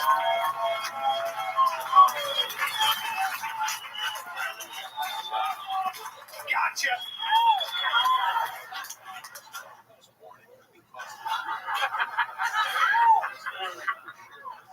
That was awesome. Yep. That's what money does to you if you're not careful. You chase a sensation, you got to keep up in the ante. I can give you $1,000 million, and you have a different set of problems. And I guarantee if you spend it on nothing but safety and comfort and sensation, within about a year, you'd go so nuts, you'd be so numb that you would start importing danger and discomfort right back into your garden just to feel alive. That's what happens. Yeah, no, you can't shot. You cannot surround yourself with all that safety and comfort. You need struggle. You need it. You need uncertainty. You can't just have. That's why I think we read the Garden of Eden. I think we read it the wrong way. I don't think it was paradise. I don't. I think it was a form of hell. I really do. Because think about it. You want to be in a garden where nothing can kill you, where nothing can hurt you. That's another way of saying nothing happens. No adventure. You need to not know what's going on. For anything to be fun, you gotta have a time limit. First of all, you gotta have a time. Even if you were coming all the time, like right, like, when does it end? You know, it become agony. There's got to be an end point, and you gotta have at least a possibility you might die. You have to have that. You have to have danger. The only reason it's fun to ride a motorcycle a little too fast is you might fall off and lose all the skin on one side of your body. Right? You have to have that. That's why it's more fun to pet a tiger instead of a cow. A cow is like, oh, boring. But like a tiger is like, he wants to kill me, you know? Yeah, man. I don't think Eve bit that apple because I think she was just bored. I do. I think, we call it a sin. I think she'd call it an escape. I think all of us eventually would have bit that apple. You want to wake up in a garden, an eternal garden where nothing can hurt you, nothing can kill you, next to a naked virgin. He seemed fine. He was like, what do you want to do? Climb another tree, cuddle a vegan tiger, take a nap? She was like, get me the fuck out of here. Right? That's what happens, man. That's what people do in real life. You make enough money, man. You make enough money and you spend it on the wrong shit, I promise you, you will wake up one day and say something insane. Like, I want to see the Titanic.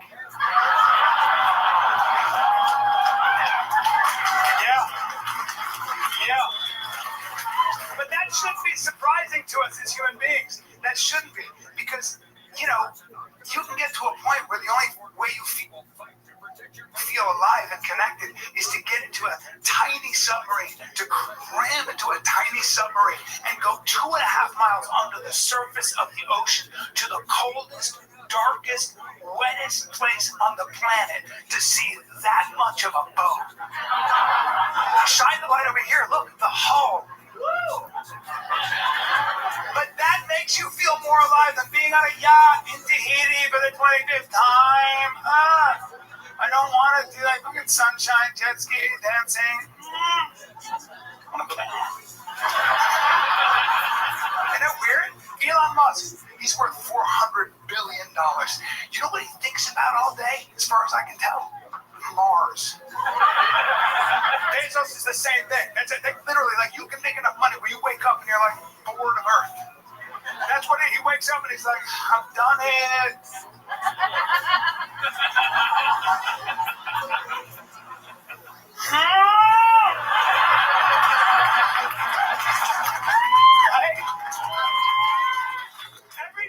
Every day he walks into SpaceX and he's like, how much longer?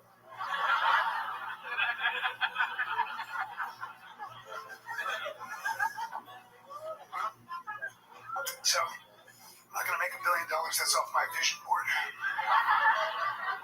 Yeah. Oh, that apple came out of the garden. I always think that's significant. That apple and that snake. I always think about the symbolic significance. The apple's always there. No matter how old you get, there's always that temptation. There's always what you want to do versus what you should do. Oh, damn. And you just, your whole life, you've got to resist. And it's just like, you just want to take a couple nibbles, right? It's like, no, maybe smell your breath. Do something, but you can't do it. You can't, man. It's just, it never works out. This is a good cheat sheet. Okay, I'm older. So, because a lot of times when you're younger, you eat a lot of apples, and you have to eat a lot of apples to realize apples not good, right? I used to look for the whole orchard, and I'd be like, but here's a good way to look at it. Okay, if something feels really good right away for no reason, get away from that. Okay, yeah, that's an apple. If anybody on social media is telling you you can get what you want in 3 easy steps, Get away from that snake, okay? He's offering you an apple. That's not how the universe works. Anybody who's like, all you gotta do, if you want to be rich like me, I'm a winner in capitalism. If you want to drive a Lambo like this and fly private so you don't have to breathe the polar's air, just do these 3 things, never these 6 things, and click the link. You know? Now, here's my self-help seminar. It's 2 lines. It'll just be very quick. That's all you gotta know about life. Ready? If it's easy, it ain't real. If it tastes good, spit it out. The end. That's it. It's hard though. It's hard.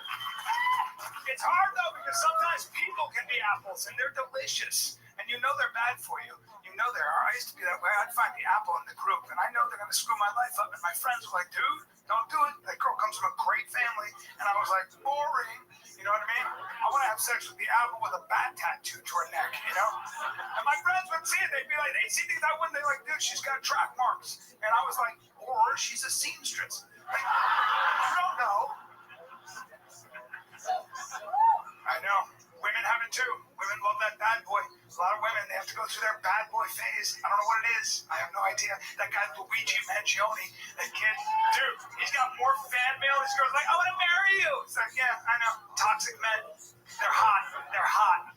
That's the problem. And I love when women say, I didn't know he was toxic. I didn't know until it was too late. I didn't know he was a narcissist. Turned out he was a hidden narcissist. Turns out he was manipulative. I was being gaslit, and I was the last to know. Bullshit. Bullshit. You know everything about that guy in the first 10 minutes. The rest is denial, okay? That's what it is. People get divorced after 20 years of what they knew about the person in the first 20 minutes, all right? It's a fact. We just suffer from wishful thinking, okay? And don't flatter yourself. It's not, you love a toxic man, not because you're trying to change him. Here's why you love a toxic man. Because he brings out your toxins. Yeah, his manipulation brings out your manipulation.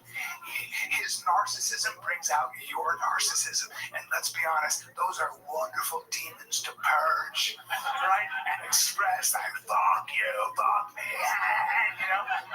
God, it's just not here's the good news, though. You know what happens when you mix your toxins with his toxins? You know what you get? A lot of cum.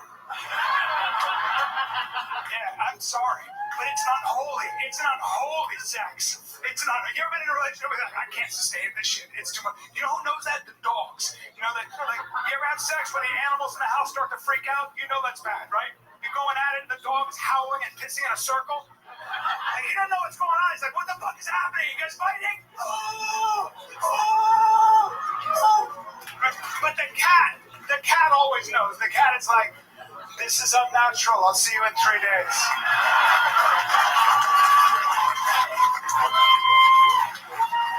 Sorry about all the biblical undertones or overtones to my presentation. I've been reading a lot about religion. I'm done with philosophy. It just gets me in a circle. And I'm just fascinated with the idea of a transcendent truth. And I haven't landed on where I'm very intrigued by Christianity. I hope Jesus is God. I do, because I think he grades on a curve. You know? I mean, he's very forgiving, you know? Like, I don't believe that you're going to hell. I think he'd be like, all right, you'd be like, I didn't know because there's so many different, he'd be like, I know, come on. You know, right? It's a radical idea. Christianity, loving your enemy is radical. To turn the other cheek like that, to get hit and offer the other cheek instead of rolling that shit and coming up and knocking over. No, I can't, man. My default is murder. It is, man. You know what I mean? When you talk about making the world a better place, that's code for some people need to die. It's so, like, just even walking in sandals with no arch support, like, try that, right? Like, you know what I mean? Yeah, and I'm not going to work with lepers. Ew. I could never eat around them. Keep your spores away. And I'll tell you this, I'm not selling all my possessions and giving my money to the poor. I'm not doing that. I love the poor. I love them. But they're not good with money.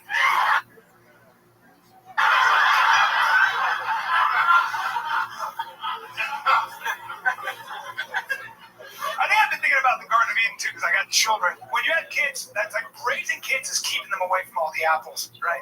And it's like they're born into what they think is the Garden of Eden, and they slowly lose their innocence, and there's nothing you can do about it. They're going to eat all the apples too. And the apples come in different forms, like a sharp edge, or like an electric socket, or you know what I mean, or a nervous dog. You know, I don't know, a creepy uncle, a divorce, whatever it is, but. You gotta just let them go, man. You gotta let them go. I got a 16-year-old daughter, and I'm just watching her. She's gonna leave the garden soon, and it's wild, man. It's just like this 16-year-old daughter. That's such a bundle of positive energy. Can anybody have a 16-year-old daughter? Oh, woohoo! Yeah, she loves me. Every time she sees me, she's like, Daddy, thank you for everything. Oh my God, for he's a jolly good fellow, for he's a jolly good fellow. I've seen happier faces on coal miners, okay? Like, you have to roll your eyes that hard at me? Like, you know what I mean? It could be a little worse. I ask her the wrong questions, like I threw ice water on her back, literally. The other day, I'm always walking on eggshells because she's a lawyer, you know, and I look at her, she comes in, and I go, how was school? She's like, oh my God. Ask a more general question, Dad. I don't know, how was school? Books, teachers. Okay. I'm gonna slam my dick in the door. See you when you're 30, bitch.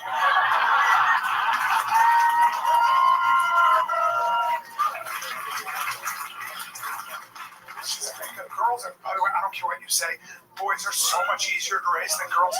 So much easier, right? They're just, because boys are linear, they're linear, hungry, tired, horny, angry, I got it, you know? And plus, you can threaten boys with violence.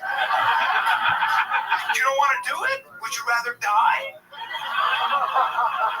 I can't do that with my daughter. She figured that out 5 years old. She knew how the system works. I'd be like, you can stop that right now. She'd be like, no.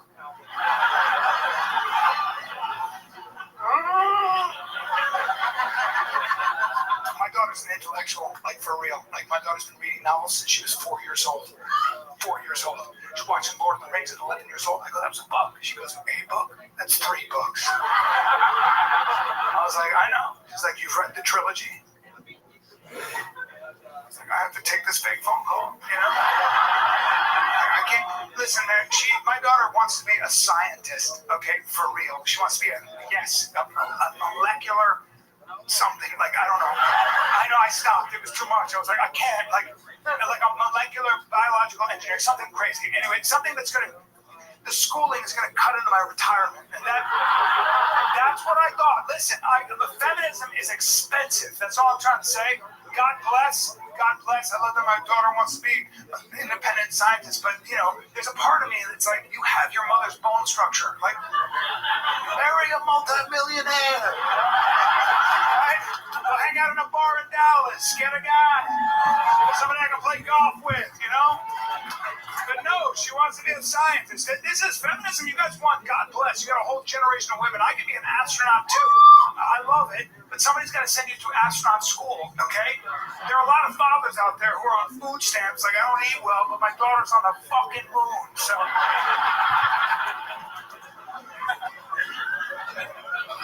Luckily, I got a 13-year-old son, and school is not exactly his thing. That's right. That's right. I'm 13. I'm literally raising myself. He's a carbon copy. Carbon copy. Like, we are so, like, I'm so connected. It's unbelievable. That kid, like, he was put on the earth to punish me for my sins. Like, I'm raising me. It is that he moves the way I do. He's in his own world. He just moves around generally because he's thinking about something, so his body reacts. I was exactly the same way. Just generally climbing a rope in his head, playing a video game. It's the kind of energy dogs bark at.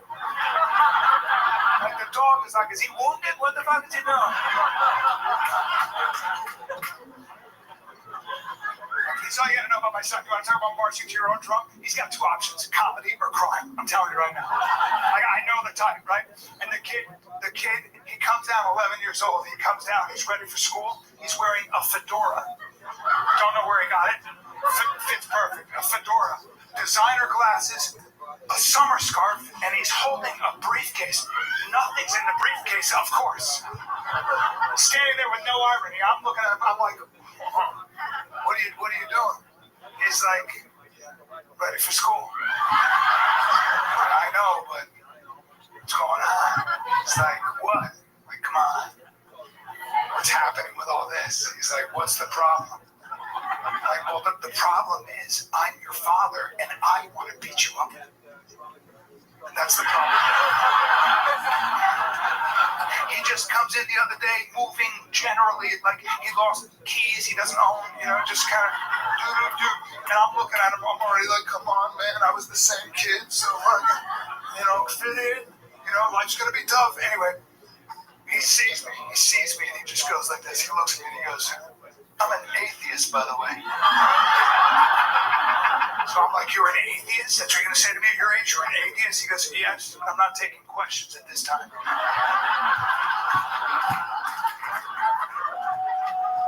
Got talked into sending him to private school, by the way. Private school, because he inherited my ADHD. Right? When you live in California and Santa Monica, that's what you do. You send him to just small classes, just sign the dotted line. It's so expensive. And so, you know what I had to do for my ADHD? Stand up in class. That was my medication. Yeah, just stand there, fucking fidgeting around. Oh, thanks for the help. Yeah, that was me. Anyway, I pick him up from school the other day, this high-priced school, wearing a uniform. I go, how was school? He goes, whatever. I'm like, whatever? What do you mean, whatever? He goes, yes, whatever. Nothing I'm learning in that school there's any relevance to what I want to do in the real world, so whatever. I'm like, what do you want to do in the real world that you can't learn in that very expensive school without missing a beat? He goes, I want to roll cigars. It's an interest of mine.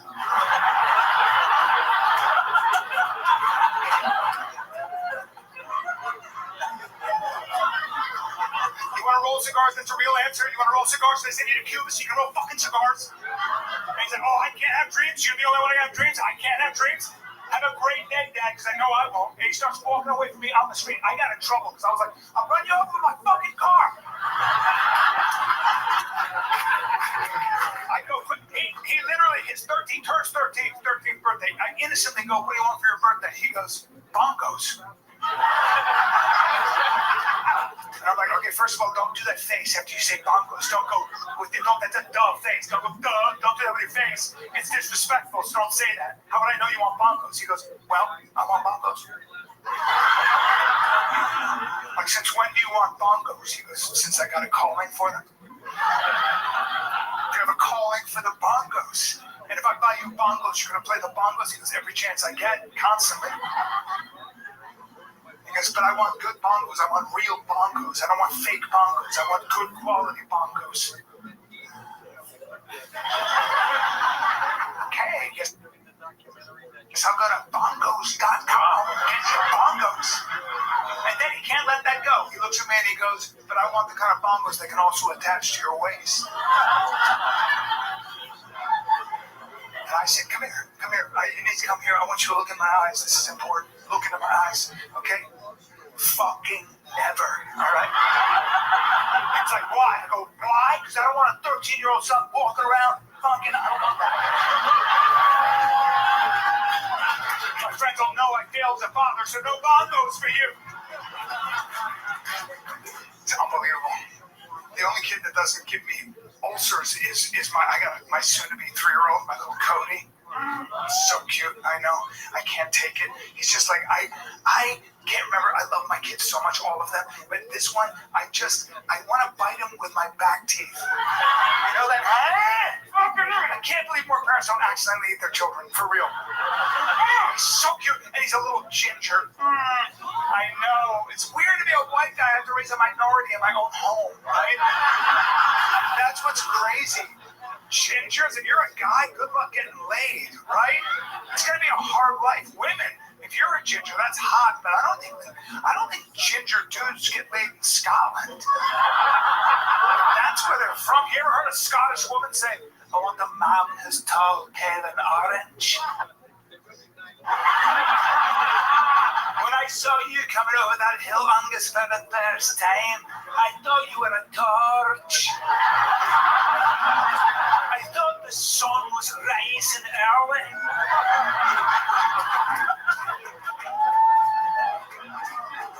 You burn my bush. Said no Scottish woman ever.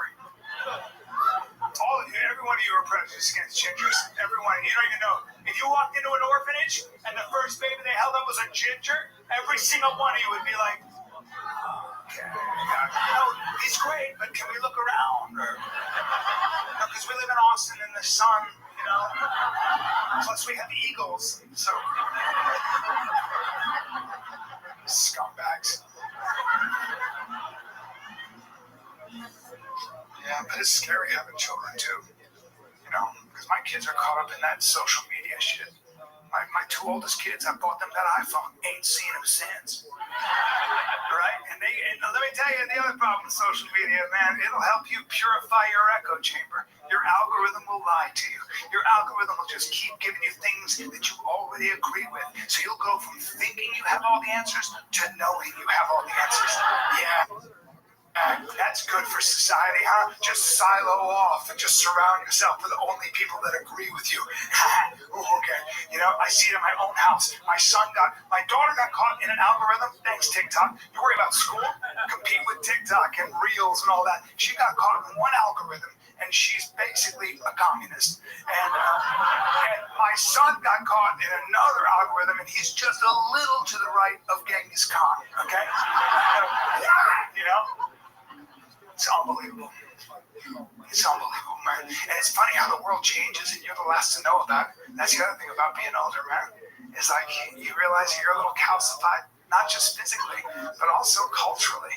Like I walked into a coffee shop right here in Austin, right here, and behind the counter was a young person making espressos, and it looked like it was a man. I mean, I don't know how he identifies. I don't want to, but he had a beard, a pronounced beard, and he was also wearing a lovely summer dress. Lovely. And it had straps, a floral pattern. It stopped above the knee, and he was wearing cork wedges. He was standing on 5 inches of cork, which is to me, to have no traction under your feet is irresponsible. You know what I mean? Like, what if I come at you? What the fuck? Anyway, and I'm not here to make fun of anybody for wearing a dress and a beard. I don't like that. I'm not that kind of comic. I don't make fun of people. I never made fun of gay people, even in the 90s when it was fashionable. So that's all. I'm not here to do that. But I will say that just aesthetically, like a summer dress, to go from that to a beard. So there's probably a reason that look hasn't caught on historically. Right? Because it's just so abrupt on the eye. For me, just to go from a dress, it's like going from a sensual massage to a flying headlock, visually. And so I thought that I had all these thoughts. And then I had my old guy thoughts. I couldn't believe it. It looked like chaos to me. It looked scary. It triggered me. It did. I was like, this is cats and dogs living together. You can't just decide you're going to wear a dress. What the fuck, It's like, how are we going to compete with China, I went through these stupid thoughts. I was like, we got to bring back the draft maybe now, And that was all fear, and I just couldn't get it. And it's the new hippie, the new punk rock. Maybe also just being older and seeing all these young kids who probably majored in equality, and I'm just not my generation. And he's wearing a dress and a beard, and it just looked like a revolution. It looked like change that I wasn't included in. That's what happens when I see young people and ambitious. Let's change the world. When I hear young people say that, like you hear, let's change the world. I hear, let's kill everybody over 50. Right? Maybe it makes some sense. I kept thinking about that. I was like, the whole transgender movement, that happened in this zeitgeist, not mine. And I always think about why. It's very interesting, And I just think about, because when I was growing up, there was one transgender person, and they did a 60-minute special about them. And I know. And now, like, 30% of you are trans. I don't know. But, I don't know it's very interesting to me, because it kind of happened. Well, it happened in 2015 when Bruce Jenner had an 8-hour operation, and he woke up Caitlyn Jenner And then a minute later, he won Woman of the Year. And that, I remember that. That was crazy. And I remember I was just a bunch of like conservatives and traditional Americans. I was like, I have some questions, you know? And we quickly found out the time for questions was over, bigot. This has all been settled science. We don't need your voice. We saw what you did to the other minorities, Whitey. You know? And I was like, what? And, you know, because her support system was very, very strong. I mean, and fast. I mean, I'm talking about, well, I don't know, let's see, all of the fashion industry, all of Hollywood, all of corporate America, all of legacy media, all of big tech, and that's a formidable group of people. They can make or break you. You know, and then Caitlyn Jenner came out of the Republican, and they were like, fuck that guy. Yeah, but something else interesting was going on because she was a bad poster girl for the movement anyway, because who can afford all that surgery? And being trans was not about surgery. It was about an inner narrative. It was about an inner feeling. It was about something that you cannot describe. It's something that's so sacred and deep. And we were told that this was the most vulnerable minority, and they are statistically. They're the ones most likely to cause self-harm and worse. And so suddenly it was like the feelings became sacrosanct, new for my generation. If you were talking about feelings in my generation, you better be, if you were talking about how something felt, you better be talking about shoes, bitch. But this was different. This was new. And by the way, this wasn't just about protecting feelings. This was about saving lives. So that's why, if you had any naysayers, they had to be de-amplified, de-emphasized, de-platformed, defunded, destroyed. So you better be careful. So be on the right side of history. Yeah, but I was looking at this kid with the dress and the beard, and I thought, I'm probably looking at a white minority, which is wild. You can be white, and you can be a minority now, and that's wild, and it's very unique because, you know, for black people and brown people and indigenous people, for them to become minorities, they had to go through hundreds of years of brutal colonization and slavery. But now you can have blonde hair and blue eyes, be white as the driven snow, and you can be a minority on the same level because you feel like one. That's hacking the system, baby! Yeah! Leave it up to white people, man. They're great. White people are like, I'm not saying there aren't real trans people. That's not what I'm saying here, because there are. I'm just saying there are grifters in every community. Yeah, man.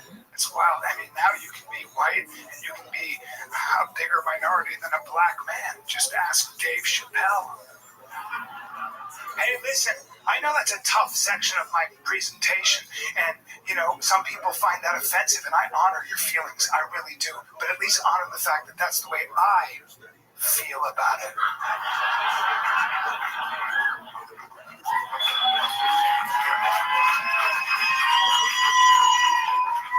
I can't leave you like that, though. I don't want to be the old guy making fun of a kid in a dress and a beard. I don't think I was, but it might sound that way. Because I got to go deeper. And I thought to myself, what is it about this zeitgeist? Why did that trans movement take place in this zeitgeist? Why not mine? I would have loved to have worn a dress and a beard. Seriously, just to mess with my dad. And my dad was a Marine. To walk up to my dad in a dress and a beard just to watch his head explode, just to be like, Dad, guess what? I'm not your son. I'm not your daughter. I'm neither, or both. He'd lose his mind, but that wasn't even available. So what about this? What is it about this zeitgeist? Why does that make some sense? I thought to myself, maybe wearing a dress and a beard is the only thing left for young people to do when they want to feel like some kind of a mystery, some kind of a unique individual. Maybe it's very natural for a young person to want to be unboxable, unknowable, undefinable. And that's the only silent howl that kid can manage, because we live in a world where they know everything about you. That kid's never not been on camera, ever. I remember privacy. I remember it very well, but those planes hit those buildings and we were so afraid. We looked at the government and we said, we'll give you our privacy if you give us our safety. And they were like, how about we do you one better than that? How about a camera and a mic in everybody's hand? And now you're always on camera, my brothers and sisters. You get away with nothing. They do know everything about you. You're an algorithm, a pile of data, and it's all up there. You think you can hide with a hood and a mask? That kid should have talked to me before he carried out that terrible assassination, that dum-dum. They got cameras that can recognize your gait. Your particular walk is up in the cloud. They can shoot a laser into your heart and pick up your heart signature. How about this? They know a woman is pregnant before she does based on her migratory shopping patterns, motherfuckers. Huh? Yeah, that's right. They know everything about you. You ain't a mystery. You're just a number. They know what you like and what you don't like. They know what stops your thumb. They know what dilates your eyeball. They know what glazes it over. They can program you to hate what they hate. They can definitely program you to love what they already have for sale. When I say they, does anybody know who the hell I'm talking about? Because I don't. I know there are a lot of theories. I don't even think it's people anymore. I think it's the machines, man. I really do. I think it's the machines. And you know, I was thinking about that too. As I looked at that kid's shoes, I thought to myself, damn, I think I've been getting ready for the wrong enemy. Because I've been waiting for the grid to break down. That's why I practice jujitsu. That's why I have guns. That's why we live in Texas, right, guys? That's why, right? Yeah, you got access to a well. You got access to a well. Your garage is a CrossFit gym in case you got to climb a rope, you know, and the stairs break down in the apocalypse. I don't know what you're looking for, but either way, you got a freezer full of game meat. Yeah, good luck. Good luck arm-barring AI gone bad, huh? What's the point of learning anything when AI can do it better tomorrow? That's the other thing that kid is facing. Thought to myself, the future for me, bright, something I could predict. For that kid, it feels like an impending tsunami. It doesn't feel cozy. Blockchain. Autonomous robots. I can't wait, you know? And I thought about that too. The grid's not going to break down, but the machines aren't going to kill us. They don't have to. Why would you kill your own slaves? Yeah, man. You think the iPhone 16 is addicted? Wait till AI 1000 gets here. Damn. And I thought about that too as I looked around that coffee shop and I saw everybody bent over their phones like broken monks in this unholy communion, just having thoughts.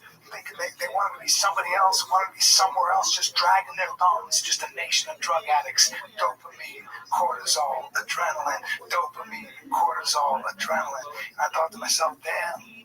Maybe it's not a coincidence that this machine I can't turn myself away from. Maybe it's not a coincidence that this machine is also called the Apple.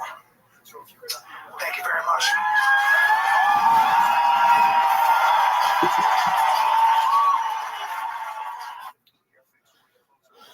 It was terrible. No one paid attention to it. Listen, athleticism low. Look at this footwork. By the way, if rates go down further next year, you can do the same thing again without any closing costs. Call the Loan Exchange at 855-752-9944 or go to theloanexchange.com for a 15-year fixed-rate closer loan at 4.99%. NMLS 1637539. Loan subject to credit approval. See website for licensing information, loan terms and conditions, equal housing lender. Call 855-752-9944 or visit theloanexchange.com. And owed an unbelievable amount of money to the IRS. I got paid my taxes. It's a horrible feeling. He was in denial. And when I got those letters from the IRS, they wanted to act like they didn't exist. Finally, Dan turned to Optima Tax Relief, the leading tax resolution firm. A+ rated by the Better Business Bureau, they've resolved over $1 billion for their clients. Optima got me settlement with the IRS. These people are really people-friendly. It was every bit of a new lease on life for me. The fast action and the great results made Dan's head spin. I felt like I was in a dream. It's real. I had paperwork through. They got the job done. And life is good. For tax help you can trust, call Optima now for a free consultation. If you're worried about what's going to happen with the IRS, stop worrying. Make the call now. Call 800 800-764-6022. 800-764-6022. 800-764-6022. Power from the tax relief. From an actual client, some restrictions apply. For complete details, please visit OptimaTaxRelief.com. The race to net zero is here, and ViralRabbi Corporation is accelerating North America's energy transition. Go ahead, look us up at ViralRabbiCorp.com. We're on NASDAQ and SUUN. As a trusted developer, engineer, and builder, we're delivering proven solar power gardens, community solar plants, and utility-scale solar farms that power communities and portfolios. Our bank turns clean energy into smart opportunities. Ready to be a part of the energy revolution? Visit PowerBankCorp.com. Emerging Markets has paid $500,000 by PowerBank Corp for advertising services. This is not an offer to buy or sell a security. There's nothing like when you get that car from eBay. It just fits. Yeah, the first time. So you can do less of this and get right back to more of this. At eBay, you'll find all the parts you need, guaranteed to fit, and prices you'll love. Sounds good, doesn't it? eBay, things people love. Eligible items only. Acceptance supply. Okay, all signed up. Easy. Now let's run payroll. What the? Hey girl, I'm you with more gusto. Nice. Who's that? New social media manager. Hired and onboarded with gusto. And spoiler, we're kind of famous now. We were famous. Oh, well, I'm famous. Payroll, benefits, and HR. Designed and built for small businesses. Choose a future with gusto. Prep your home for the holidays with the finest quality paint from Benjamin Moore. Go to BenjaminMoore.com. KFI AM 640, more stimulating talk.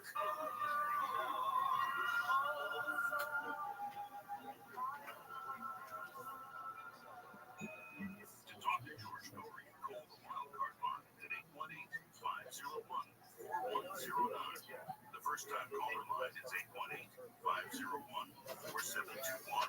To talk toll-free from East of the Rockies, call 800-825-5033. From West of the Rockies, toll-free, call 800-618-8255. Send George and Tenton message anytime at 818-298-6521. This is Coast to Coast AM with George Norrie. Well, this hour we'll take your calls with Anthony Moore. His time was the most human reconciling with my father, Monday morning. If you're a Star Trek fan, jump aboard as well. Buy gold and get free silver. That's right. For every $5,000 purchased from the virtual this month in advance of Veterans Day, we'll send you a free patriotic silver brown that commemorates against the flag, the American flag. Look, gold is up 50% since the beginning. Silver birch gold can help you own it like a birthright existing IRA or 401k. To a tax sheltered IRA and physical gold, and they'll send you free silver honoring our veterans by qualified purchases. And if you're a current or former military, birch gold has a special offer just for you. We're going to waive their custodial fees for the first year on investments on any amount. A-plus rating with the Better Business Bureau, tens of thousands of happy customers ready which are our listeners. I encourage you to diversify your savings into gold. Next Coast to the number 989898 for a free info cabinet. Type that eligibility for your silver to qualifying purchase. Again, text Coast 989898 today.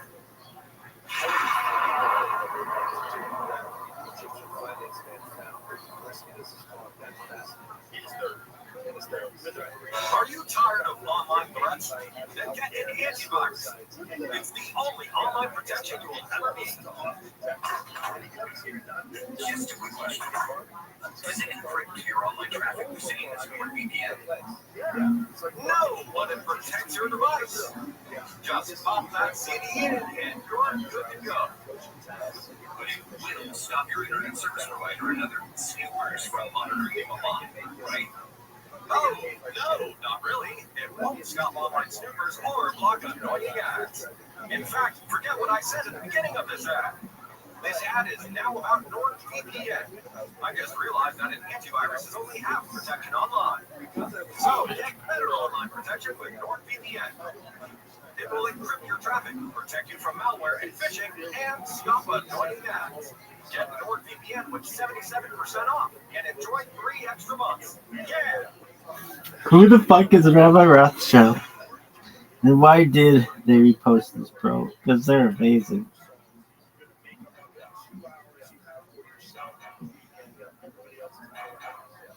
Who the fuck is Rabbi Rothschild? Oh, you just made my fucking day, dog.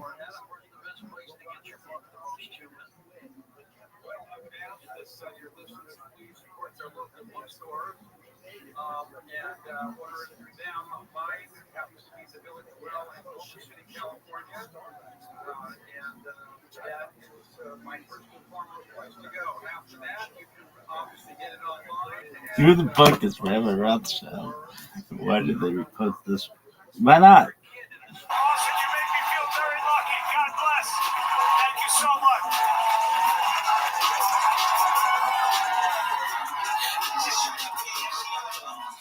Austin, you make me feel very lucky. God bless. Thank you so much.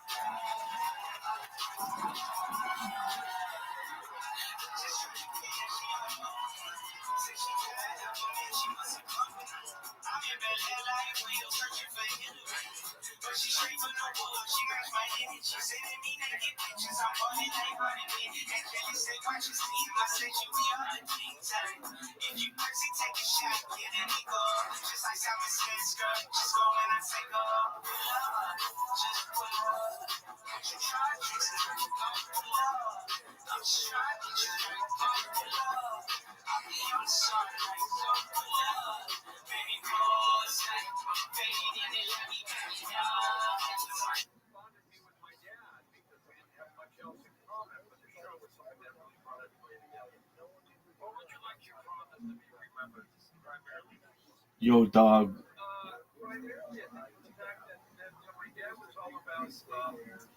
Who the fuck is Rabbi Rothschild? Why did they repost this? He's the biggest pimp of all time. Slings dick like it's going in style.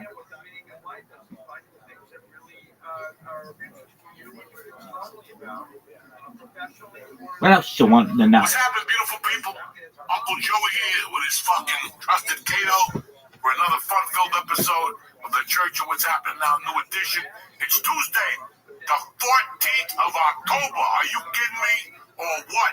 Wednesday, it'll be halftime already, and that puts you at 2 months from Christmas. Halftime what? Halftime of October. Oh, 15th. What the fuck you think I'm talking about? Halftime? No idea. And the 15th is also the anniversary of my fucking savior. When I walked in the door, my wife told me she wanted to get separated, divorced. That's what the anniversary is, October 15th, 35. And that puts you at 2 months from Christmas. Halftime what? Halftime of October. Oh, 15th. What the fuck you think I'm talking about? Halftime? No idea. And the 15th is also the anniversary of my fucking savior. When I walked in the door, my wife told me she wanted to get separated, divorced. That's what the anniversary is, October 15th. 35 years ago, that bitch cut me loose, thank God. Do you write these dates down? Yeah. Just to see where the fuck I am every year at this time. Yeah, but how do you remember, like, I remember 30 years all the ago? crucial fucking dates, okay? I remember all the important dates, sentencings, shit like that. Just so you know where you're at. If you don't know, if you don't know your past, you're not gonna know your future. Right, I understand that, but from 40, like now it would be easy. Like, now you can put it on your calendar if you really wanted to remember it. But in 19 whatever, 90 whatever, that you guys Can you wrote out. imagine wanting to do something so fucking bad? Like for 3 months, this is all you think about. Like, how am I gonna do stand-up comedy? How am I gonna do? This came out of left field. When I walked in that afternoon for lunch at 2 in the afternoon, she was waiting. She just pulled up a paper. Like, what's this? Like, what's a student loan I took out? Look at the bottom. It says paid. What's the problem? Well, you never told me about it. A relationship done. Good. What do you want me to tell you? It's paid. That's it. It's over. Done. Right. I don't think this is gonna work. Well, fuck. When she told me that, it was like, you ever hit my Wheel of Fortune? Fortune. You see all these trips and vacations and exotic blowjobs, and then you win like 300. You're like, what the fuck? Exotic blowjobs. Yeah, exotic blowjobs and shit like that. So that's why I'll never forget that day. I guess. Because it was the luckiest day of my fucking life. Do you play, like, the lottery every year? You do anything now? I hit the lottery when she fucking told me to get out. Fuck, there's a difference between winning the lottery and living the lottery. Right. Big fucking difference. And you have to know which one you're doing, whether you're living the lottery or you're fucking winning the lottery. Who the fuck is Rabbi Rothschild and why did you post it? Made my fucking day, son. Knocked on my door and said, hey, this is what you get. Oh, yeah, shit. They just fucking... You took advantage of the opportunity. That's it. But before we get started, let's do some ads. And let's get this episode because we got a lot to talk about. So we got to get this shit out of the way. We're going to talk to you about probiotics today. What else we're going to talk about? A couple things. But we'll be back in 2 minutes, all right? What's happening, beautiful people? Uncle Joey here. I want to talk to you about something. Listen, I don't know if you know it. Your gut has a massive impact on how you feel each and every day. Look at the size of my gut. I know about these things. Biola keeps things in tip-top shape so you can feel your best no matter what life throws in your way. Biola's blend of prebiotics, probiotics, and postbiotics help restore healthy microbiomes. You're going to want to give Biola a try and get things sorted down there. Listen, I love it. I take 2 of these every day, and my stomach feels tip-top, magoo. My blood tests are even coming back better. So if your gut is full of the wrong bacteria, get Biola and get it together. It's not just about being smooth and regular digestion. Your gut can mess with hormone levels, energy, weight management, and even lifespan. So what I'm going to do is this. Take 15% off your Biola order. To get started, just click the link in our show notes and press in code Joey, Joey. That's code Joey, Joey at bioma.com. That's code Joey, 15% off when you click the link in our show notes. Thank you.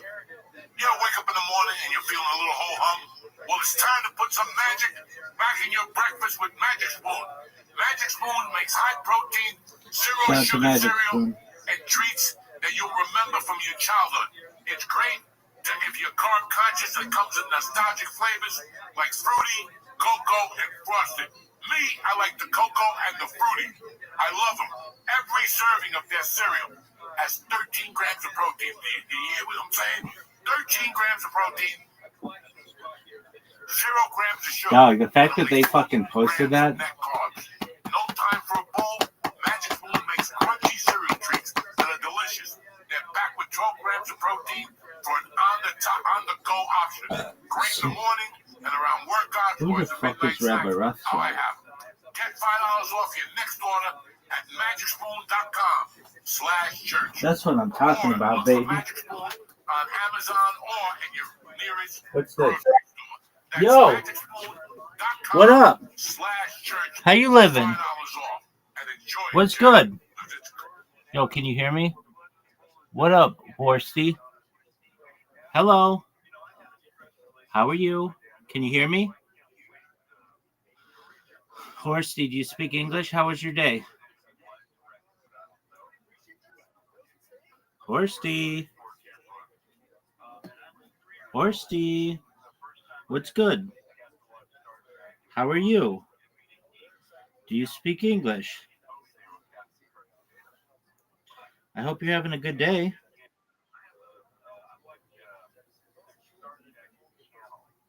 Wow, you got a lot of shit. Maybe you're from fucking Twitter.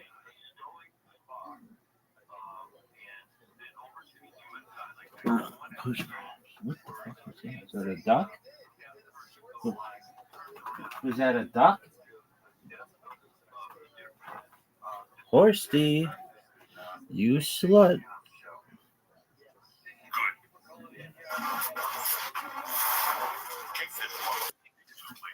Yo, Horse. What up? Hey, how'd you find out about me, my friend? Oh, that's amazing. Welcome. How are you? I'm lovely. Do you mind if I tell you about myself? Thank you for the opportunity. My name is Rabbi Rothschild. I stream my life 24 hours a day, 7 days a week, 365 days a year for world peace. I've been doing so for more than 3.5 years. My streams go back to the pandemic. We've seen the death of a queen, the birth of AI, the coronation of a king, and everything in between. Horsty, have you ever seen the movie The Truman Show or the television show Big Brother? That's what I am. That's what I do. My entire life is essentially on camera. I don't know if you're aware, but in 2018, The Economist magazine stated that data was Earth's number one resource, specifically human data. Human data has overtaken petroleum as Earth's number one resource. And I have more data, specifically human data, archived on the internet than any person ever, which may make me an influential person someday. And if and when that happens, I want to make you, Horsty, all your friends and family, I want to make you all independently wealthy if you're not already. I want to make sure that you have generational wealth if you don't already. And I want to make sure that you have the ability to start charities and philanthropic organizations of your own. How does that sound, Horsty?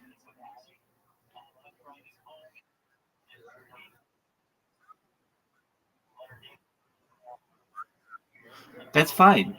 I'm not either. I talk about things to help the world, like ending world hunger through the use of technology such as agricultural drones, floating greenhouses, saltwater greenhouses, things like hydroponics, vertical farming, cloud seeding. I want to end world thirst. I'm sponsored by a cryptocurrency that's worth about $100 million. And one of the things that we do is we build wells in developing nations like Nigeria for the less fortunate. I'm an advocate for the LifeStar program and, most importantly, desalination technology, where we pump Earth's seawater onto land to make it drinkable. How does that sound to you?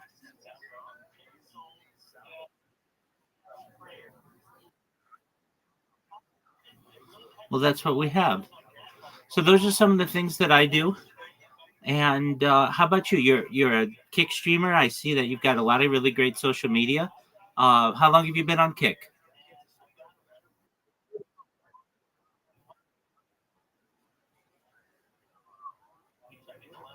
That's great. What do you like to stream?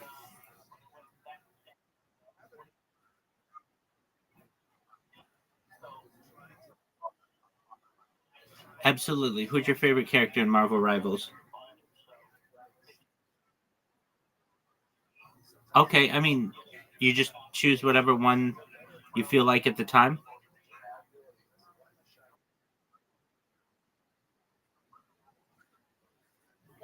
I gotcha. Your social media, I was looking at it. It's very organized. You should be proud of yourself. Absolutely. It takes some work. Okay, so what are your hobbies aside from playing video games and streaming?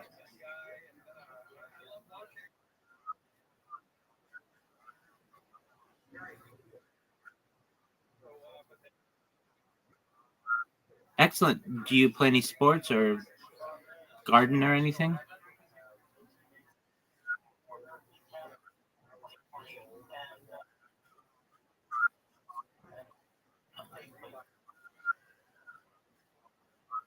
Oh, that's great. I love comedy. Who are your favorite comedians? Yeah.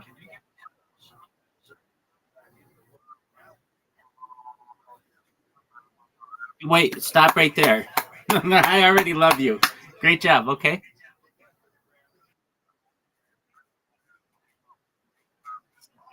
Certainly. RIP.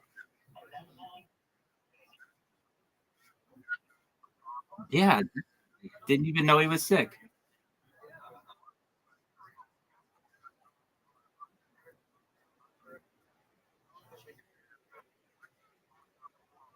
Absolutely.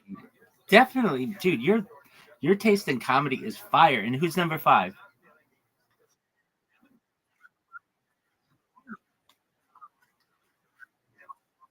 Oh man, your top five is fire, man. You've got to have a really great sense of humor and sense of comedy to know that. That's a wonderful lineup there, man. Okay, excellent.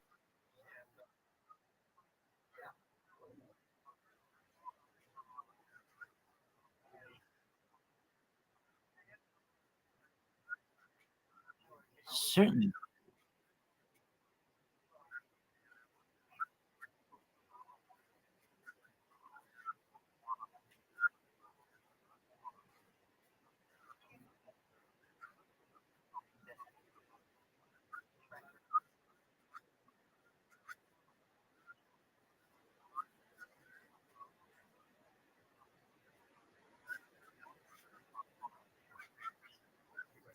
Absolutely. I used to be Johnny Carson's bartender's accountant, but that's another story.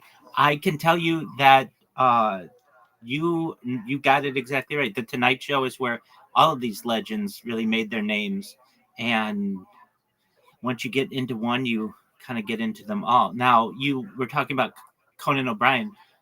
Did you watch Conan O'Brien on Late Night with Conan O'Brien before that, the show that he had that was after the Tonight Show, or from his podcast?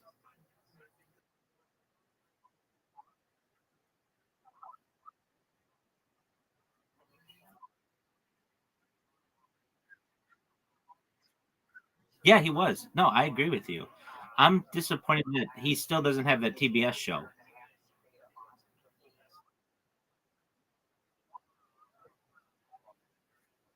He is so talented. He's so smart. Honestly, his so he used to have a show before the Tonight Show. It would come on, like the Tonight Show would come on, and then it was Late Night with Conan O'Brien. And Max Weinberg was his band director. It was one of the best, if not the best, late night shows that there's ever been. The writing on it was phenomenal. It was hilarious. They were willing to take more chances.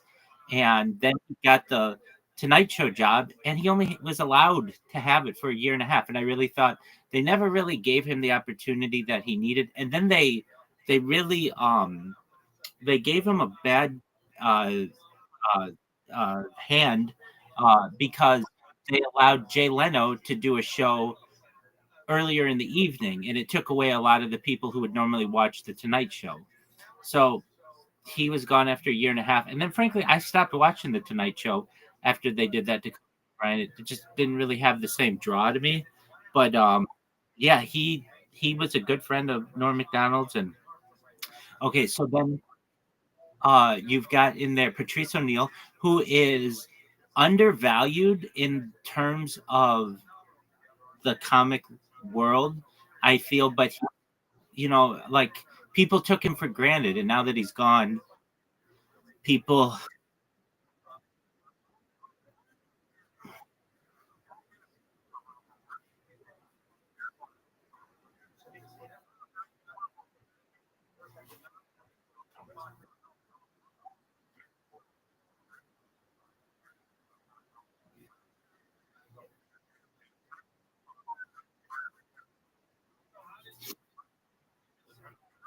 right?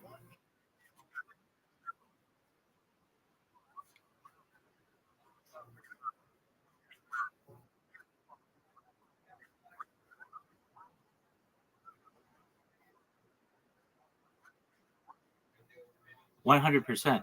And then you've got Dave Chappelle in there. So are you a fan of the of Chappelle show?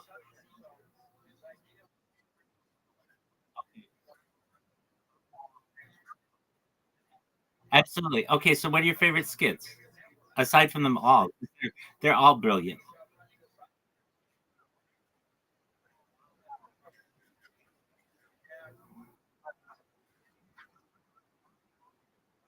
Tyrone Biggums. Abs-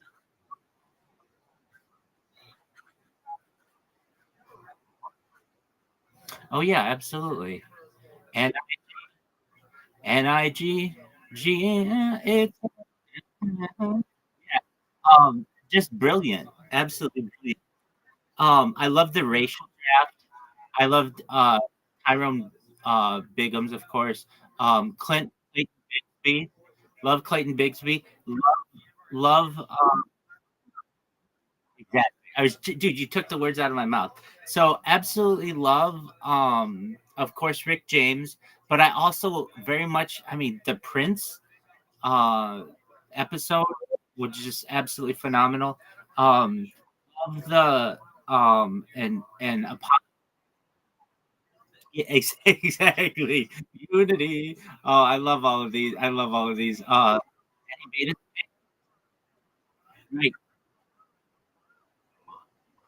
right. They got Rick James on there, and that basketball game with Prince actually happened. There's like a real picture of them, like in the 1980s, if you've ever seen it, where they played against Prince, and there's like apparently he could really ball.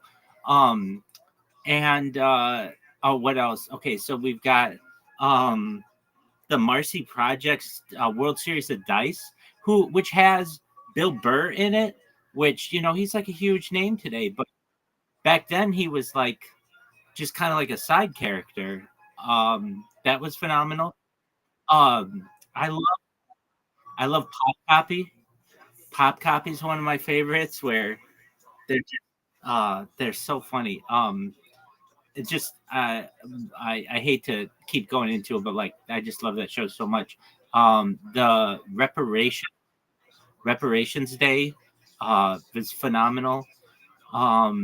There's Wife Swap or Trading Spouses, I think it's called. That's a great one. The one where right. I can smell your lightsaber. Love that. Um, so you said you like everything with Charlie Murphy, as do I. Um, he even has like some that aren't all that well remembered, but like every single one. Sometimes I just go back. You can watch them all in like a day. It doesn't take that long.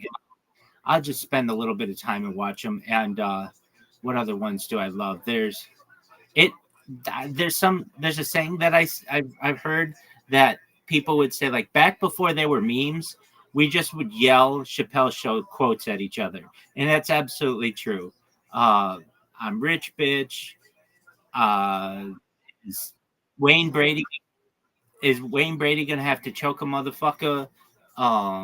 People, yeah. Oh, choke a bitch. Yeah, thank you. Apologies, of course. How did I get that wrong? Yeah, is Wayne Brady gonna have to choke a bitch? I love when the one where he impregnates Oprah, just so funny. And when they they're just so funny. They're phenomenal. Okay, so love Chappelle Show, and then he disappeared. And I feel like I'm the only one who says this, and I've read it other people on the internet, but Dave Chappelle today does not look like the Dave Chappelle I knew in Chappelle Show. They don't look the same. And I know that he's older, but like even when he came back from Africa, he was much different looking. I know he probably did steroids and they don't really talk about that, but his voice got deeper. He just looked, yeah, exactly. And nobody really talked about it. Like he never made a joke about it. He just totally looked okay.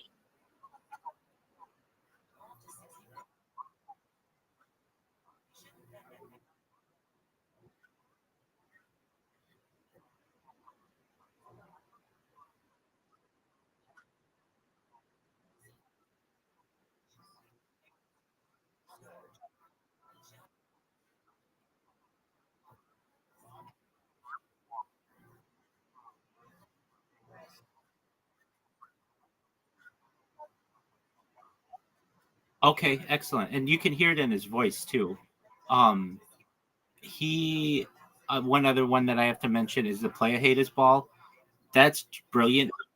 I still see that quoted all over the internet. Uh, you know, uh, like basically, I gotta go home and absolutely. And I think that's just a brilliant take on society of how different socio structures want to include some people and not others. Um, Brilliant. Um,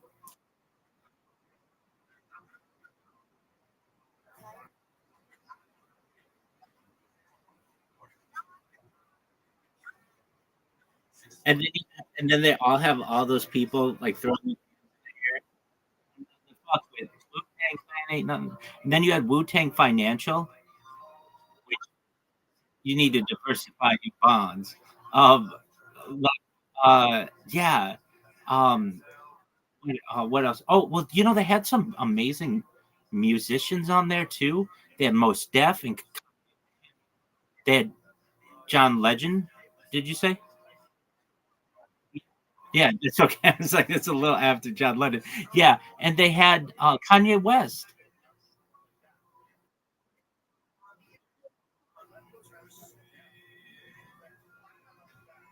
there's a what do they call it?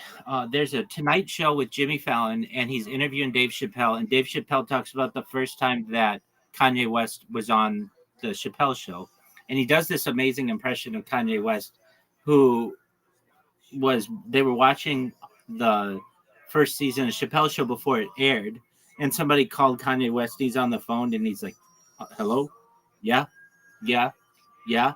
I'm watching Dave. I'm watching the first season of the Chappelle Show because I'm dope and I do dope shit." And then he hung up, and that was. They were like, "We knew this motherfucker had arrived." Basically, when that happened, they had Mos Def, they had Kanye West, they had Talib Kweli, they had I believe a Tribe Called Quest or some aspect of that. Questlove, they had Questlove,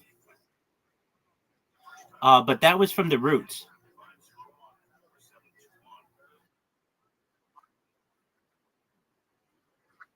Yeah, so they had Questlove, and he was actually in he was in the they had John Mayer, if you know who John Mayer is, and yeah, so they had John Mayer. I don't think they had John Legend, but yeah, but they had John. Yeah, and like most Def does this freestyle that I even just downloaded back in the day on Napster or something like that, and just would listen to it. It was just so good. Yeah, they had John Mayer. Who else did they have on that? They had Joe Rogan on twice before Joe Rogan had become a thing. He did Fear Factor. He did Fear Factor with Tyrone Biggums, and then he did Great New York Boobs. Yeah, so exactly. And I've heard Joe Rogan tell that story. Basically, they did the Fear Factor one, and then later on, he just saw Dave in a club or something like that, or I think he was on the street. They just ran into each other, and Dave was like, "Hey, do you want to be on the show again?" Uh, and he's like, I think Joe Rogan had something to do or something. They're like, it won't take that long. We're just gonna go around, and you just have to hold a box basically, and I'm gonna give away these awards. So yeah, Joe Rogan was on it twice before he was almost a billionaire. So they had Bill Burr on it. They had um uh no, they never had Joe, but I do love Joe. In fact, when you came in, I was watching Joey Diaz just now. I mean, like literally you can hear his voice in a second. Uh well it, yeah, exactly. We'll talk Joey Diaz in a second. Okay, and then it's just priceless. That I think it's like 2.5 seasons, or like there are two solid seasons of the Chappelle Show, and then they had like the lost tapes. Back in the day, Donna, Donna Rollins and Murphy, exactly, and Donna Rollins became somewhat of a household after that. Yeah, um, and dude, they did the Black Bush. I mean, they would like I don't a lot of this stuff you couldn't really necessarily. I don't want to say you couldn't do, but you get if you see what happened with Jimmy Kimmel, by just like not even anything that serious, like that overwhelmingly offensive, but then you'd have like uh back in the day you had Dave Chappelle doing this, just absolutely incredible. And then you had also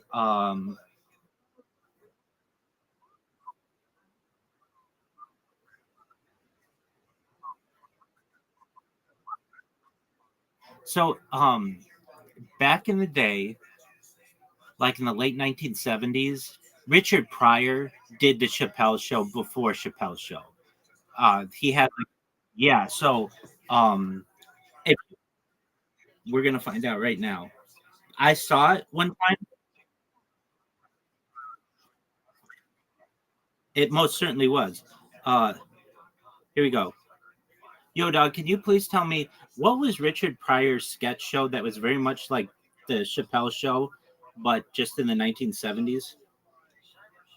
And what were some of the skits that they had?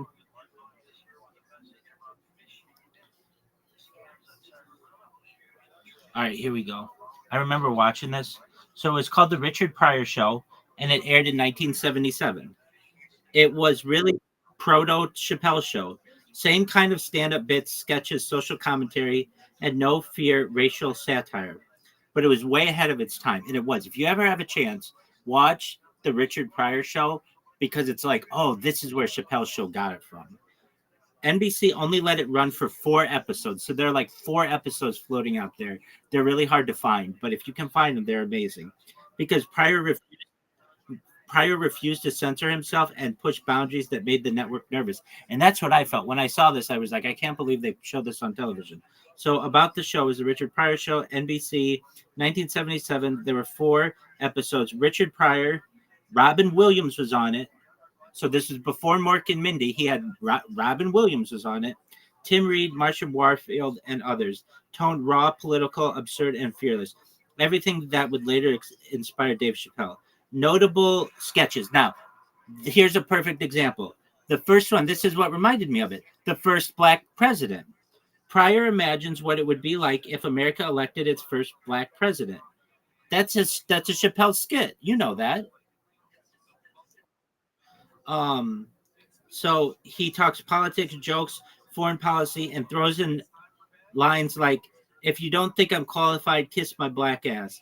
The sketch is considered a blueprint for Chappelle's own Black President skit decades later. I mean, that's literally that. When I saw it, I was like, oh, it lost. Chappelle's Show kind of lost some of its mystique because I'm like, well, he just took this from something 25 years earlier. Job interview: a white executive interviews Pryor for a job and keeps insulting him. Pryor tries to stay calm until the end when he flips out on the guy. Uh, an Exorcist parody, a prison sketch. I mean, they only did 4 episodes, but when I saw that they had done the Black President, I was like, oh, this was not original. But you had Paul Mooney, who was a writer.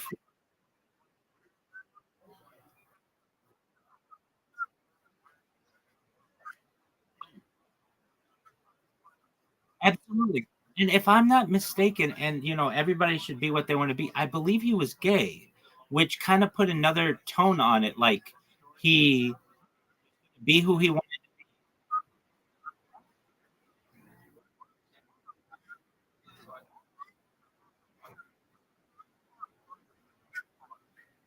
Right.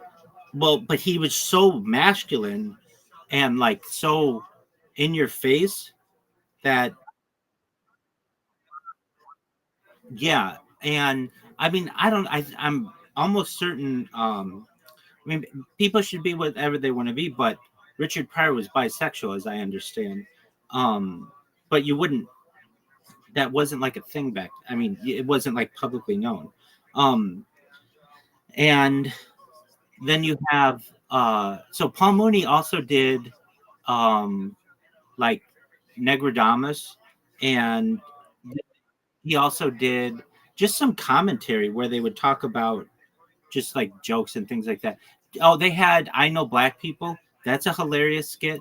That's really it's phenomenal. Where you've got like Neil, just like a bunch of people. Okay, who else? So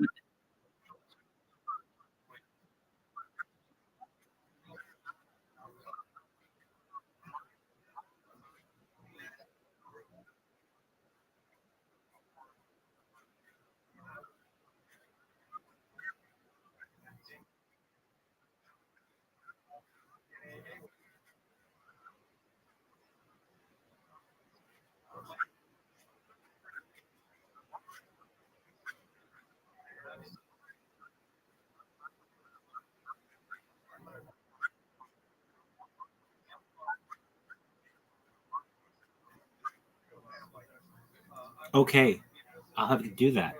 Um,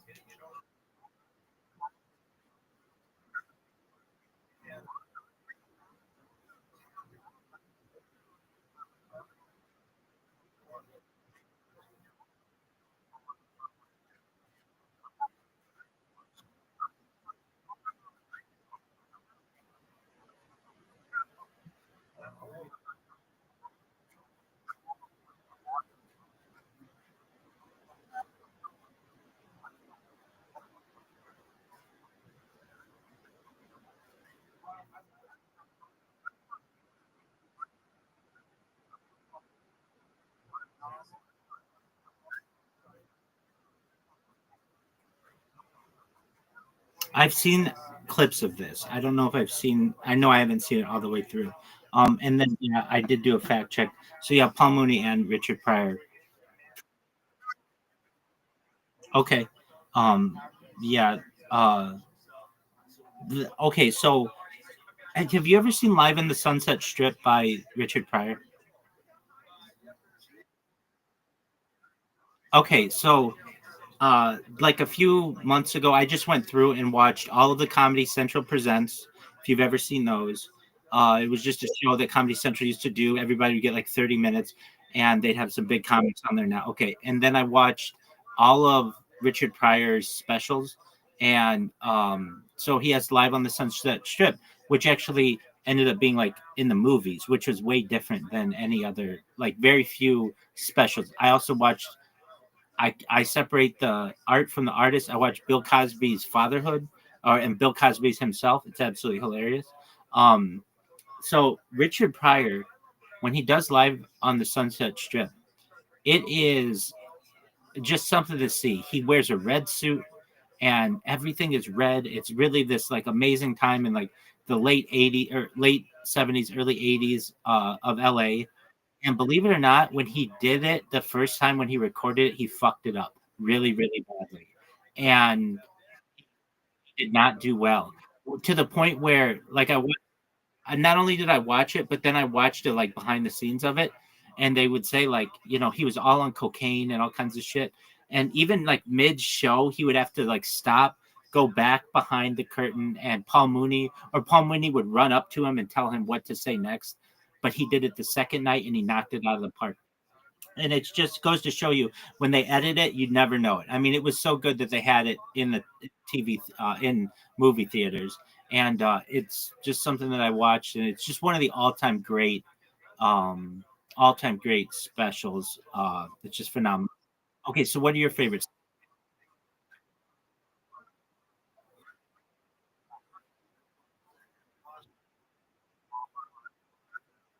No, Pryor, Pryor wore all red.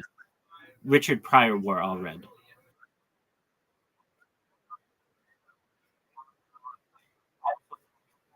Absolutely. And delirious, absolutely, 100%. Um, he recognized. I mean, Eddie Murphy would have seen Richard Pryor in the theater, and you absolutely get that. I also think that Michael Jackson had an impact on him as well. That he wanted to wear something that, because if you've ever seen Thriller, like red, yeah. So he wanted to be. He was the center of attention, and if you watch Delirious, it's absolutely hilarious. Now, there's one part of Delirious that I don't want to. I don't want to. It's been a long enough time. There's one part of it where, um, I don't even remember exactly what happens, but there's so basically Eddie Murphy's telling a joke, and then there's a silence from the crowd, and then somebody yells something. If you actually watch it, it's Charlie Murphy who's the person who says it. So yeah, exactly. Exactly. So basically it's his brother who was saying, now I'm gonna get the line for us just for a moment. In Eddie Murphy's in Eddie Murphy's Delirious, I believe, but it could be Raw. There's a time where Eddie Murphy is telling a story, and then someone yells something out from the crowd, and allegedly this was Charlie Murphy. What is the story that's being told? What does he yell out? It's the funniest part of the special. Um, and okay, here it is. So this is in Eddie Murphy's Delirious. So during one of the stories, the ice cream truck story, Eddie is describing being a kid getting ice cream. He's going, ice cream, get your ice cream, and teasing other kids who didn't have any. He's acting out, saying lines like, you ain't got no ice cream because you on welfare. At one point, someone from the audience, reportedly his brother Charlie Murphy, yells out, you dropped your ice cream. Eddie immediately breaks character, laughs, and says something like, See, you got to be careful when you do a show in front of your family. Then he goes right back into the bit. The shout became kind of legendary among fans because it was one of the unscripted moments left in the final cut. And it was, by most accounts, Charlie Murphy heckling his brother playfully from the audience. So there's that aspect. I think there's another one too. But it's just really funny. So if you ever watch Delirious again, listen to what the audience is saying because you're going to hear perhaps Charlie Murphy say something, and Charlie Murphy wasn't really that well known until Chappelle's show. I certainly didn't know anything that he had really done because he was always with his brother and everything. Yeah. So, and dude, I mean, talk about gone too early. Charlie Murphy, Patrice O'Neill, of course, is in. I didn't even mention him in Chappelle's show. He plays still. He plays, Steve Johnson is played by I forget who they all are, but there's that one scene where you had Ice Cube in it too. We were naming famous people who were in Chappelle's show. Ice Cube was in Chappelle's show as well.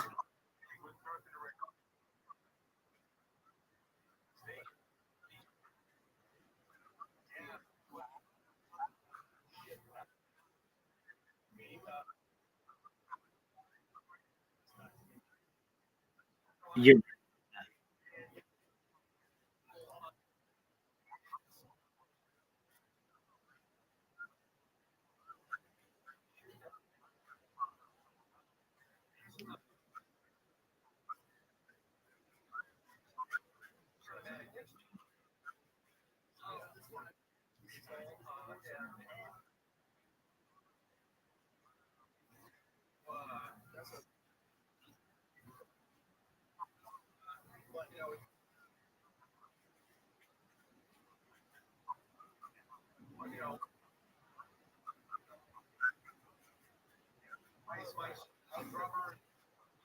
absolutely the ones that stick out in my head are kind of generational. You had Sam Kinison and what's his name? He's a Dallas. Oh, the ones that stick out post 2000 in my head, aside from like Norm Macdonald and things like that, because he's a little older. There's Bernie Mac, that caught me by surprise, and people don't really talk about that. We'll talk about them in a second. The Kings of Comedy and how they revolutionized, which is hilarious. And then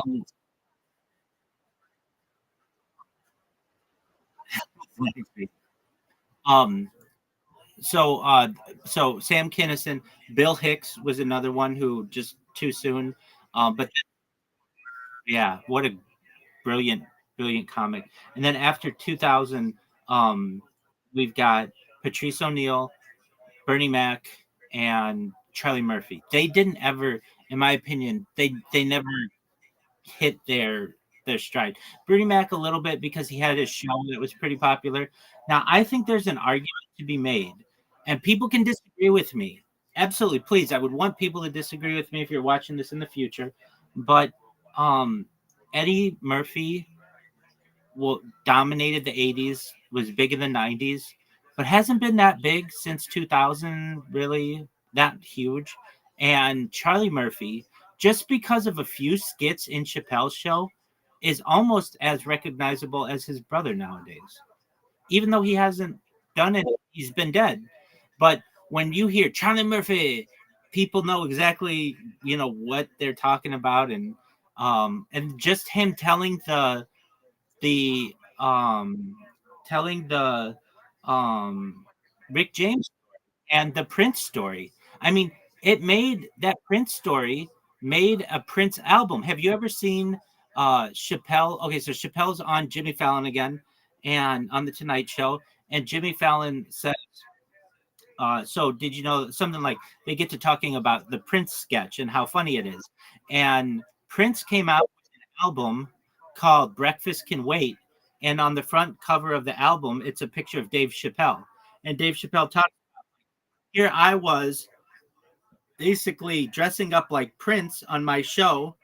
and now Prince took a picture of me dressed up like him and put it on his album, and there's nothing I can do about it. That's a real judo move, basically really a Jedi mind trick, kind of like, what are you gonna do?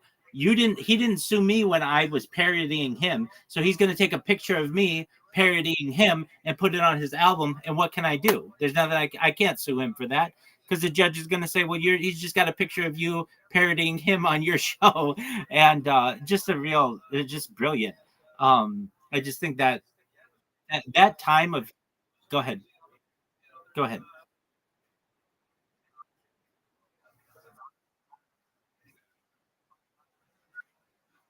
Exactly. That's exactly right.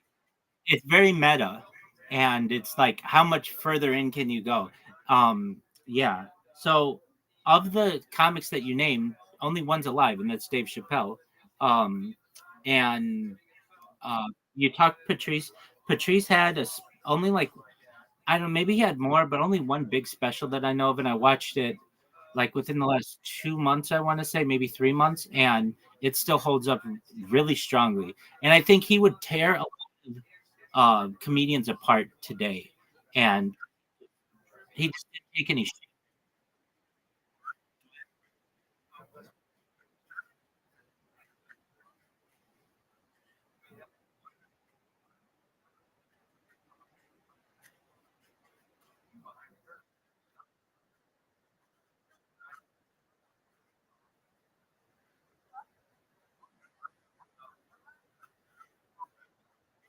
Absolutely, you're right. Jim Norton. Yeah. He's a absolutely. And the cancel culture. He would have been a tough person to be able to get that by.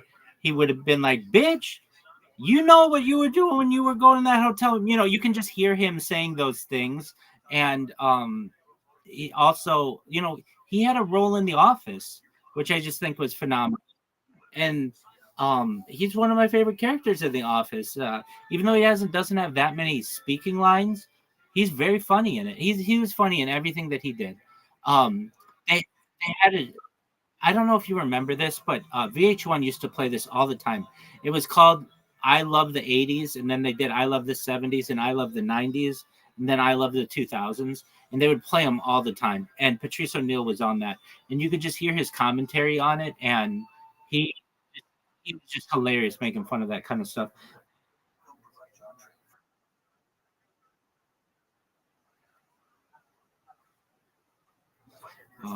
Please.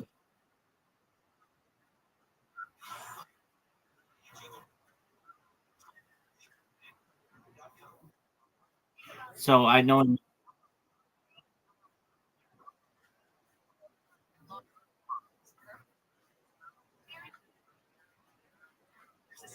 Okay. Was it? Um. Yeah, I know what you're talking about. Well, it was called like hard. No, that was something else. It was called.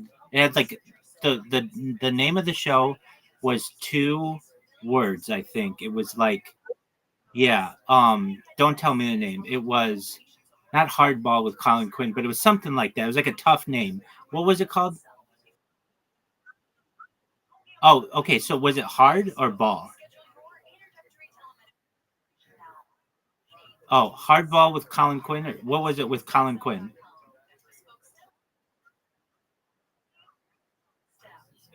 Tough.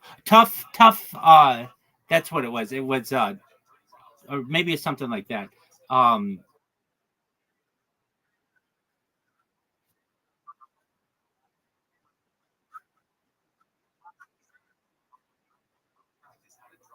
um, what is it called when people? So I said the word. Is it tough? Okay. Tough. Yeah. Give me a hint.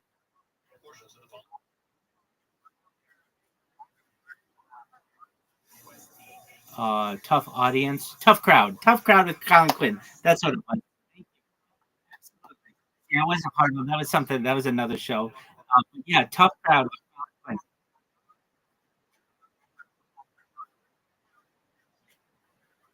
Yeah, he was. Okay, so Tough Crowd. Yeah, absolutely. I love that show. So it was a panel. Colin Quinn's in the middle, and then they had like four guests, one on each corner, basically, and they would just talk about politics and stuff, right? Exactly. They did sports. They did all kinds of stuff. Uh, yeah, tough crowd. Right. Yes, they did. They'd have, yeah, uh, with a good mix of people who would do the comedy store and stuff. That's right. Tough crowd with Colin. It was very similar. Bill Maher had a show in the late '90s called Politically Incorrect, where he sat in the middle with the four people and they would talk politics and all kinds of stuff. But it wasn't as comically driven as Tough Crowd was. So yeah, Colin Quinn's a funny person. He was great on SNL. Um, okay, so I've got to ask you: do you watch Kill Tony? Okay, but like, are you a fan? Do you watch it every week?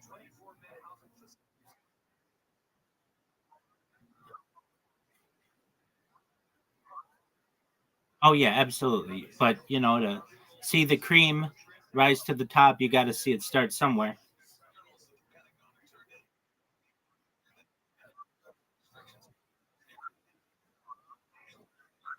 Yeah. Oh, I get you. I get you. Um, so I don't know if you know, there's a comic who was on there, Cam Patterson. He just started on Saturday Night Live a couple weeks. Okay, excellent. So you know who I'm referencing. So he's going to be a big deal. He was already in um, a exactly. He was already in a Kevin Hart movie, and he's going to be in a David Spade movie. He's going to be big time. Somebody's going to throw some contract at him, so long as he can keep his nose clean. They know he says the N word. They understand that. But if he's able to, he's going to be big time, and it's really amazing. I remember his first episode on Kill Tony. They said, in fact, what's his Rich Voss, who's like a New York comic, if you know who that is. He even said to Cam Patterson, "You're going to be on Saturday Night Live someday," and like within a year or so, he would be. So yeah, and nobody watches Saturday Night Live anymore. I mean, I certainly, I'm not alone. But Cam Patterson has made me more interested in it. Uh, I'll at least check out. And yeah, because Saturday Night Live is like has been like a tradition in the United States for 50 years, and nobody watches it anymore. Because of him, I'll check him out. Okay, well, when it comes to Kill Tony, that's its whole lore. I've watched every episode of it. There are like 12 years of episodes. There have been like 730 episodes or something like that, pretty close. It started in the belly room of the comedy store and has just really expanded to now have like international appeal, and it's a big show.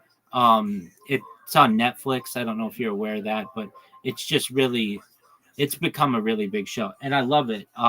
Like every Monday night, at least I watch Monday Night Football, but I'll also make sure to watch Kill Tony. It's great. I was just watching a stand up special right before you came in. Brian Callen, I don't know if you know who that is, but he launched a stand up special. He's not very funny, in my opinion, and he's a creepy guy. But I wanted to see his stand up special, and it launched today. And so, just to show you how invested in stand up. Okay, wait. You know what this is?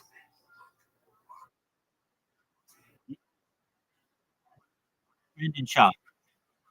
Brendan Shaw. Okay, so like nobody knows who these people are, but you do because you're really an OG comedy fan. Oh my word. You have no idea how happy you've made me by firstly your comedy knowledge is vast. But yes, you do. Yes, you do. You and it's not just vast. It's like I respect it so much. Like who you like and what you find funny. Okay, so Fighter and the Kid. I didn't know anything about this like a year ago. And I'm on Reddit. I don't know if you know what Reddit is, but I kept getting pushed this subreddit called The Fighter and the Kid. And I'm not paying attention to it. I don't want to get into all of those podcasts that are like Bad Friends podcast and Tiger Belly podcast. Like I watch the Joe Rogan Experience. That's the OG podcast. That's the one that I watch. But I don't want to watch all the sub podcasts. Well, this one day, and I watched Joey Diaz. I'm a giant Joey Diaz fan, giant. And he hasn't lived the most moral of lives. He's absolutely just hilarious. So, this one day I check out the Fire and the Kid subreddit and I see it's got like 160,000 people in it. And every single person in this subreddit is making fun of them overtly. Just everybody hates these people. So it's basically become a hate subreddit. If you ever get the chance, you've got to join the Fighter and the Kid subreddit. It is like daily viewing to me, multiple times a day, because people hate these people so much. It's just absolutely hysterical. So you know who Brian Callen is? Yeah, he just launched the special tonight on YouTube. It's not very good. He launched it from the Comedy Mothership. Check it out if you want. I don't recommend it though. It's just, these guys basically, it doesn't connect with an average person. Nobody wants to hear about your billionaire friends. Just that's not funny to people, and people want things that they can connect with. Anyway, so of the Joe Rogan sphere, we've got, okay, I'm just gonna name a name and you tell me if you like their humor and tell me what you think if you want. Okay, Joey Diaz. Joey Diaz. Love him. Love him. Okay, so you go back to the church days. Yeah. So he had a podcast. Yeah, the podcast is called The Church of What's Happening Now with Lee Sayat, the Flying Jew. It's his podcast. If you're not big into podcasts, you won't know what I'm referencing. But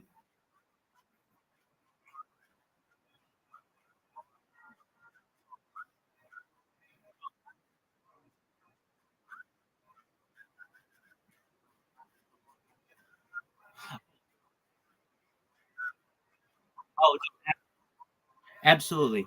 Okay. Yeah, no, absolutely. If you ever bored, do yourself a favor and watch The Church of What's Happening Now podcast. It's like from 2010 to like 2020.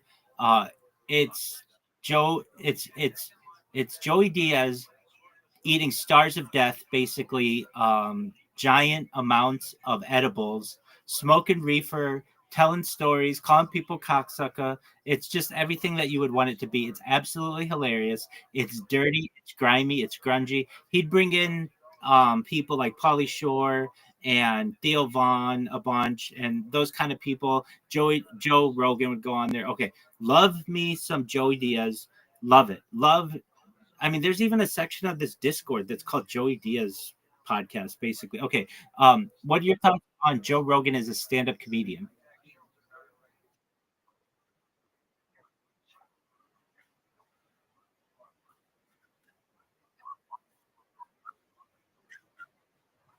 Yeah, I'm with you. I think underwhelming as a stand-up comedian, excellent podcaster though. I mean, like there's nobody better than that. Okay. Theo Vaughn.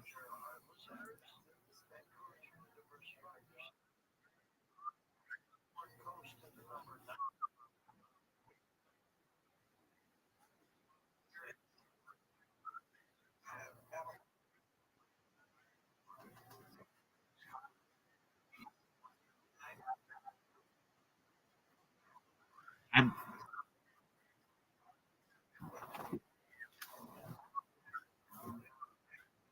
I agree with you. People.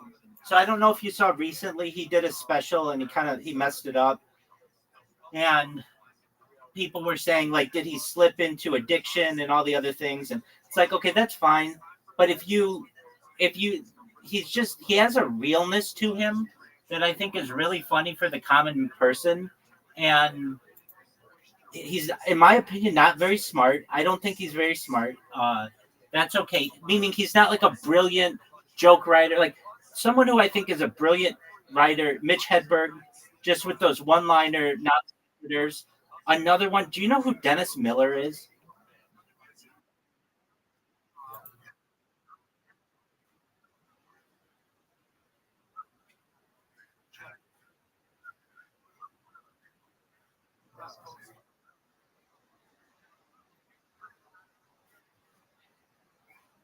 Oh, you're absolutely right. And Dennis Miller, you'd need to check Wikipedia to get some of his references. They were so deep, but they were just incredibly brilliant. Dennis Miller even did Monday Night Football. He would do comic relief on Monday Night Football on the actual show back in the day. Just absolutely incredible. But yeah, so when I say like there are two polarizations of stand-up comedy, there's Dennis Miller on the intelligent side, and then kind of like Theo Vaughn on the other, like not so intelligent side. And I think both have their place and both are really funny. Okay, so we've got one. Okay, what about Bill Burr?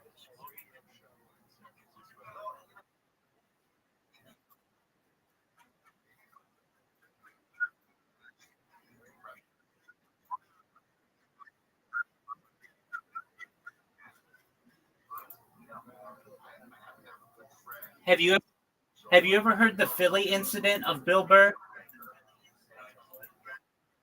Oh, it's absolutely hilarious. So this one time, um, he's doing some stand up in Philadelphia, and they start booing him, and he starts ripping into them um, like Joe Frazier's from Philadelphia. Does he have a statue? No. Who do you have a statue of? Rocky Balboa. That motherfucker didn't even really live, and you've got a statue to him. And he just starts ripping into them, and then they start to get on his side. It's just very funny how he just wasn't going to take shit from an audience, and it's very funny. Okay, so Bill Burr.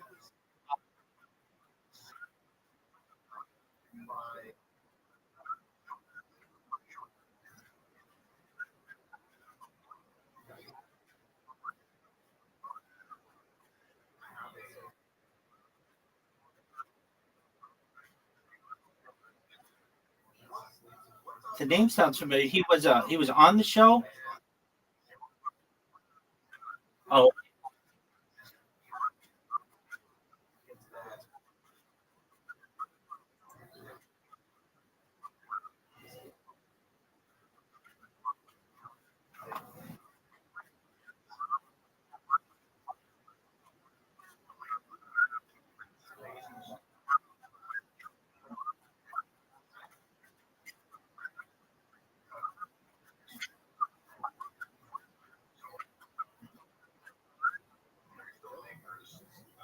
I'm gonna look him up right now. George Miller, comedian.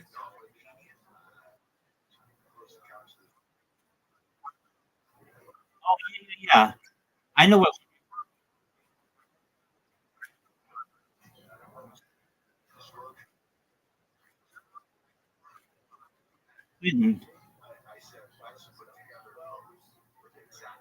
If it was 1997,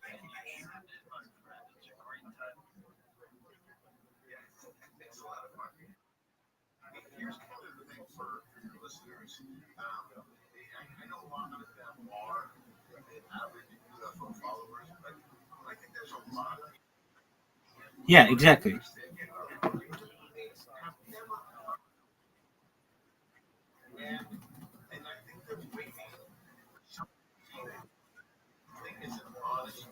So I'm looking this up, and it's because I want to see it. Um, it says that at least AI says there's no information provided on George Miller, the stand-up comedian, to the White House Correspondents' Dinner.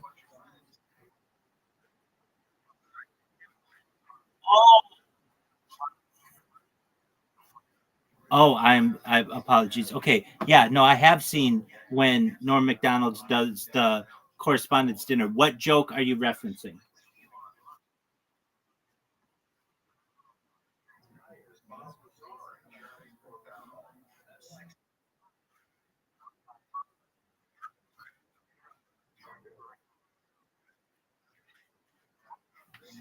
You're good.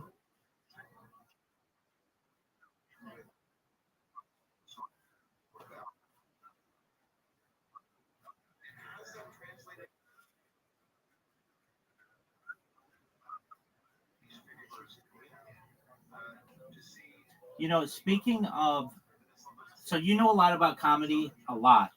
You're in your own way a comedy historian, which is wonderful thing because I get a lot of people who come in here and they're like, oh, I like comedy. And I'm like, okay, what comedians do you like? And they're like, oh, I like Whitney Cummings and I like like basically like people who are like I like Bobby Lee. It's like, okay, I mean Bobby Lee was fine on Mad TV, but he hasn't put any specials out. He's nothing great. Um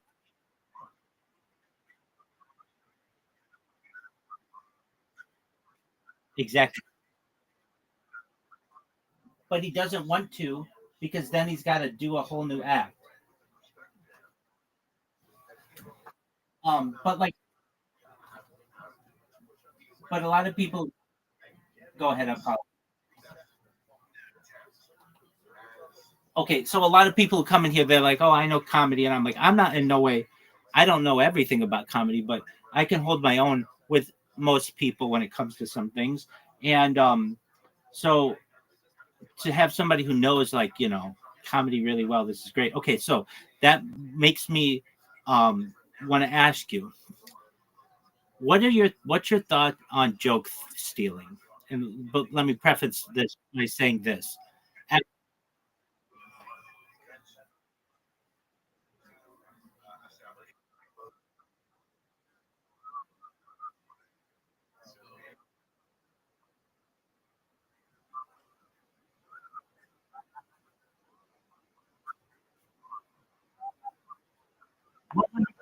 100%. And I'm at the point absolutely. And I'm at the point where like I understand that the reason why joke theft was such a big deal back in the day was you didn't have the internet. And so if you had a really good joke and you went up and told it on stage and then a bigger comic came along and stole your joke, you were basically shit out of luck. Maybe sometimes you could go up to them and say, "Hey, you stole my joke." And they might buy the joke from you. This is what Robin Williams did infamously. He would just and it hurts me to know that this is what Robin Williams used to do because people think he's so funny and such a great guy and everything, but there was a dark side to him, and the big dark side was he would just wait in the back of the comedy room, the comedy store, wait for people to do really good jokes and steal them, and then the people would come up to him afterward and say, "Hey, you stole my joke," and then he would just write him a check for like $800, and then they would go away basically. But because he had the money to be able to buy to steal people's jokes, he was able to do it. But I'm at the point now especially with street jokes that are just kind of in the commonplace of things. Uh, if you can make people laugh, go ahead and do it. And it's even cooler if you say, this is an old Rodney Dangerfield joke, but I'm going to do it. Or this is an old um, uh, Dennis Miller joke, but I'm going to do it. Like, if you give credit where credit's due, because chances are either maybe Rodney Dangerfield didn't come up with that on his own. He might have had a writer write that for him. You know what I mean?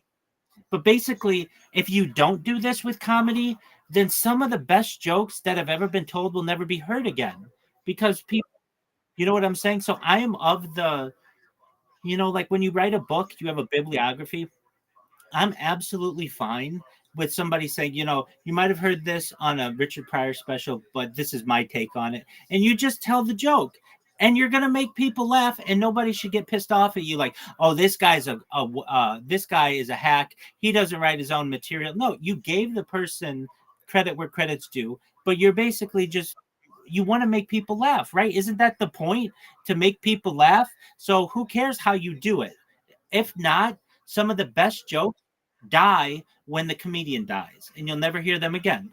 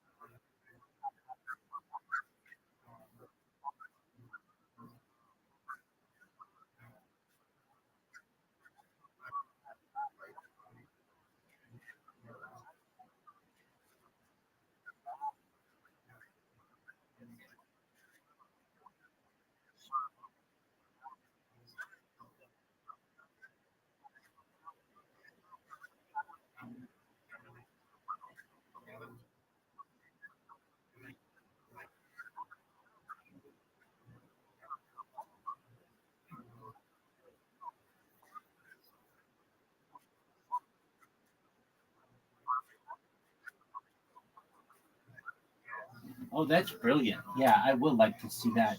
Um, okay, so do you know the whole interaction between Joe Rogan and um, Carlos Mencia? Do you know that whole background?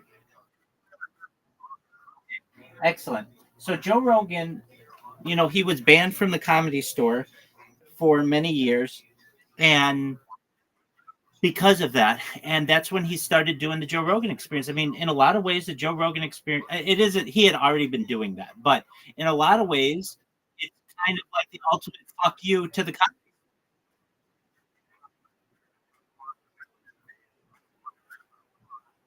But it is in its own way because it allowed Joe Rogan to focus on his podcasting career. He wasn't going down to the store at all anymore. He would be at the ice house.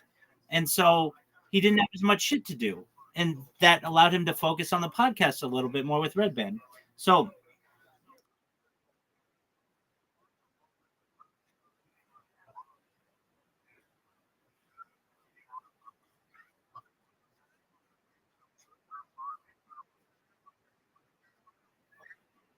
exactly. Exactly. Yeah, that's absolutely true. Okay, so in its own way, I mean, I just said it, but I didn't really think of it like this. And I'd have to look at the timeline. But I know Joe Rogan was starting to tape his life a little bit on something called Joe TV, but it was not Joe Rogan TV. It was somebody else's. But that became Twitch eventually. And or Justin TV. Apologies. Yeah, Justin TV. And exactly. And it makes me think that Joe Rogan, because he got kicked out of the Comedy Store, undeservedly was able to focus. He didn't have as much time to go, like, like he would have been at the Comedy Store every single night, like he was just shooting the shit with the guys, but he didn't have that place to go anymore. So he started inviting his friends over and they started doing live podcasts. And so he'd have Joey Diaz, really early ones, and they would just sit there and smoke Susquehanna weed, as Joey Diaz puts it, and high. And then he'd have Ari Shafir on and all those guys. And like in its own way, that whole blow up at the Comedy Store turned Joe Rogan into nearly a billionaire. And I just think that's kind of a fascinating uh, circumstance of history that nobody really he doesn't talk about it that way, but it did kind of happen like that. Well, I can tell you the first Joe Rogan Experience aired like December 26th, 2009, something like that. And um, we've got like that blow up.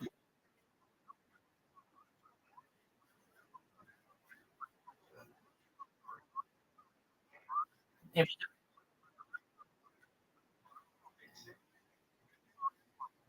it was a couple people. It was a couple people, but the big one was Tom Green.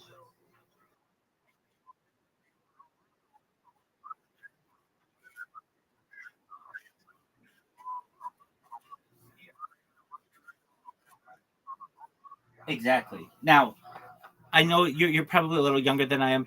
I don't know if you ever watched a Tom Green show, but it was a show that was basically made in Canada, syndicated on MTV in the United States.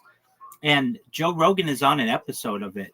And you see him sit down and he's like, wow, this is just something that you made. And he's like, and Tom Green's like, yeah, and I do interviews here. It was just like a Tonight Show set.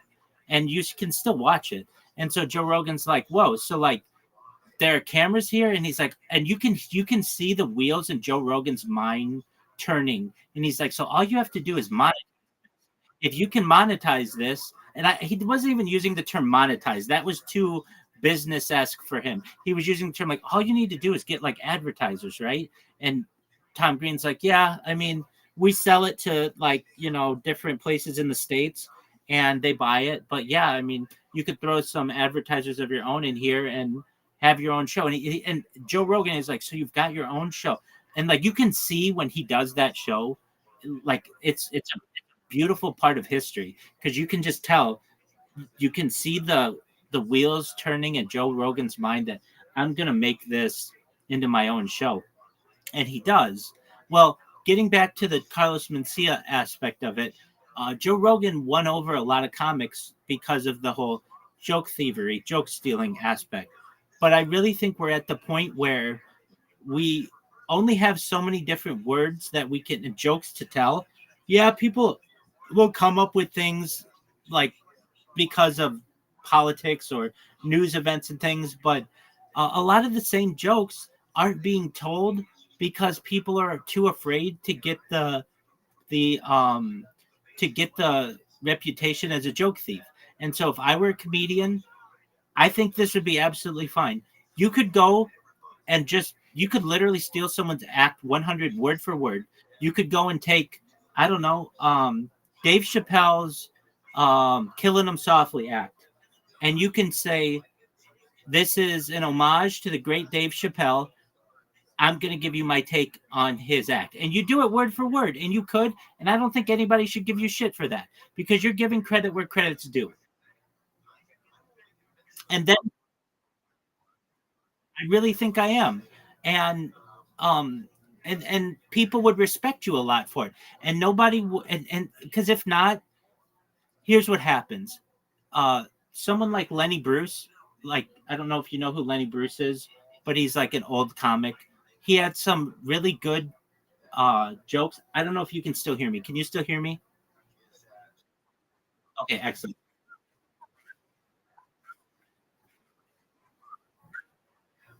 No, 60s, but um he but basically like he had look, here's a joke that he would do that was here's a joke that he would do that that still works today.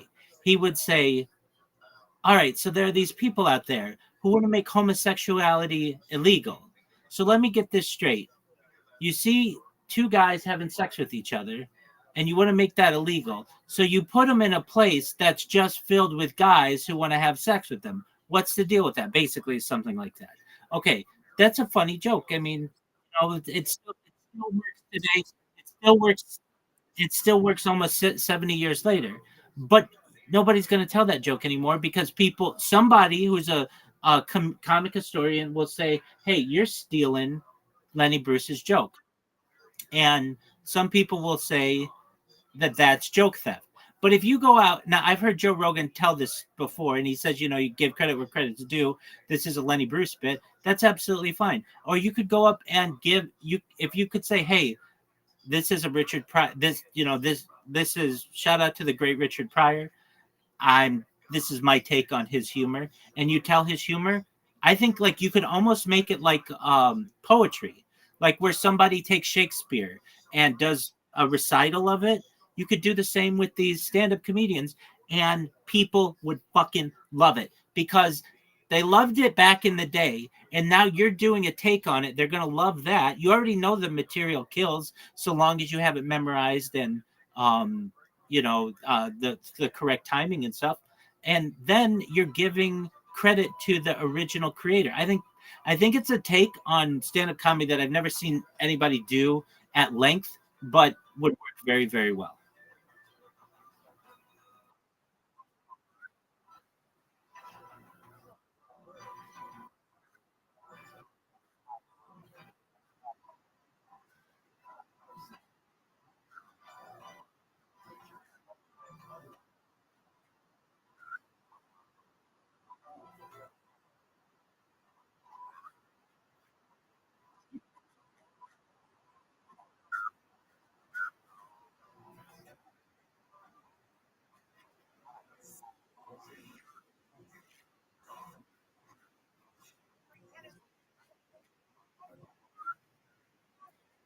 One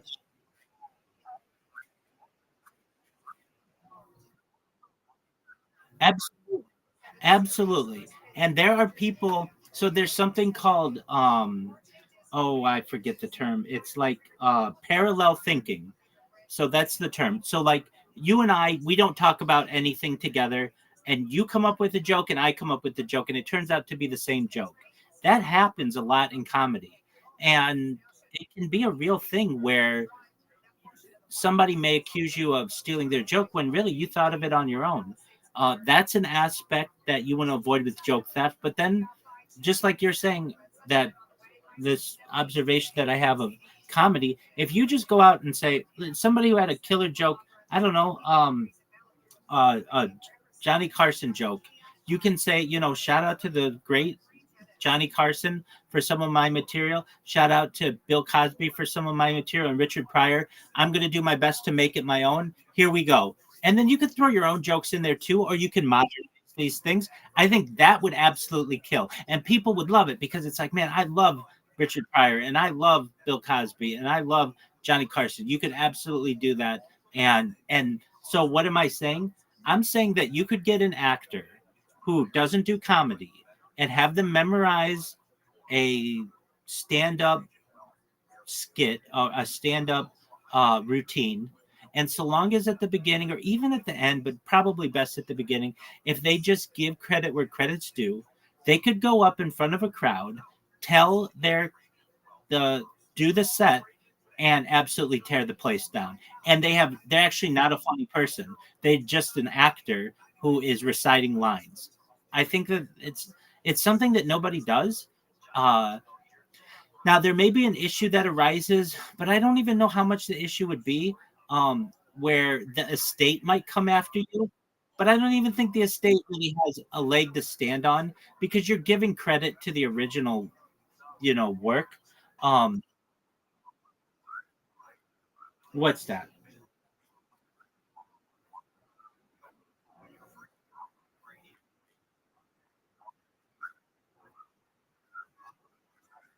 Absolutely.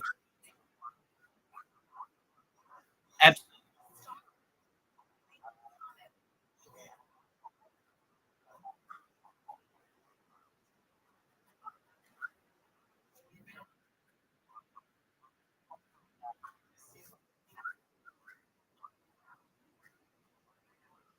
Wait, but that's too recent.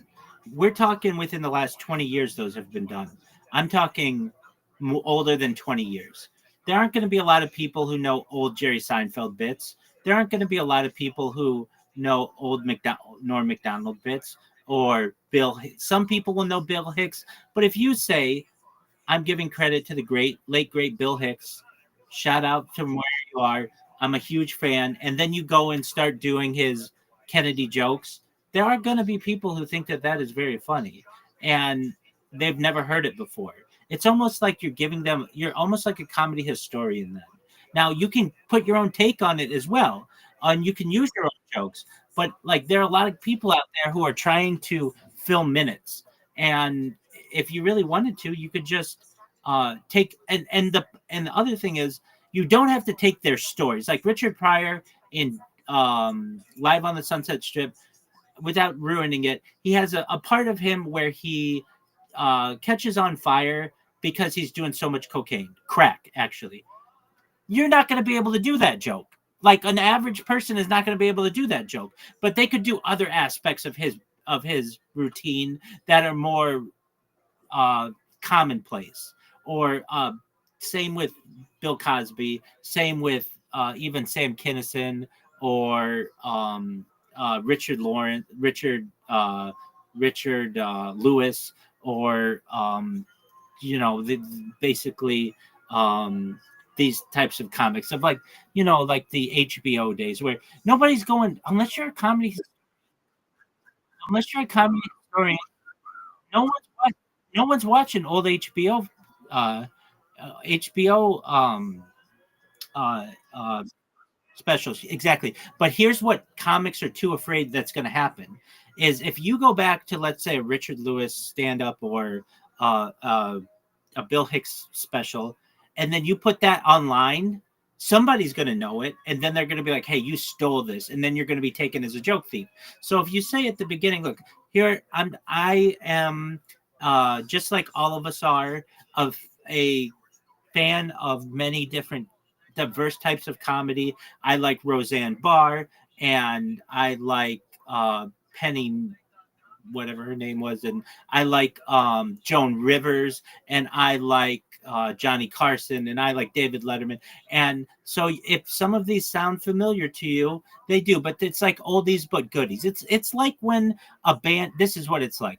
It's like when a band does a cover of another band, and people fucking love it because you put your own take on it. There are a lot of times when there's a band that's out there that it does a Beatles song or does a Rolling Stones song or does an Oasis song or a Nirvana song or an Elton John song, and people fucking love it because they make it their own. They know what's coming. They know that this is gonna be Satisfaction by the Beatles or Satisfaction by the Rolling Stones or Hey Jude. They know that's coming, but they've given credit where credit's due. And I think it's an excellent opportunity for stand-up comedians to do the same. The legality of it, I think, is maybe a gray area, but I think you'd be able to get away with it much more than music. You'd be able to put your own take on it. You could change who the president was or change some of the words, and you're giving credit where credit's due. So, in terms of comedy theft, joke theft, if I ever go viral with this, I would say to the people all comedians, I would say, look, I watch more comedy on these streams than anybody ever. And you're going to hear jokes that were used before, yada, yada, yada. In my opinion, you should be able to use anybody's jokes that you want. You shouldn't be considered a joke thief. If you can make people laugh with that material better than someone else, go for it. Because the key is to make people laugh as much as possible. However, if you're taking something word for something from someone, or even if you're just making it your own, but you got the idea from someone else, give credit where credit's due, like a bibliography of a book, or like when you say you're doing a cover of a certain artist. I have no issue with that.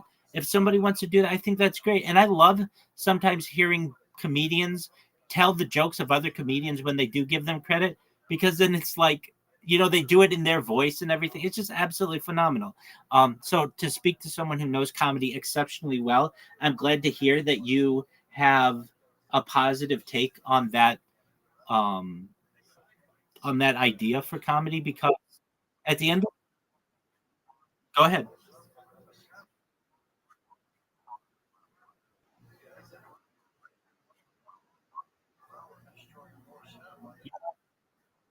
Want to go and tell your friends.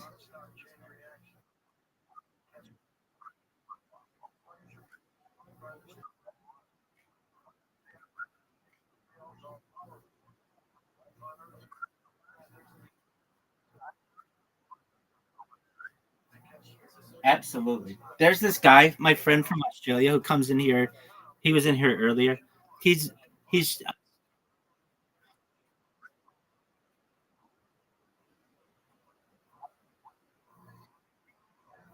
Jim Jeffries.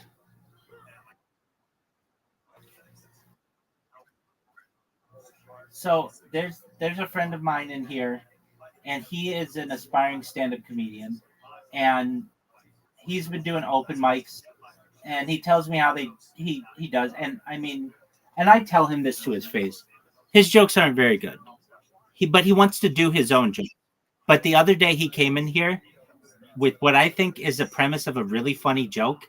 And I even said, man, I wish I would have thought of that. Now, he hasn't worked through it at all, but it's a premise of a very funny joke. I'm just going to say this is shout out to Zoot. This is his joke, but it goes something like this. He doesn't have the joke built out. He just was talking, and I was like, that is absolutely hilarious. So here it is.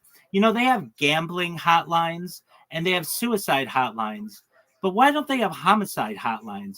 Like the next time that I want to choke a bitch, I should be able to call someplace and be talked down off that ledge, like just something along those lines. I thought it was a very funny premise. Like, imagine a hotline that you call when you're really pissed off. Like, there's a lot of jokes that you could do in that. Anyway, the reason why I said that is just I thought it was a funny premise that my friend had, and there's not too much to it. That's all there is right now. But um, but basically now, what would you call it? There you go. Um, so you may have people who like, okay, so let's say you tell that joke, and then somebody else out there came up with the same idea in another part of the world. It's almost in your best interest as a comedian to get that joke recorded in your own way as best as possible, as early as possible, so that you have proof that you were telling it longer. You get what I'm saying? Then nobody can really call you a joke thief. Does that make sense?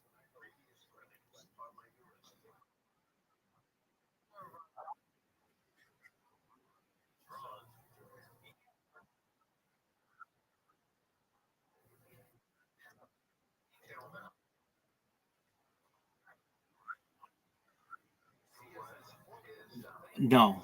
Um, it does. I mean, like as we've seen it, it is a development of the 20th century, basically emerging from vaudeville. And in order to have it, generally, you need a stable society, so you can't be at war and things like that. But it's something that has emerged. Um, but we don't find it. That's actually an excellent point. I'm talking stand up. Joke telling's as old as anything has been.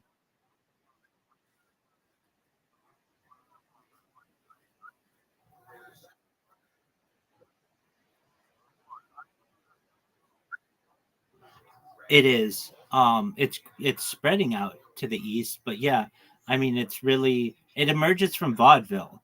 If you know what vaudeville was, it was like, people who would travel with shows and circuses and things, and they would do certain skits and magicians and things like that, and then eventually you would get people who would tell jokes.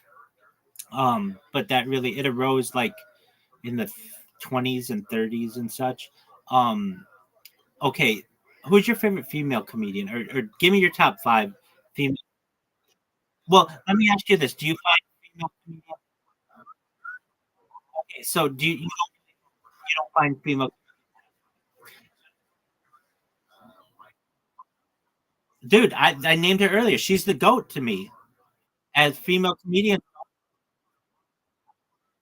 Uh, Dog, and it was really weird if you heard about some of the stuff that she talked about before she died. Um, she was making waves.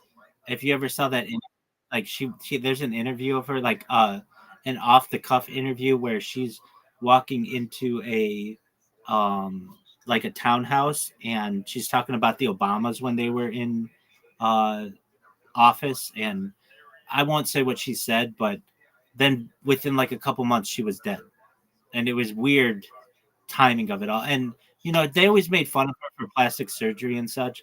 Honestly, I always thought she looked pretty good for being an older lady. But she is very, very funny. So I agree with you. She's my goat. Joan Rivers, number one. All right, who else?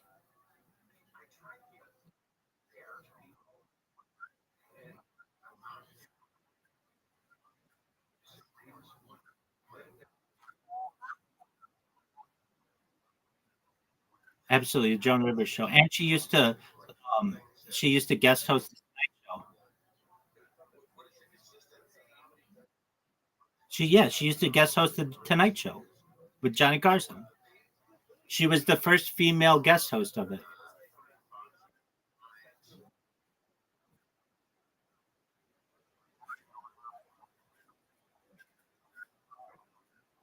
Absolutely. Just one moment. We have a friend who joined us. Oh, okay. Sometimes people come in from all over the world. Okay, so talk to me as you talk to me about this. I'm here. I just have to reset three computers. So please talk to me. I'm listening, and I'll talk back. Talk to me about Joe and the Tonight Show.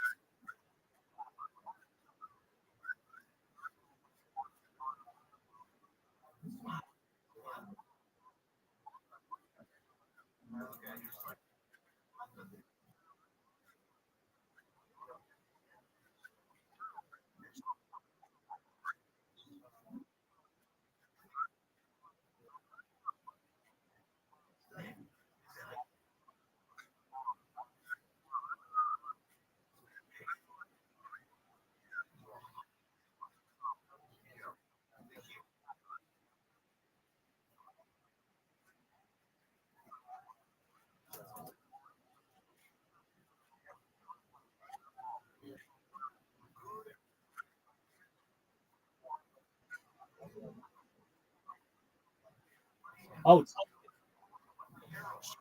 she would make fun of how slutty she was and stuff, like when women did not do that, or like how many husbands she had and that kind of shit. Like she could hang with the best of them.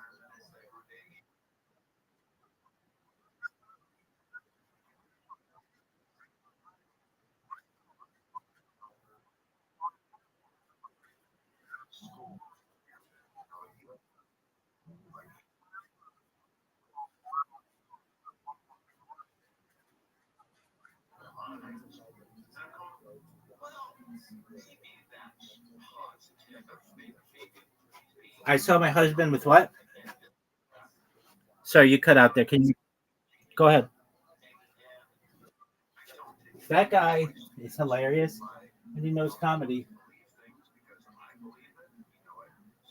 Who is Pup Queen Unicorn? Hi, I'm Pup Queen on Discord. All right, Pup Queen. Who the fuck are you? Pup Queen on Discord.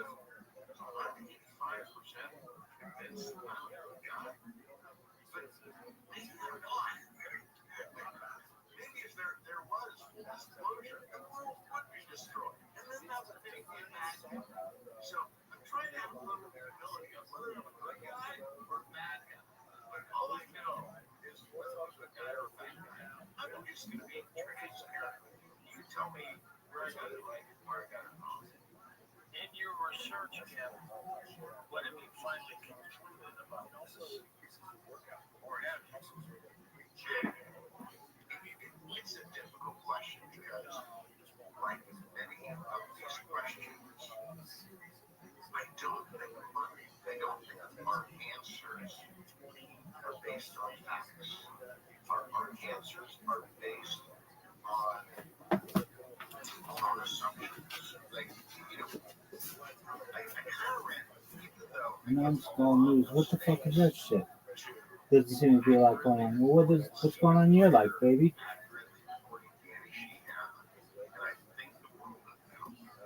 I have a different take. They have a much more benign perspective on the ET phenomenon. And I just wonder if it comes down to personality. So Some motherfucker in the next 24 hours is gonna come into my Discord from Twitter and it's gonna make my fucking day. biases. And so when I tell you what I think, I just have that low humility about it. So, Annie and Steven just, they hate that I'm more skeptical of these beings than they are. And to them, The problem is absolutely with humanity. The problem is absolutely with these secret, unregulated government programs. And, it's pulling all of that stuff out of light. And to that, I'm 100% in favor of that. But I just find myself saying, the hate that we're hearing about the aliens, it just hits me like some guy who's dating a hot chick, 10 to 15 years younger than him, and she's totally in love with him, and she wants to get married. And he keeps saying, well, let's take it a couple more years. If you keep that weight off, maybe you'll, dress a little better. I'm kind of getting annoyed by being told that humanity just gave up to meet with the neighbors. That just makes me mad. Maybe it's true. Maybe we are the yokels who should be introduced to the neighbors. But I gotta say, introduce us to the neighbors, and maybe we'll clean ourselves up a bit. Of all the cases that you come across in your work with this book, catastrophic disclosure, what's the one case that just boggles your mind? Well, it's wonderful you asked that question, George, because my co-op, Michael Mazzola, is putting together this amazing documentary called This Is Not a Hoax, which is about the Peruvian alien mummy bodies. And for me, that is at the top of the list. That is the chapter that goes into the book. It's like 45 to 50 pages long because there's actually something there. It's not like somebody saw something and vanished in the sky. There are these bodies, from Peru. There's supposedly 60 to 100 of these. A couple of them in Mexico City. The book has CT scans of them. They are, if they are fake, they're the most amazing fakes you could ever imagine because they've got articulated limbs, the morphology is different. There is a very active effort to get the very best DNA analysis done of them. Yo, I'm here. And what's interesting is that Can you hear me? DNA analysis. Excellent.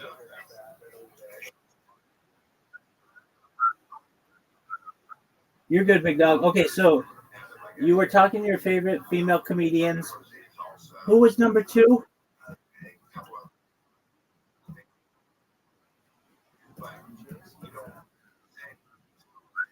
Oh, of course, Betty White.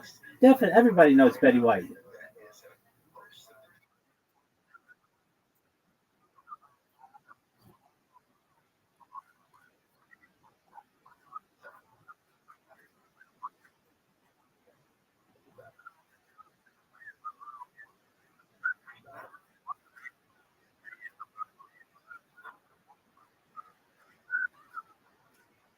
Now, I don't know to necessarily say I disagree with you, but I don't think of Betty White as a stand-up comedian. Did she ever do stand-up?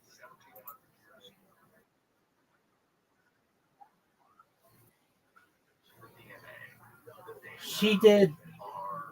She was a comedic actor.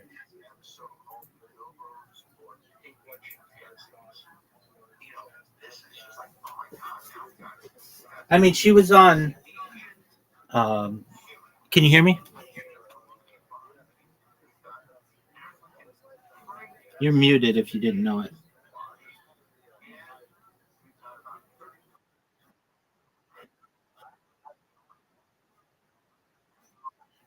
Well, previously, and then you just went silent. Yeah, Betty White's a comedic actor. So she was on the Mary Tyler Moore Show, and she was on, she was on Golden Girls, and she was on Hot in Cleveland, but she wasn't like she never toured.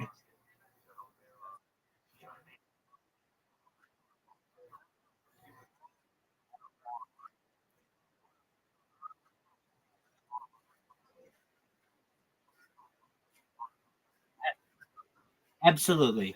But we can't count her in your favorite stand-up comedians. I totally agree. Totally agree. Because if we're going into comedic actors, you've got to include Lucille Ball and a bunch of people who didn't do stand up. Okay, so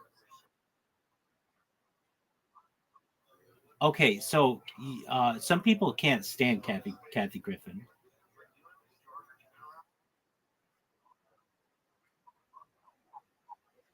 Oh, she could be really funny. I think some of her stand up is funny. I think she's a funny person. I think she, believe it or not, a lot of people disagree with me, but I think she's very attractive. Um, I Yeah, she had that show, My Life on the D List, and she was on Suddenly Susan, I believe, and she was even on a Seinfeld episode where she played a giant bitch. But yeah, okay, so do you find female comics funny?